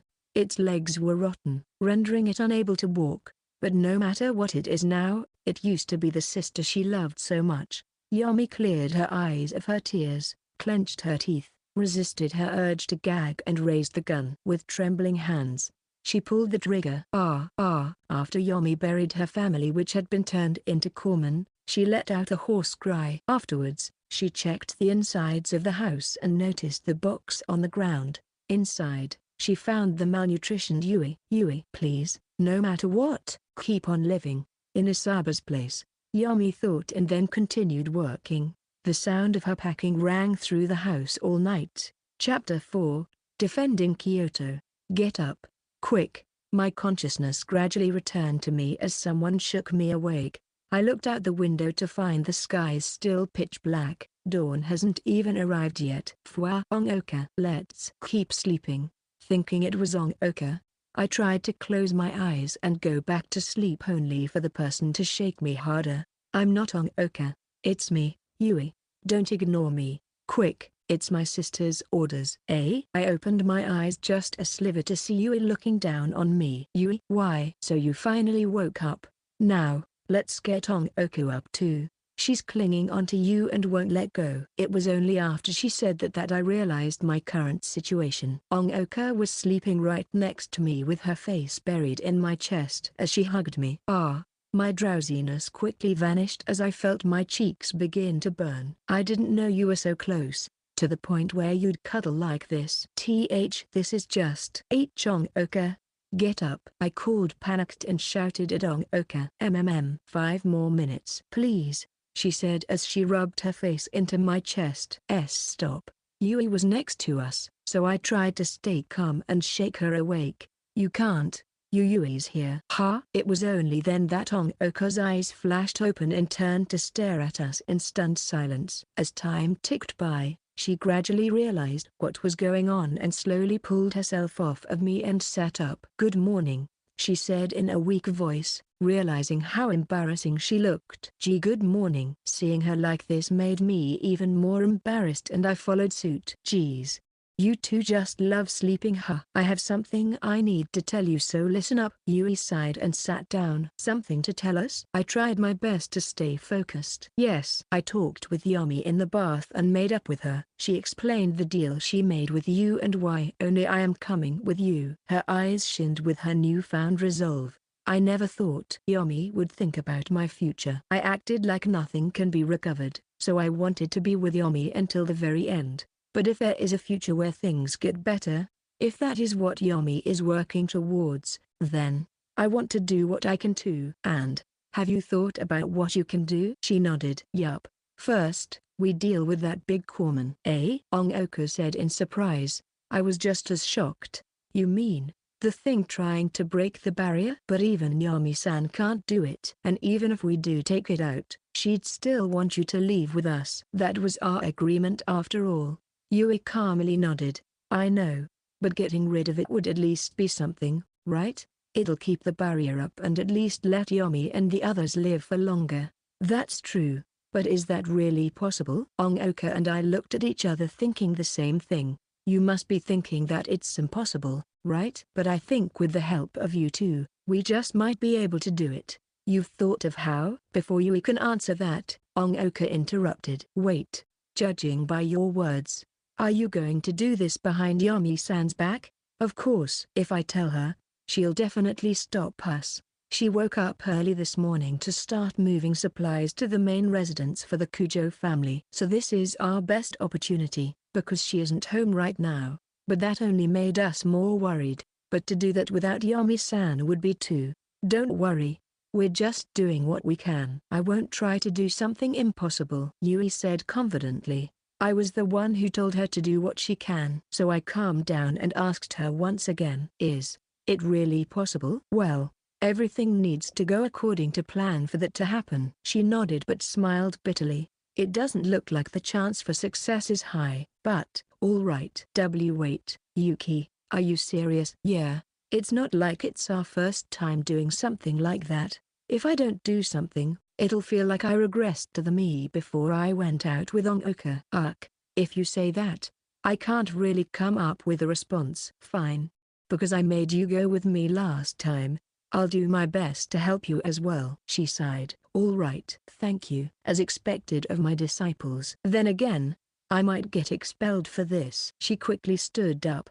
You have 1 minute to prepare and go downstairs. We don't know when Yami's coming home, so let's get this done as soon as possible. I'll tell you the details as we go. She left right after saying that. 1 minute's too short.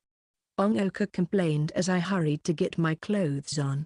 I put on my uniform and stuffed Pro, who was sleeping next to the pillow, into my bag. And then I checked up on Ongoka. You good? She nodded. Yeah. Give me a second. I wanted to fix my hair, but I guess this will have to do. She holstered her pistol, wrapped the handbag containing her ammo around her waist, and slung her rifle over her shoulder before giving me a thumbs up.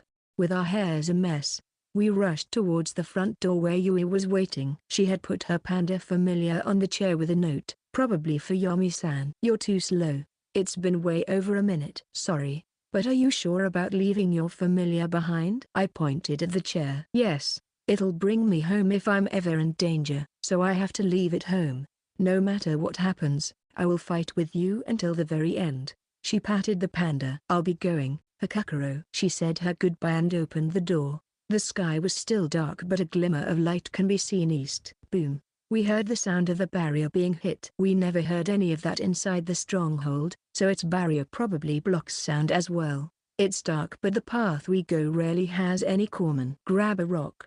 Yuki, we'll take the bike. Got it. I ordered the rock to attack any corpsman and follow me, and then got on a bike nearby. The bikes we rode last time were left at Gojo Bridge, but there's enough bikes for all of us. This time, we rode along the main street along the Kamogawa River. Though Kawara is safe during the day due to the lack of forked roads, at night one can barely see anything, making navigating larger streets easier. Our destination is south, where the barrier has been dyed red. Even though it is early in the morning, there are birds chirping around us. Those birds would flock away when the barrier is hit, though. In front, Yui is standing up and stepping on the pedals harder, trying to increase her pace. By the time we reached Kyoto Station, the sky is nearly orange around the mountain.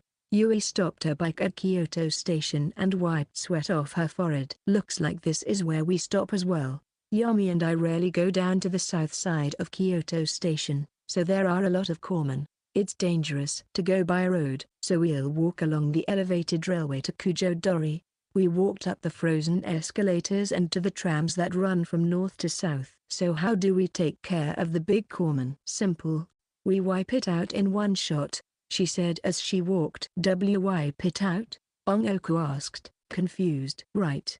Nothing like this has ever happened before, where a massive group of corpsmen form into one. Assuming normal corpsmen can't do that, there has to be something controlling them, acting as a core, that got them to form into one. I don't know where that core is, or if there are multiple, but if we can just pound the entire thing to dust, it probably can't regenerate. Yeah, that's true, but even Yami-san could only blow off its head because it's so big.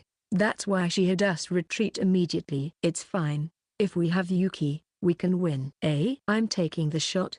I couldn't help but shout in surprise. Yeah, you're our main firepower. Ongoka and I will act as support and give you the chance to cast your ultimate attack, she said as if this were a video game. So I have a role to play as well? While I was at a loss, Ongoku asked excitedly. Of course. Whether the plan works or not actually depends on how well you do. Ahaha. You saying it like that makes me kind of nervous. But I'll do my best, even if I don't know what I'm supposed to do yet. Seeing her resigning herself to her responsibilities made me feel even more overwhelmed. Wait, what do you mean by ultimate attack? Light magic? Light magic?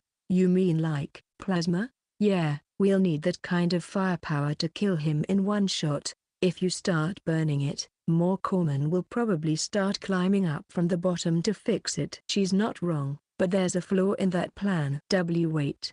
I wasn't even able to cast light magic yesterday, now you want me to use it on that thing? Isn't that too much? Geez, did you forget what I told you? I won't tell you to do what you can't do. I'm just asking you to do something you've already done before. She shrugged and smiled. Something I've done before? Yeah. I'll explain it to you when we get there. She picked up her pace. We arrived at an area that looks like a private railway platform. There was a tram already stopped there with red and black blood stains within the window, hinting at the tragedy that took place there. Although there are plenty of what I assume are corpses here, it seems they have been dead for a long time, so long that their stench isn't even there.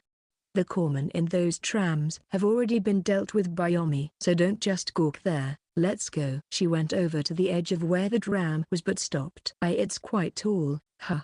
Yuri can't really just jump onto the tracks from here, huh? That might cause her to sprain her foot. To reduce the fall as much as possible, I sat at the edge of the platform before letting my legs fall onto the tracks. After that, I turned and stretched my hands out for Yuri. Here, sit on the ledge and I'll pull you down. Yeah, thanks. As she slid herself down, I grabbed her waist. Although she was a lot heavier than I thought, I still held on to the best of my ability before letting her down to the ground. Yuki. I looked up to see Ongoka squatting with her hands stretched out. With how athletic you are, can't you just jump down? So mean. Why can't you just pull me down as well? I sighed and took her hands. Thanks. She jumped down the moment our hands touched. Given how I didn't take any of her weight, there wasn't much point in doing this, but she seems satisfied nonetheless. There's a lot of materials here, so I'll make a bodyguard. She gathered the rubble on the tracks and formed them into a golem.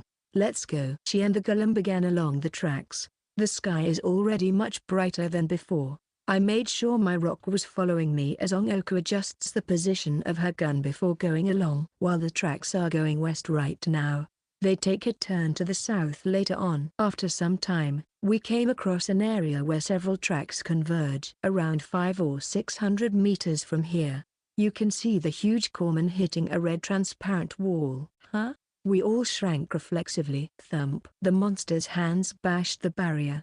A light trail that looks like a crack in the barrier began to appear. Looks like the barrier is at its limit, and that corpsman has grown even bigger, Yuri said anxiously. She's right. Last time, we couldn't even see its lower half, but now we can clearly see its legs. Any bigger and it can probably climb the barrier. The surrounding buildings being rather short only elevated its height. Can we really take that down in one shot? Hearing Ongoka say that, Yuri reassured us. I told you I had a plan, didn't I? We need to get closer. We kept going along the tracks.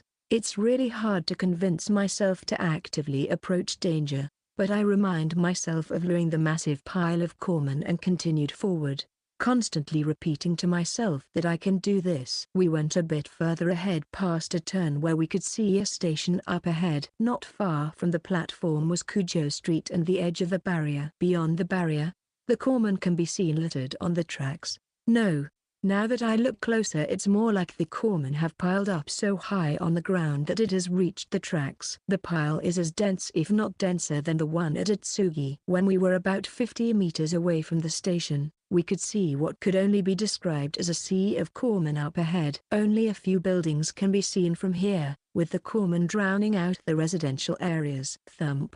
The big corpsman is around 200 meters to the left of us, around where Main Street is. Its knees are buried within the sea, So if I want to take it all out, they would have to include the mass of corpse surrounding them. A gust of wind brushed by us, carrying with it the smell of rotten flesh. I quickly covered my mouth and nose until I was sure the stench has subsided.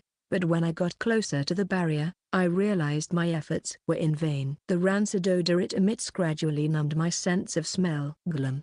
Yuri stopped as we approached the station and pointed at a wall to our left. The golem raised its arms and walked towards it. The wall shattered, revealing that the sun has risen. I squirted as sunlight slips through the gap. Look down. She pointed to the path under the railway platform. Below was an abandoned road full of abandoned cars and corpsmen weaving through them. What are we looking for? While it is a large number of corpsmen, it is still way less than what is outside the barrier. Just being able to see the ground brings a sign of relief. There's a lot of cars down there, right? We'll do what you did against the wolf-headed corpsman. That time, we blew up gas from the cars around us to cause an explosion. Are you saying that we should blow up these cars to create materials for light magic? Ongoka finished my question. That's right. We'll blow up all the cars here, have Yuki gather up the flames and send them all at the corpsman, killing it in one shot. She nodded confidently. So that's what you mean by something I've done before. If it's just that, then I can probably do it. I didn't have enough magic to use flame magic to apply heat to liquid and gas and turn it into plasma during practice, but if I use the explosions, although I don't know how big my range for collecting the explosions are, I can probably make an even bigger form of light magic than before. I get your plan, but making cars explode is kind of hard.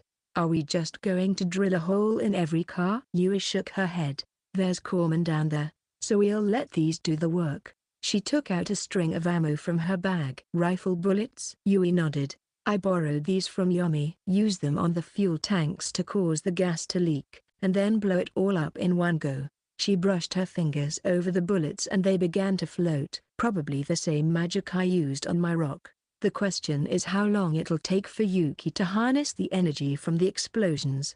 And those explosions will definitely provoke the corpsmen outside the barrier. To be honest, I have no idea what will happen after that. So Ongoka, your job is to protect Yuki during that time. Yui looked at Ongoka to see her swallow her saliva nervously. So that's why the plan depends on me. Yeah.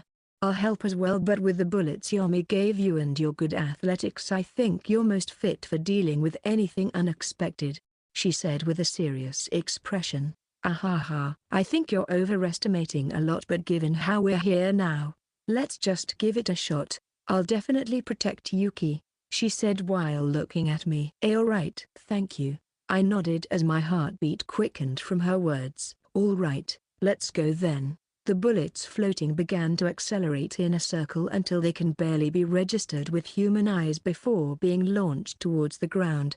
Sounds of bullets penetrating iron came from below. Let's stand further away. If we stay, we might get caught in the explosion. She pushed our backs about 20 meters, keeping distance from the elevated platform. Somehow there were no unexpected explosions as the sound of the bullets grew quieter. Tell me before it explodes, please. I tightly gripped my staff. I still need to mentally prepare myself for the explosion. Any hesitation would use precious time. All right. There's a gas station up ahead that I will try to destroy before setting it all off. She pointed at a gas station sign that was barely visible past the ledge. The morning sun has risen, with the signs on the nearby buildings reflecting sunlight. I don't know what will happen next. For now, only the big ones attacking the barrier. Ongoka took out her pistol and stood beside me. The golem also stood by my side as a means of protection. The big corpsman was pressing against the barrier, constantly trying to break free, but the smaller ones don't seem to have noticed me. Maybe it's because of its size that its moves seems a bit random. The smell of gasoline filled the air, probably due to the fuel leaking out from the cars. Yuki, Ongoka, Yui turned to face us. Sorry for making you all accompany me. As long as we deal with that thing, I can leave town with a smile on my face, and I don't have to feel like I won't see Yomi ever again. So lend me your strength. This is our last chance out, I guess. I smiled at Yui. All right, leave it to us. We never thought to turn back ever since we agreed to do this. If asked, I probably can't explain why I'm so lenient towards her, but after receiving the news from Yami-san, there's really no need to do any more. So agreeing to follow her was probably because I want to. I hated everyone I met, because they hated me, but Yui appreciates me. To me, that's probably enough. Thank you. I'm starting the countdown. She raised her hand and began. 5, 4, 3, 2, 1. She swung down her hand. Although I don't know the details, I assume she had a bullet come in contact with something to create a spark. 0. Boom. I felt the atmosphere around me shake. The gas station was drowned in orange and black flames. Boom. Bang. Other explosions, big and small, began to go off one after the other, probably the result of the car fuel tanks burning up. The fire spread along the streets and almost up to the station. Even the big corpsman was getting burned. Wait, the smoke's coming up. Shouldn't we go further away? Ongoka shouted, panicked. Although we were not getting burned, the tracks were being covered in smoke. We'd definitely be in danger if we get covered too. Pura, sensing danger, poked out and shouted. We'll be fine, I told Ongoku and Pura before focusing. I used the heat in me to spread and expand my magic into the atmosphere. I need to expand my range to take in the explosions. I held my staff tighter, trying to gain a grasp of all the gas within my range. Gather. I ordered the black smoke in front of me. The flames condensed in front of me, and the flames in the sky were flying towards me like dragons. Amazing. You're sucking it all up, Ongoka gasped. The flames, heat, and smoke were all condensed into a ball in front of me and was beginning to shrink. But as the ball continued to absorb the explosions from the streets, it began growing again. The flames within the ball began turning into plasma, giving off a bright light. Just like that. Now expand that to a size that will cover the entire corpsman. I nodded. Got it. It'll take some time though. I think this is going so well because we added the gas station into the mix. The flames were still going and don't show any sign of stopping. The sphere has expanded to 10 meters and was like a second sun above us. Wait, that thing's looking at us. Ongoku suddenly shouted. The massive corpsman had stopped banging the barrier and was moving towards us, causing a chill to run down my spine. It's just a bunch of corpsmen with no eyes at all. But I felt like our eyes met. It's fine. The barrier's still intact, so that thing can't get to us. Yui reassured us. But I noticed something else as well. What's that? Something is crawling on the big corpsman? At first I thought I was seeing things, but the figure had jumped up from the shoulder to the big one's head. That's Ongoka, Yui. That's a beast-headed corpsman, I shouted as the figure jumped from the big corpsman's head. It got over the barrier and came at us at full speed. Leave it to me. I trained to fight that thing. Ongoka stood in front of me and pointed her gun at the beast-headed corpsman. Yuki, focus on your magic. We'll protect you. Yui's golem stands in front of us as if to be our shield. Yeah, I'll leave it to you. I nodded and decided to trust those two. The diameter of the glowing ball was still only half that of the giant corpsman, just 30 meters. I'll need another minute to get it to the right size. The figure landed on the roof of the platform and stood upright. This one had a slimmer body compared to the previous corpsman with the head of a wolf. No, a fox. Without a word, it jumped onto the tracks and approached us. Ongoku immediately fired upon it, but it jumped away with its inhuman reflexes. It dodged. Ongoku immediately fired another shot after Yui said that. Its head exploded in red. Got it. With these bullets, I can hit them.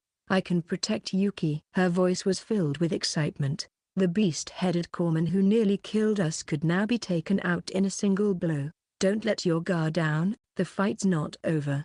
I came back to my senses. Two more jumped over the barrier, followed by some corpsmen landing on the station. Upon closer examination, both of the beast-headed corpsmen also had fox heads. I guess they can take the heads of the same species if they're so agile. I'll take advantage of the fact that they're in the air and... She took shots at one of the fox heads that were following down upon the station. Probably due to her training, she was able to take it out. A flower of blood erupted from its head. Next one. She pointed her gun at the other one and unloaded all her bullets. One of them landed on the fox's right leg joint. Losing its balance, It bounced off the roof and onto the rails. "I'm going in." She reloaded as she ran and shot the fox-headed corpsman at point-blank range with the gunshot. Its blood and brains spilled onto the tracks. Amazing. Her movements were so smooth. While she did look impressive during training, her movements were even cleaner now. She feels so reliable. She really is a special person. Even if she had experience shooting abroad, can other high schoolers really fight after just a bit of training? That's 3 down. Surely there won't be more. She retreated to my side with her gun pointed at the barrier. "Not anymore, but I feel like there's some sort of shaking," I said as I continued to gather more flames. "Ah, what's that?" Yuri shouted, pointing to the other side of the tracks. Outside the barrier was a sea of corpsmen, but beyond that it feels as if the wave is crashing upon us. "It can't be." Ongoka and I gasped. "We've both seen this before." "I think the explosion caused them to move. Soon they'll be flooding in like a tsunami," I shouted, and Yui's face turned white. "If that many get to the barrier." Before she even finished her statement, the wave crashed against the barrier. The railway shook as if there's an earthquake. The other side of the barrier was completely covered in red and black corpsmen, who were splattered due to the wave. Even the giant corpsman that was originally there can no longer be seen now. But tree-like arms stretched out of the sea and the big corpsman crawled out. It stepped onto the sea and its fingers were able to grab onto the top of the barrier. Due to the influx of new corpsmen, it was able to reach the height necessary to climb the barrier. And it was only growing bigger. "It's coming this way. Are you done yet, Yuki?"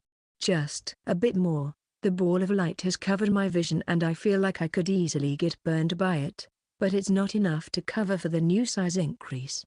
But we don't have the time, because the giant corpsman was now stretching its arms towards us. "Ugh!"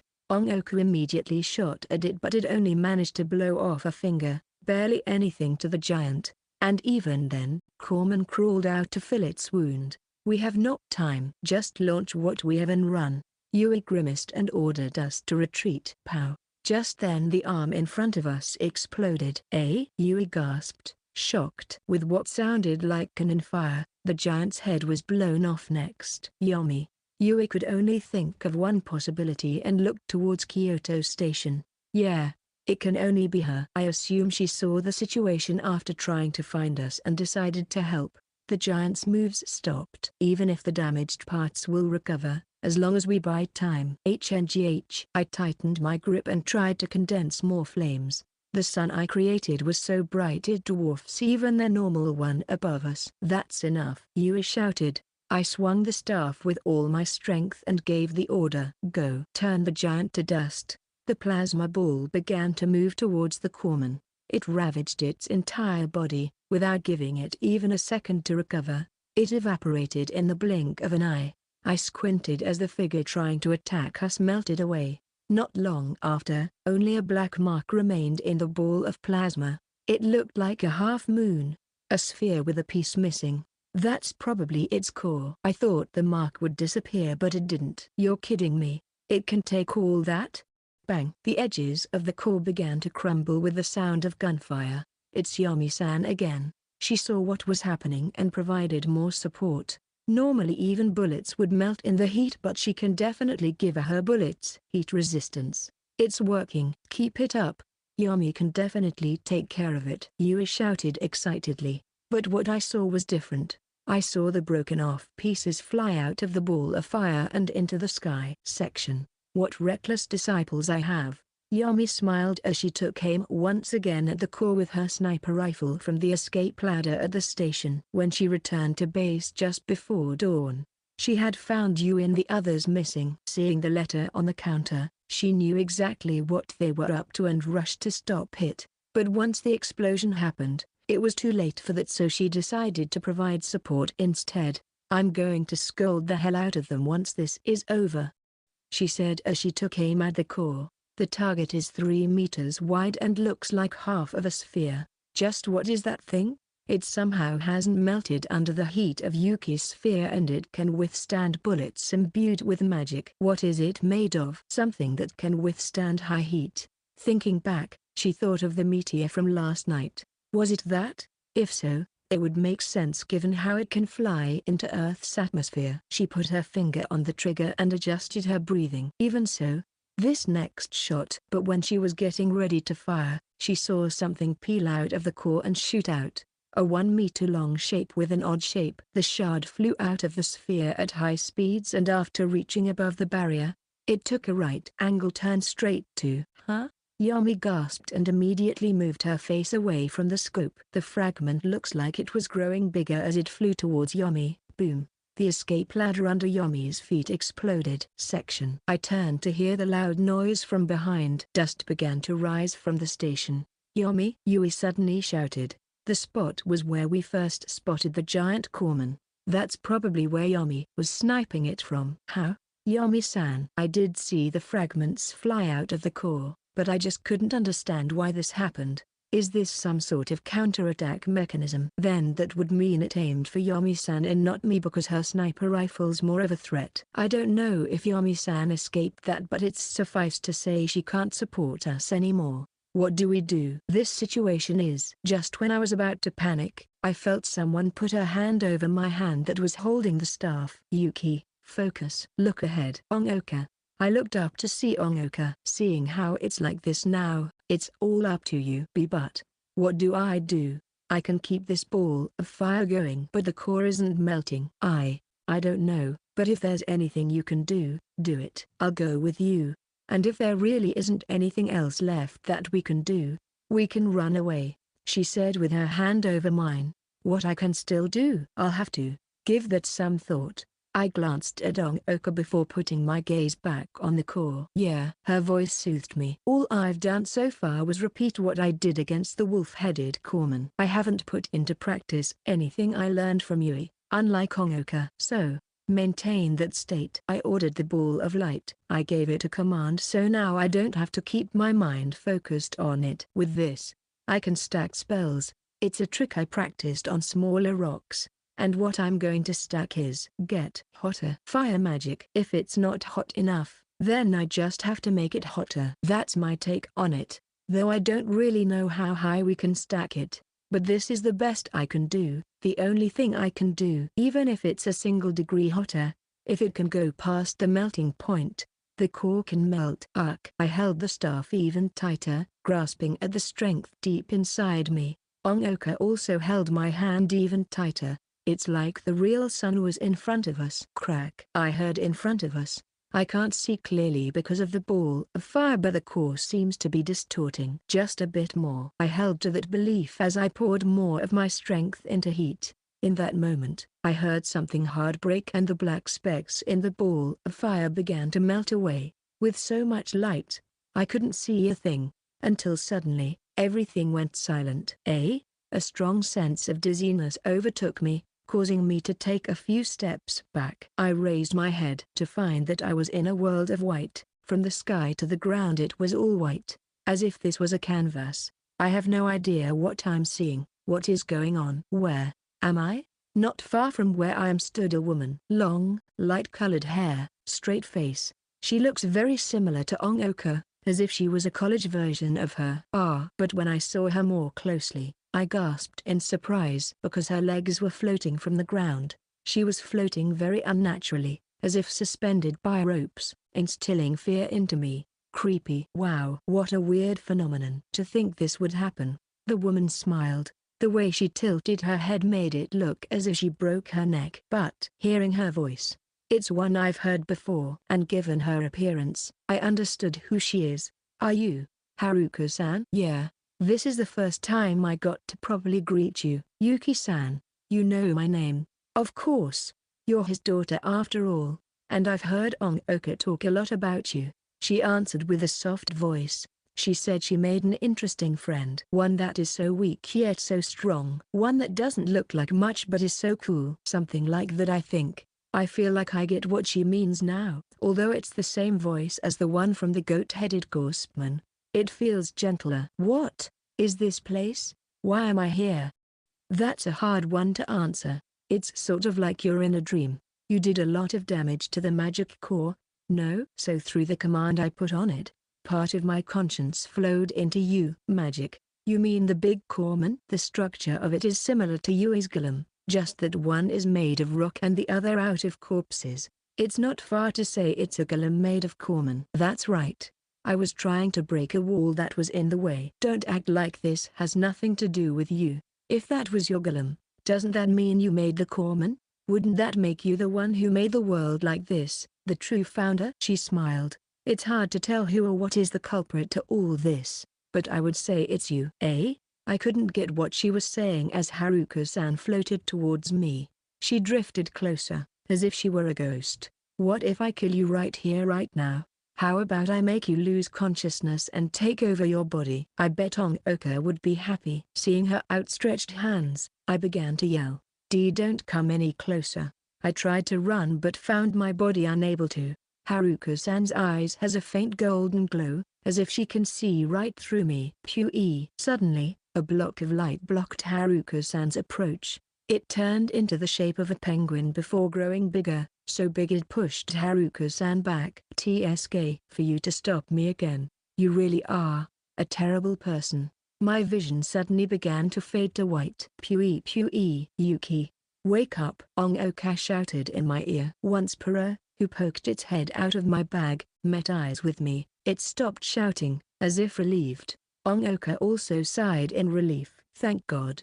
Your eyes suddenly went white and your body went limp. Looks like I was in there for a while, but in reality, only a few moments have passed. The ball of fire was still burning too bright to stare at directly. Even in this light, the shadow of the core fragments remain. The core's not gone yet. Just a bit more. Go Yuki. The hand Ongoka was holding suddenly felt warmer. Turn its core to ash. I gave it all I got. There's no point in calculating my limits. I can't lose. If Haruka Seikaki is on the other side of that core, I can't ever lose because I can't agree with what she told me. Even if she took over my body, Ongoka can't be happy about that, because Ongoka is someone who respects the life I chose, accepts me for who I am. Even now, I'm still angry. So I thought what I should have said to her earlier.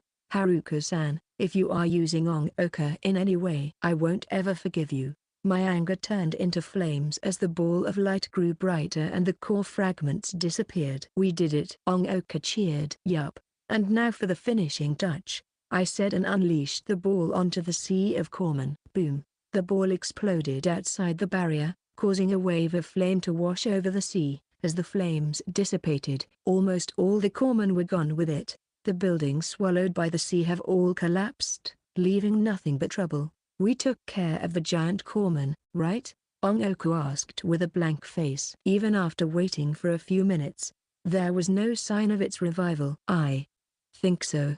I put down my staff and Ongoka hugged me. Yuki, you're amazing. Ongoka. I spoke up despite her gratitude. Just then, I was in a dreamlike state where I met Haruka-san. I think she was the one who was controlling the giant corman. If I don't say it now, it'll be hard to bring it up again. I see. She put her face close to my neck and whispered, thank you for telling me. I can't tell what she was thinking right now. Yeah. Ongoka released her warm embrace. We'll talk later. What's important right now? I followed her gaze and suddenly realized. Right now we should. Yomi. Yuri was standing at the tracks, blankly looking forward. I did this for Yomi, and yet her voice began to shake. But we can't be for certain yet. Right now we should go there and see for ourselves. Just as I was going to say something to Yui. Bang bang. Just then, fireworks started blasting at the station. Wait. No. That's gunshots. It's Yomi. She's still alive. Yui's expression lightened up instantly and she turned to us. Yeah. Thank goodness. I nodded. She smiled. Let's go meet up with her. Before that, she pulled my hand before changing her mind and turned back to face us. Yuki, Ongoka, thank you for your help. You are kuhais that I can be proud of. Not only did you take care of the big corman, you also dealt with the ones gathered around the barrier. With that, the barrier should last for a long time. Her face suddenly looked guilty. But can I ask the one last thing? She said timidly. Ongoka looked at me and smiled before patting Yui on the head. Of course we can get scolded with you. Right now, she probably isn't in the mood to smile like that. She's probably forcing herself, but I'm willing to believe she's just that strong. No matter what happens. Yeah. I'm red. So I smiled too and took her hand. Ongoka took her other hand and we walked back along the tracks. Kyoto Station, where we were headed, looked dazzling in the sunlight. Epilogue. Kujo family, main residence. This was where we first arrived in Kyoto. At the shrine in the courtyard, the portal has been opened and you can see the inside to my basement through the Torii gates. Well then, it's time to say goodbye, Yui, Yami-san said to Yui, who was standing between me and Ongoka. She didn't even have a scratch on her. When the core launched a fragment at her, she jumped off the building and used magic to cushion her fall. She really is an amazing fighter. Although the giant corpsman is now gone, Yami-san did not change her plans. After being scolded by Yami-san at the station, we were brought here. Next to the portal was a bunch of supplies Yami-san wanted us to take along the way. She thinks that we should leave given how we can't tell what can happen next. But it's not like that, Yami. Yui finally spoke after not saying a thing when we were being scolded. What did you say? Yami-san frowned. I'm not fleeing from town. I'm going to save the world with Hikakuro, Yuki, and Ongoka. She puffed her chest as she held her panda familiar. That. Yami-san was stunned. Ongoka and I have never heard her say anything about that, so we looked at each other. Yami, you're staying here and protecting the people for my future, right? I'm doing the same thing. If it's Yuki's father, maybe we'll find a way out of this situation. Then as the one who can venture outside, my job should be to find him. She said this without tears in her eyes, but a smile of hope instead. Well then, we'll be off. Next time we meet, you better have taken good care of yourself. Hearing Yui say that, Yami-san seemed somewhat shook. Her determined expression had changed to one that looked as if it was about to cry, but she still forced out a smile for Yui. Yeah, don't worry about me and go out there. They shook hands and a breeze blew by. The scent of azaleas filled my nose. After they reluctantly let go, Yami-san turned to look at us. I'll leave Yui to you two. I nodded. Got it. Yeah. Though it kind of feels like she's the one taking care of us. She's our senior after all. Yami-san laughed. Haha, you're right. There's one more thing I have to give you. She handed us a massive folder along with a shard of what looks to be metal. What are these? These are records of jobs taken by Yuki Minato as well as the info I dug up. That other thing is the shard of core that the corpsman's core shot at me. It might come in handy. Thank you. Upon closer examination of the metal, there seems to be multiple layers to it, suggesting that it was man-made. That's the corpsman's. Yeah, it might have come from up there. Up there? There weren't any clouds today, just a blue sky above us. There are similar observations in the folder. Give it a look later. Thank you. I hugged it tight, and just like that, we left Kyoto, but we won't be going back to how things were before. Thanks to Yui, we finally know what we have to aim for. With all our might, we'll protect the few possibilities left in the future. We'll search far and wide for tomorrow's world that is as bright as the stars.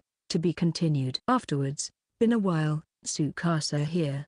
Thank you for purchasing the second volume for Stars Twinkle in Tomorrow World. It's been a while since the first book, but I'm glad I was able to publish the second. With the setting being in Kyoto, and new characters introduced to the mix, it feels like a fresh start given how the first volume was basically only Ongoku and Yuki talking. Because I'm from Kyoto, I would often use Kyoto as a setting, though this may be the first time it actually resembles it, despite the world having ended. This reminds me of back in college when I rode my bike from Shikio along the Kamogawa River all the way north. Speaking of, despite scenes of couples lining up side by side along the river being rather common, they are found more often in the downtown area. Instead, it's much more common to see groups of men at the river at night, sitting with friends watching the river. You'd often see nutria splashing in the water and then someone might jump in after it. That truly is one of the most unique sights of Kyoto. Although I only use Kyoto as a vessel, I hope one day I can use Kyoto as a main plot point. Well then, it's time to say my gratitude. Thank you Mahashu-sensei for drawing Yuki and Ongoku again. The new characters are also really charming and it's really fun to see them acting out the various scenes through the illustrations. I'll be in your care in the future as well. Thank you Editor-in-Chief S-san for making this book possible despite the tough times. There were many suggestions that I wouldn't have noticed without you, which was very helpful. In the end, my biggest thanks is for my readers. That's all. See you next time. 2020, July. Tsukasa. End of Volume 2.